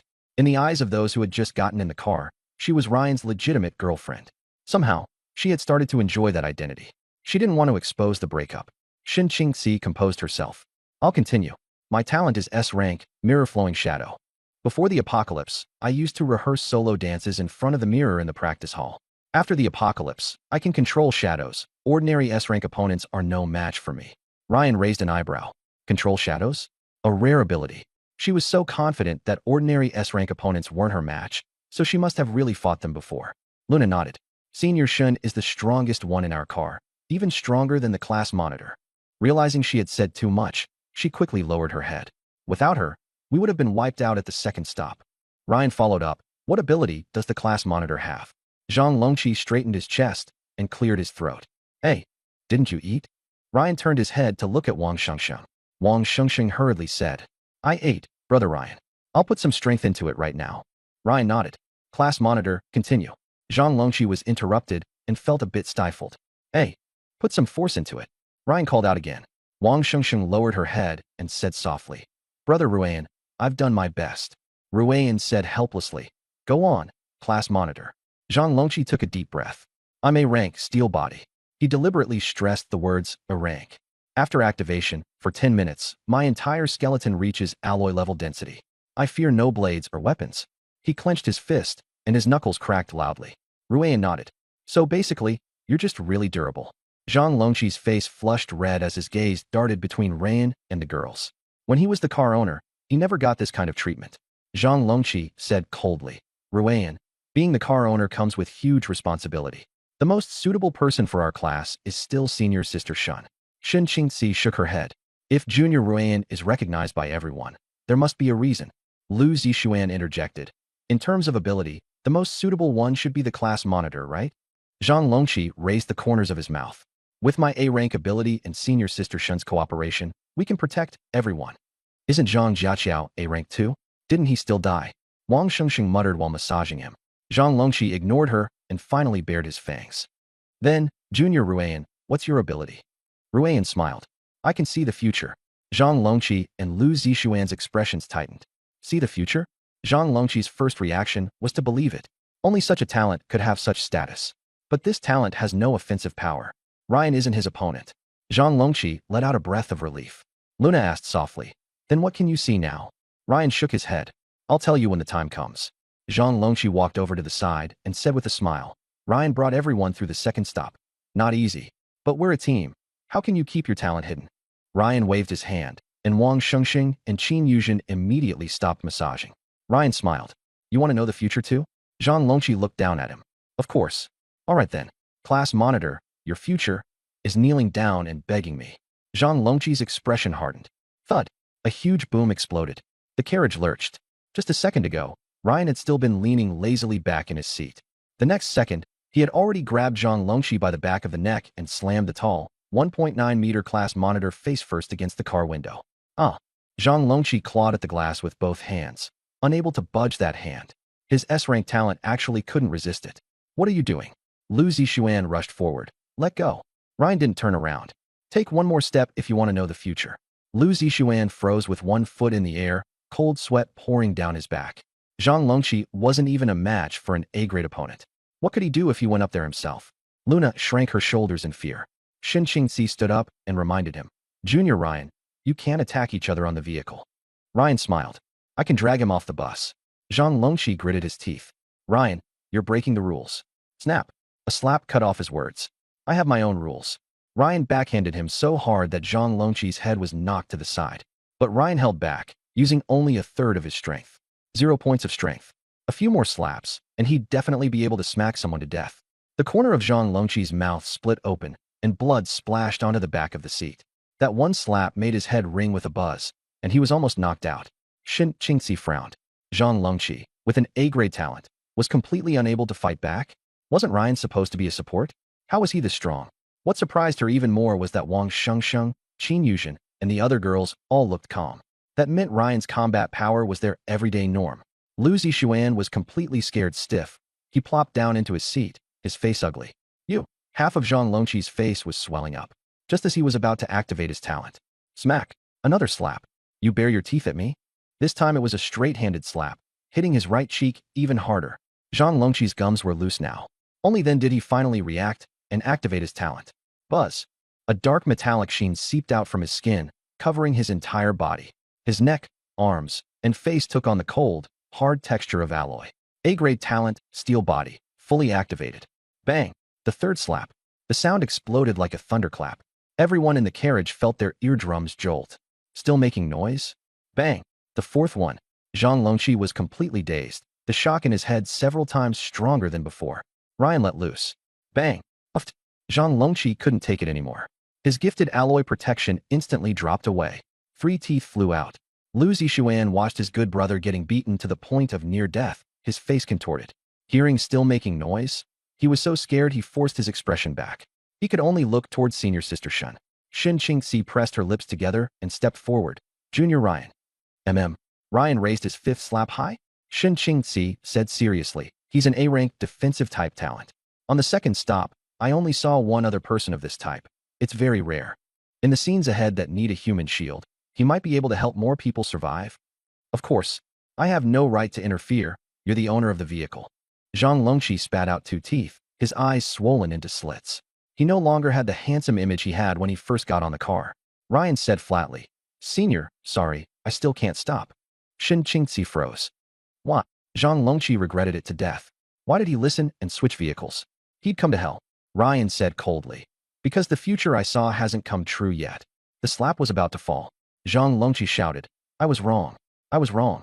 Ryan's lips curled slightly as he let go. Zhang Longqi collapsed to the floor, wailing, wrong. You two, what are your talents? Ryan shook his wrist and asked the other two. Lu Zixuan sprang up. I have a D-rank talent, Mind Link. I can establish a brief emotional perception with a target lasting 10 seconds, within 5 meters, 3 times a day. After saying that, he looked nervously at Ryan. Glancing at Zhang Longqi, he swallowed hard. I'm just support, no offensive ability, but I'm still kind of useful, right? Luna's voice was very soft. Mine is B-rank, crystal armor. She raised her hand, palm up. A faint glow appeared. A thin layer of blue crystal spread from her fingertips, forming a delicate crystal shield. It looked like a single kick could shatter it. It can block a few attacks, but it's not sturdy. Luna lowered her head and twisted the hem of her clothes with her fingers. Ryan twitched at the corner of his mouth. These two were utterly useless. Just then, about to arrive, Blizzard Villa objective. Survive until the dawn of the 4th day, 0/4. Rule summary. 1. For each person who survives, the team score is multiplied by 1.22. At midnight each night, the exclusive rules for that night will be issued. 3. Anyone who violates the rules will bear terrifying consequences. 4. There are 3 ghost slaves in the villa. Please identify them carefully. Status sync. 1. Remaining people, 48. 2. Remaining teams. 6. Pending confirmation. Ghost slaves already in hiding. 3/3. Area notice. 1. 8 vehicles have been assigned to 8 parking points around the villa 2. Upon arrival, the vehicles will enter silent mode 3. Each team may only have 6 people get out. The rest must remain in the vehicles and will be protected by phase barriers 4. Participants are designated by the vehicle owner, who must also participate 5. Trust is a luxury. Welcome to the 3rd stop. Villa map has been distributed. Global information synchronization channel has been closed. The villa's front door has been opened. Please enter the room you have chosen before the countdown ends. Countdown. 59:58. Ah. Luna. Qin Yuzhen hugged Shin Qingzi, her face as pale as paper. Again. Blizzard Villa? Wang Shengsheng frowned. Like a live-action script game? And ghost slaves. She shuddered violently. There won't be ghosts, will there? The girl's expressions changed drastically. Qin Yuzhen's voice trembled. Ruyan, can I not go? Wang Shengsheng panicked. Brother Ruyan, I'm scared of dirty things. Shin Qingzi swallowed. Could ghost slaves be some kind of controlled monster? Lu Zixuan stared at the void, reading the rules. 48 people, 8 teams, choose 6 to participate. Ruyan spoke directly. Class rep, you come with me. Zhang Longqi, Lu Zixuan, senior sister Shun, Luna, the rest of you. Zhang Longqi waved his hand. I'm not getting off the bus. Shin Qingzi said gently. Junior Longqi, for each person who survives, the team score is multiplied by 1.2. Ruyan won't do you any harm. After confirming the rules, Zhang Longqi let out a sigh of relief. His eyes filled with fear as he looked at Ruyan. He couldn't understand how this guy was so strong. Ruyan chuckled. If we're playing the game together, why would I kill you? In fact, there always had to be some people to take the hits. This time, there were quite a few people taking the hits. Shin Qingzi comforted Luna. Don't be afraid. Be brave. Luna answered softly. Ruyan looked at Zhang Qinghua. Class rep, you're okay with this, right?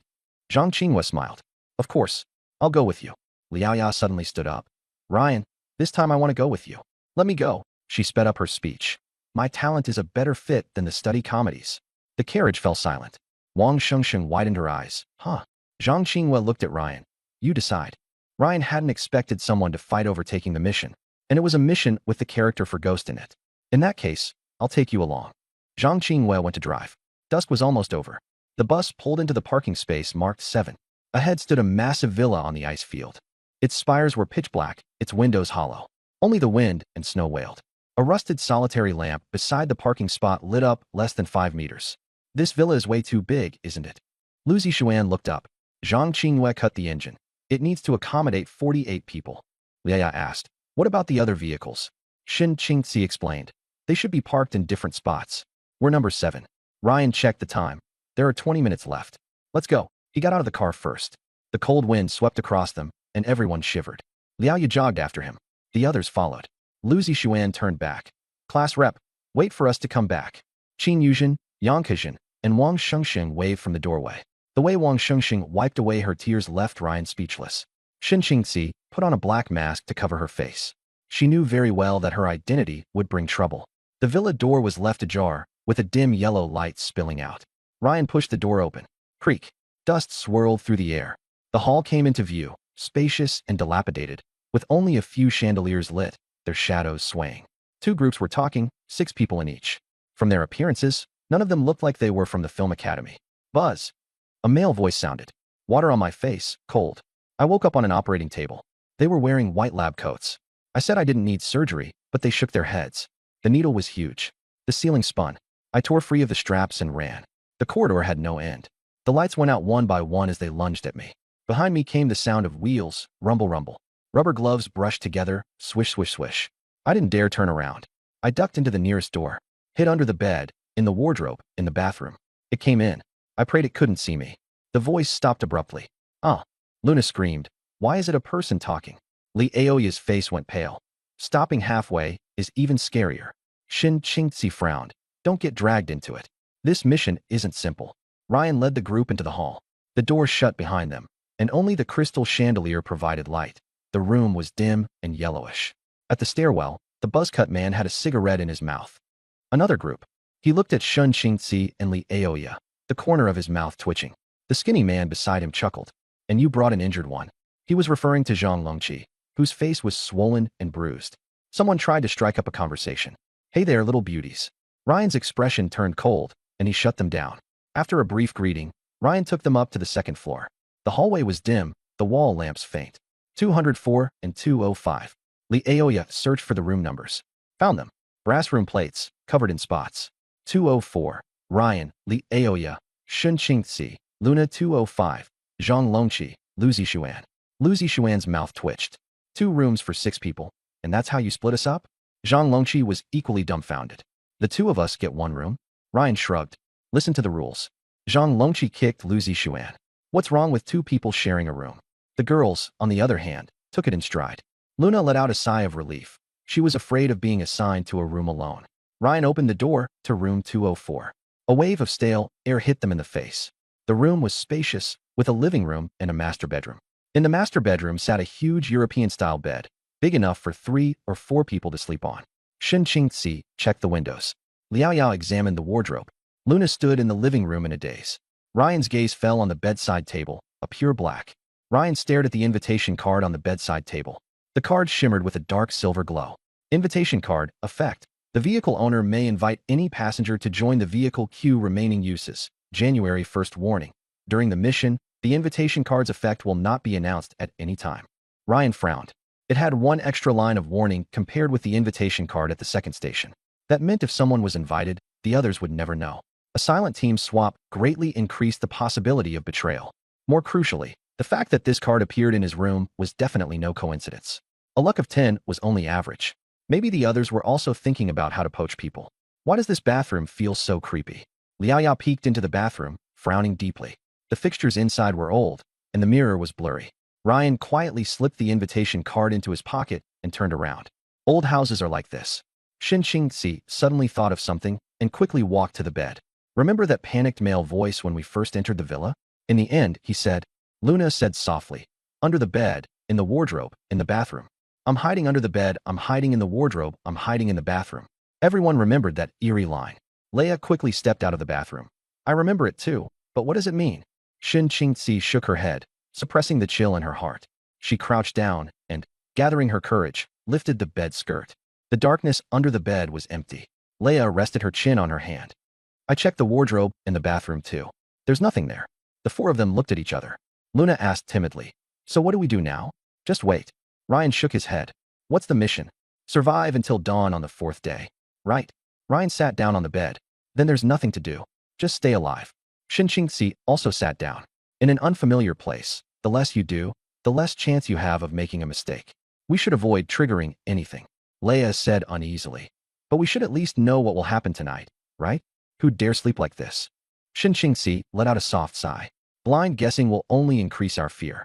Let's familiarize ourselves with the room first and make sure there are no hidden dangers. Ryan looked at Shen Qingzi. Under the dim yellow light, she took off her mask, revealing a delicate face. Senior, your ability is controlling shadows. How can you use it in total darkness? Shen Qingzi smiled confidently. Shadows exist at the boundary between light and dark, in the outlines of all things. They're always there. That kind of composure and confidence is extremely rare in the apocalypse. Knock, knock, knock. A knock sounded at the door. Ryan glanced at the time. There were still 2 minutes left on the countdown. Leoya asked through the door. Who is it? It's me, Lu Zixuan. I wanted to ask Ryan for advice, so open up. Ryan walked over and opened the door. Lu Zixuan stood outside with a grin, and Zhang Longqi was behind him. And gee, it's just, the 2 of us are sharing a room, and we don't know anything, so we're a little panicked. Could you give us just a tiny bit of information about the future? Like, will anything happen tonight? Leoya said unhappily. Is Ryan's ability something you can just use whenever you want? Lu Zixuan's expression stiffened. Ryan said indifferently. Anything else? No, no more. Ryan closed the door. Time passed by the second. The 4 each had their own thoughts as they waited for the unknown night. The surroundings were eerily quiet. The villa was extremely soundproof, yet all 48 people remained utterly silent. Everyone was waiting. Night had fully fallen. The snow and wind slammed violently against the windows. At last, the hands of the clock neared the top. First night special rule, under the bed at midnight. Effective time, midnight to 0:30. Content 1. Must hide under the bed 2. Face outward, able to see the bed frame 3. Absolute silence 4. No matter what you see or hear, do not make a sound, do not look away. Blood-red words seared before their eyes. Leoa trembled. We have to lie under the bed. Ryan nodded. 5 minutes left. Luna asked softly. Can we close our eyes? Shen Qingzi shook her head. No, don't take any chances. No matter what you see, don't Don't make a sound, and don't look away. Luna shivered. What if there really is a ghost? Time flew by. Get under the bed now, Ryan urged. The villa was warm, around 10+ degrees. The space under the bed was cramped. Take off your down jackets, or it'll be too tight. Shin Qingxi reminded them. She revealed a coffee-colored knit sweater. Leoa took off her coat, revealing a short skirt and vest. Luna slowly pulled down her zipper. A white t-shirt, her collarbones clearly defined. The light blue denim miniskirt stopped just at the roots of her thighs. White canvas shoes. With the down jacket no longer blocking her, her small face was revealed. A doll-like face, a delicate nose bridge, and a few freckles. Big eyes, damp lashes, and reddened outer corners. When she looked at people, her gaze flickered away timidly. That was when Ryan realized that this girl was actually very eye-catching. A film academy student, with top-tier looks and figure. She was just too timid, which hid her advantages. What's wrong? Luna asked softly. Nothing. 3 minutes left. Stop dawdling. Luna crawled toward under the bed, her short sleeves riding up to reveal her slim waist. Shin Qingxi and Li Aoya were already in position. Senior Shun, I want to lean against the wall. Okay. Ryan walked to the door and tried to lock it. The door was broken. 2 minutes left. He hurriedly hid under the bed. Under the bed layout. Wall Ryan Li Ishin, Qingxi Luna wall. Exactly 12 o'clock. Click. The villa plunged into darkness. All the lights went out. Hearing was magnified to the extreme. The three women's rapid breathing could be heard. The slapping sounds outside the window grew distant. Li Aoya tugged at his clothes, her body trembling. Fear stretched time thin. Breathe. Listen. Wait. The four of them stared fixedly at the edge of the bed and the doorway. No one knew how much time had passed. Tap. Tap. Tap. The sound of wet bare feet stopped at the doorway. The door handle slowly turned. Creak. The door opened a crack. Ryan held his breath. Lioya bit her hand. His fingers trembled as he forced himself to stay calm. She saw a pair of ghastly, swollen feet. The toes were swollen and twisted, the skin wrinkled from soaking, leaving wet streaks on the floor. Those feet stopped by the bed, only a few dozen centimeters from Ryan's face. Then, those legs slowly bent as it crouched down. The four of them held their breath. That face was hanging upside down from the edge of the bed. Black hair clung to its face like seaweed, revealing a pale, bloated visage. Most terrifying of all, its neck stretched unnaturally long, lowering that upside-down face little by little. Just like that, it stared at the people beneath the bed. Lioya's eyes nearly burst open as she desperately held back a scream. Shin Qingxi and Luna weren't doing any better. That ghostly face tilted slightly, then began moving extremely slowly from side to side, as if inspecting the treasures hidden under the bed. It moved to in front of Shin Qingxi and stopped. Shin Qingxi's jaw tightened, her gaze icy, and she forced herself not to blink. A few seconds later, it moved again to the very innermost spot beneath Luna's feet. Luna was completely terrified and dazed. A banging sound came from room 203 next door. That sound made Luna clench her teeth again. A few minutes later, that ghostly face seemed to have left room 204. Shin Qingxi checked the time. There were less than 5 minutes left before the special rule expired. No one made a rash move, waiting until 0:30. First night special rule. Beneath the bed at midnight. Rule expired. The wall lamp snapped on. Phew. Shin Qingxi let out a long breath. Good thing you didn't move at all just now, Luna. Luna's body trembled as she said tearfully, but senior, can you stop hitting my leg with your foot? It really hurts. Shin Qingxi froze. Her feet had been pressed together the whole time. There was no way she could have hit Luna. I didn't. She quickly lowered her head. Under the dim yellow light, there was a swollen hand beneath Luna's feet, repeatedly scraping against her calf. Luna, Shin Qingxi screamed, but it was too late. That hand suddenly clamped tightly around Luna's ankle. Ah! Luna was dragged toward the corner of the bed. Liao Ye and Shin Qingxi lunged to the foot of the bed, gripping Luna's hand with all their might. But that force was too strong. The two girls were dragged along toward the foot of the bed. Luna's hand was slipping away bit by bit. Bang! She slipped free. Luna was yanked away whole, disappearing beneath the bed. Shin Qingxi gritted her teeth and flicked her fingertips. A dark shadow shot out, trying to coil around Luna's ankle, but it only brushed the toe of her shoe. The ghost-faced thing moved at astonishing speed, already dragging Luna toward the bedroom door. Ryan, what do we do? Liao looked back, and Ryan was gone too. Ryan had been too fast. He had already chased after it. In the living room, Ryan's eyes were icy cold as he caught up to the shadow of the ghost face. That thing was trying to drag Luna into the pitch-black hallway. Damn it, it still dares to steal my points. Ryan cursed under his breath and erupted with full force. The hallway was pitch black. The ghost-faced thing dragged Luna toward the stairs. Luna's body scraped across the floor, her legs covered in bloody gashes. Her face was pale, and she'd bitten her own lips until they bled. Despair. Helplessness. Her lips were trembling, curling upward. It hurt. It hurt so much. But your fingers are so ugly. Swollen, blue-black, like rotten wood soaked in water. I really want to peel them off one by one. Luna's heart was pounding hard. Tap, tap, tap.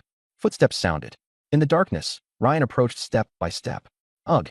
The ghost face froze, seemingly unable to understand why this prey would throw itself into its own trap. Luna hadn't expected anyone to come save her either. Ugh, ugh, ugh. The ghost face let out a strange cry, its body crouching unnaturally. With one hand gripping Luna, it suddenly lunged forward. Its other hand shot toward Ryan's ankle. Huh. Got him. The ghost face let out a triumphant ugh. Luna's heart jumped into her throat, and she instinctively closed her eyes. Luna closed her eyes. The swollen, ghostly face's shriek cut off abruptly. Her eyelashes trembled as she slowly opened her eyes. In the dim light, Ryan remained motionless. The swollen, ghostly hand clutched his ankle tightly, tearing the hem of his pants. But he stood unmoved, even taking a step back. Bang! His left foot stomped down hard, driving into the ghostly face's head, with tremendous force, crushing everything. The swollen, ghostly face tried to escape, but it didn't have nearly enough strength. Bang! Bang! Bang! Luna lay on the ground, forgetting to breathe. Ryan stood there, expressionless, his eyes filled with cold indifference. The contrast between extreme violence and calmness made her clamp her legs together. Black sludge splattered onto her skin. She only felt heat. Boom! The ghost face head was crushed into a pulp. Ryan stopped. SSS level talent, Grand Tutor Vessel, gained 2 free attribute points.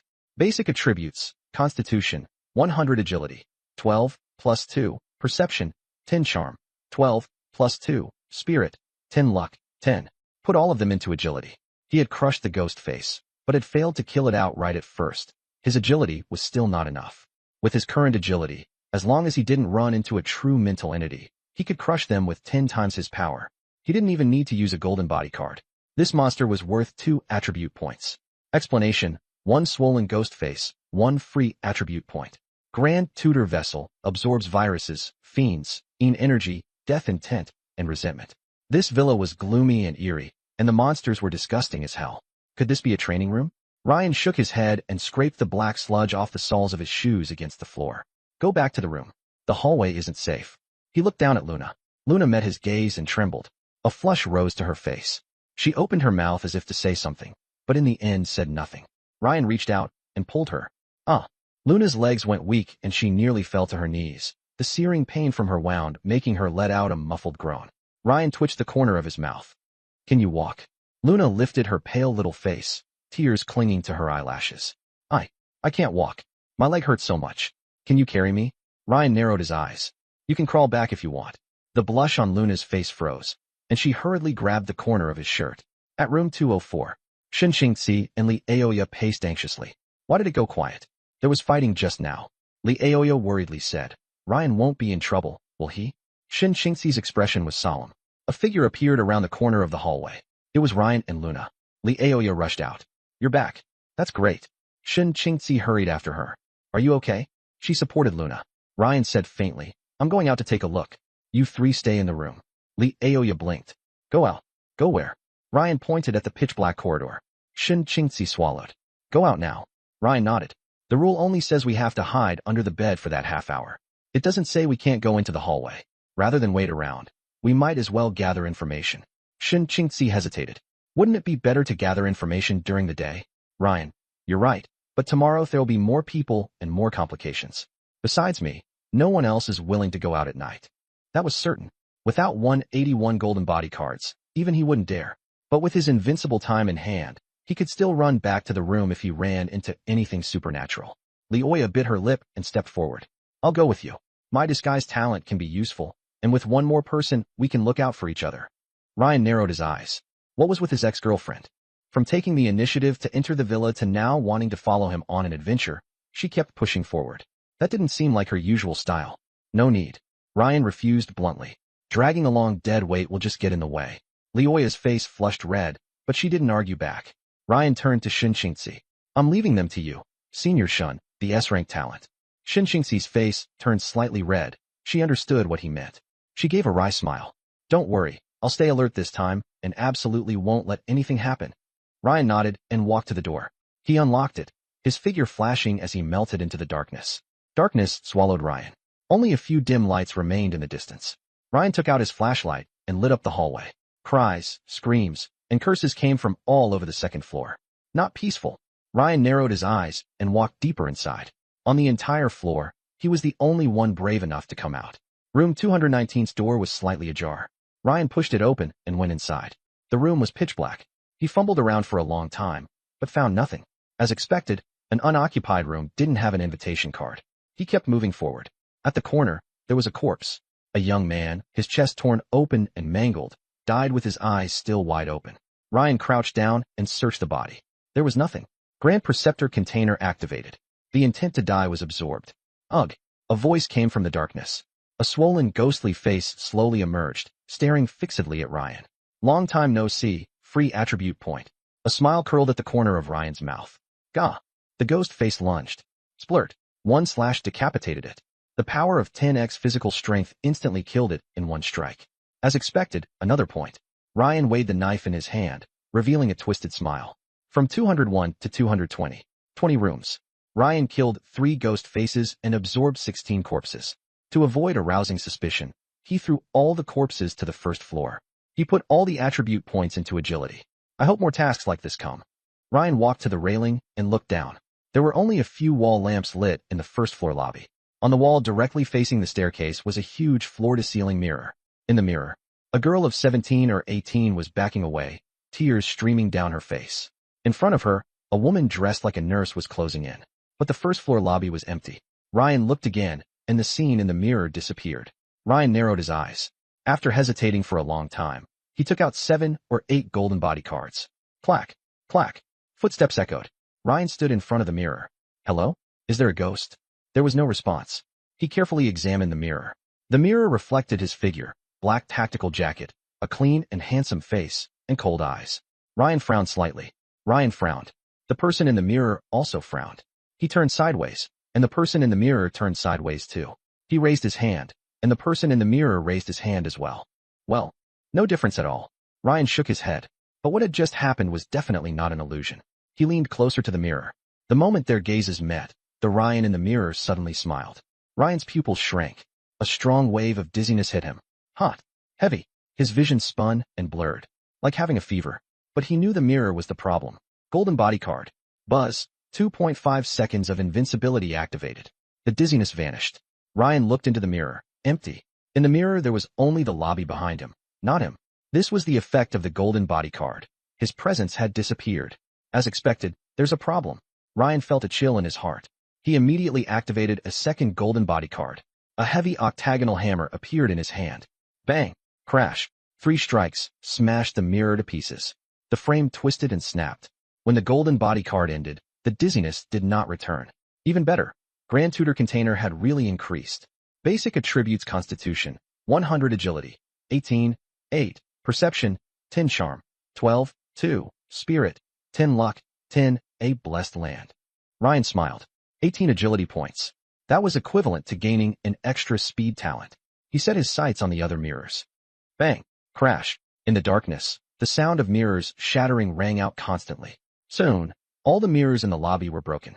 Unfortunately, no new attribute points appeared. Only the first mirror was special.